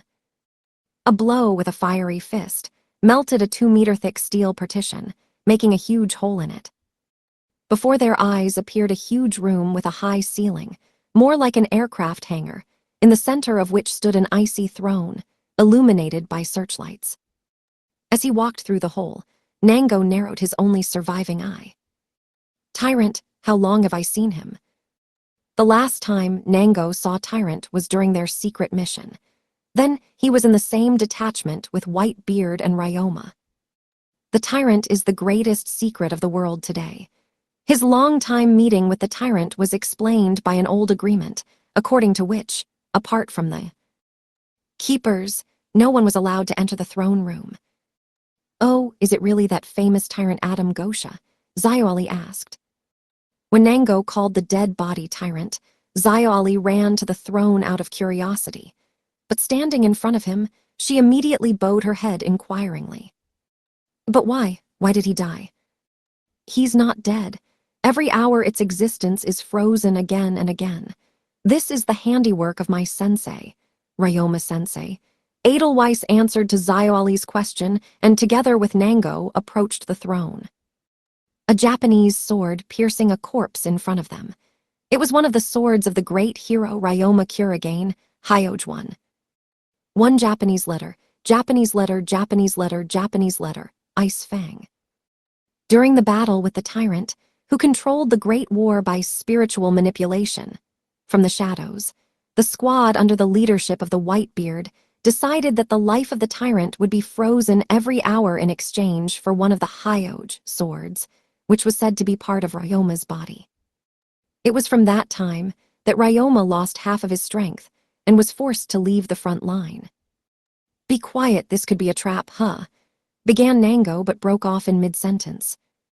Suddenly, the interior lighting of the hangar, which only illuminated the throne, lit up the entire room. At the same second, the hangar became as bright as day. And then, ha ha ha, I finally cornered you like a rat. Behind Nango, the islands emerged from the same hole, accompanied by 30 Abrahams. At first you were hiding from us in an unknown direction, and now, with support, he decided to attack us himself. How naive, there are only 3 of you. You are not the enemy of the PSYON squad, Islands shouted, snapping his fingers. At the same moment, a detachment of Abrahams surrounded the Trinity around the throne. Shit, there are so many, moreover in such a place. Edelweiss and Xiaoli immediately stood up, preparing for battle. From such a situation, beads of sweat appeared even on Edelweiss's forehead. Surrounded on all sides, in an open area with no chance of cover. Edelweiss understood that if they entered the battle, she and Xiaoli would be able to survive, unlike Nango, who would certainly die from wounds and fatigue.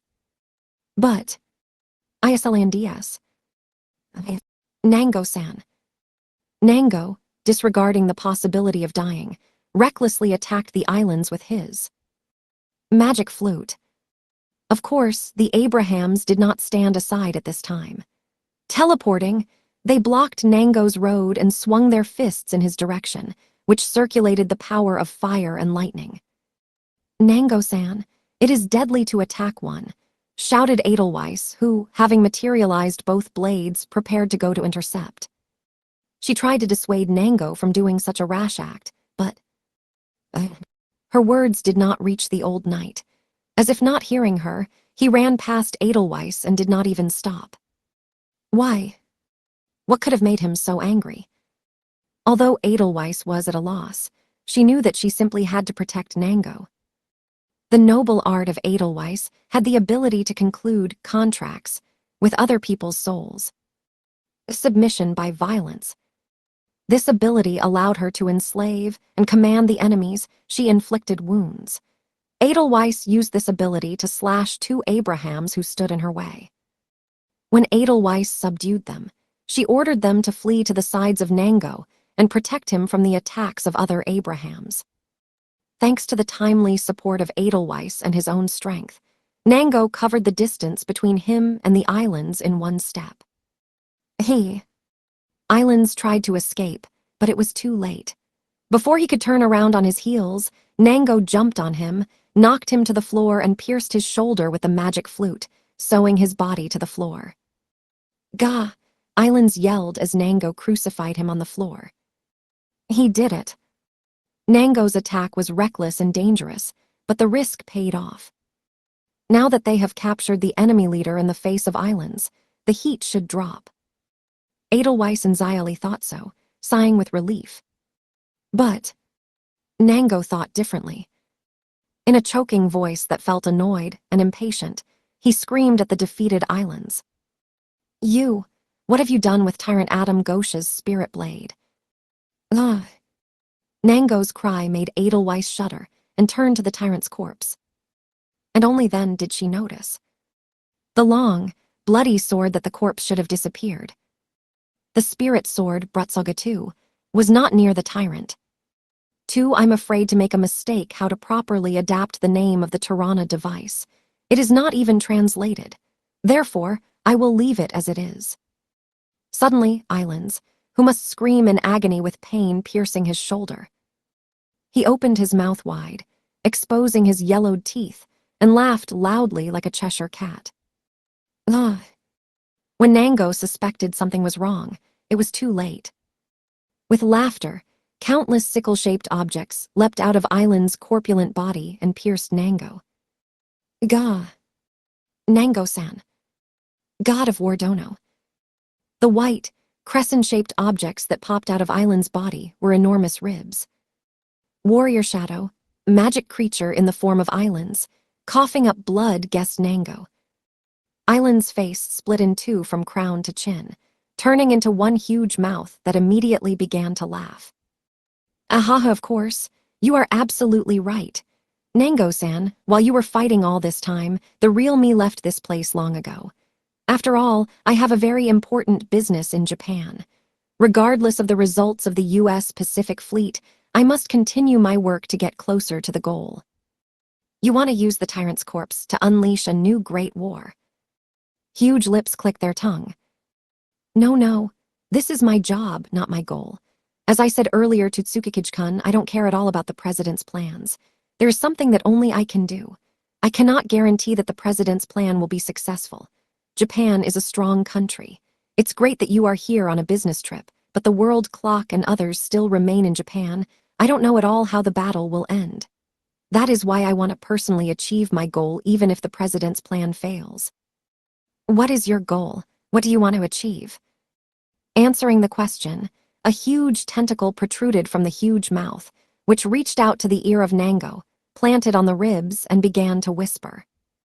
Its purpose, as a major researcher of psychic beings, I dream of creating the most powerful life form in the history of mankind. I want to complete the life form of a person with my own hands. I used to think that I could achieve my goal using the genes of the tyrant, who is the strongest psychic in the world and the most formidable dictator in history. But you yourself should have seen fighting against them. Avi is imperfect. He is the same decoy as this magical creature. There is no soul in him. He is an ordinary machine. Although his abilities are great, he does not have the power to overcome his own destiny. And this is no good. An ordinary doll, an unnecessary defective product. Islands shared his thoughts in the presence of the Abrahams. My magical creatures do not go beyond the limits of their power. To reach the highest, one must be born in this world as a person. To achieve this goal, Islands needed two things: higher body and higher soul. Islands received the supreme soul when he removed Brutsaga from the body of the tyrant, but with the higher body, difficulties arose. He did not know where to find a mother's body of unprecedented strength, which could contain the supreme soul. I didn't know what to do until one day I watched the final of the Seven Stars Sword Art Festival. These carelessly thrown words made Edelweiss turn deadly. What this man was about to do, a guess pierced her brain. But, so, it's time to say goodbye. Edelweiss had no time to do anything. What is this noise? Rumble from earth shaking. A deafening underground rumble rocked their entire hangar. I took the soul of Tyrant Brutsaga. I don't need his human shell. You can take her. You can regard it as my parting gift. I will bury her with you. How? Cried Nango, realizing the gravity of the situation after the words of Islands. But we are now about 20 meters above the ground. A 20-meter layer of sedimentary rocks will collapse on you very soon. Even the strength of the three desperate will not be enough to get out of this trap. It's too late. Tyrant's corpse was used as bait, and Nango and his companions were trapped. End of the battle. Immediately after Island's words, the ceiling of the huge hangar collapsed, filling and destroying the hangar with sediment. And along with the hangar, and people stuck in it. Before kissing his beloved girlfriend, Ikki closed his eyes. At the same moment, the wind blew. Only it was not that pleasant breeze that caressed their skin, but a real dark whirlwind saturated with magical power. Ikki opened his eyes sharply.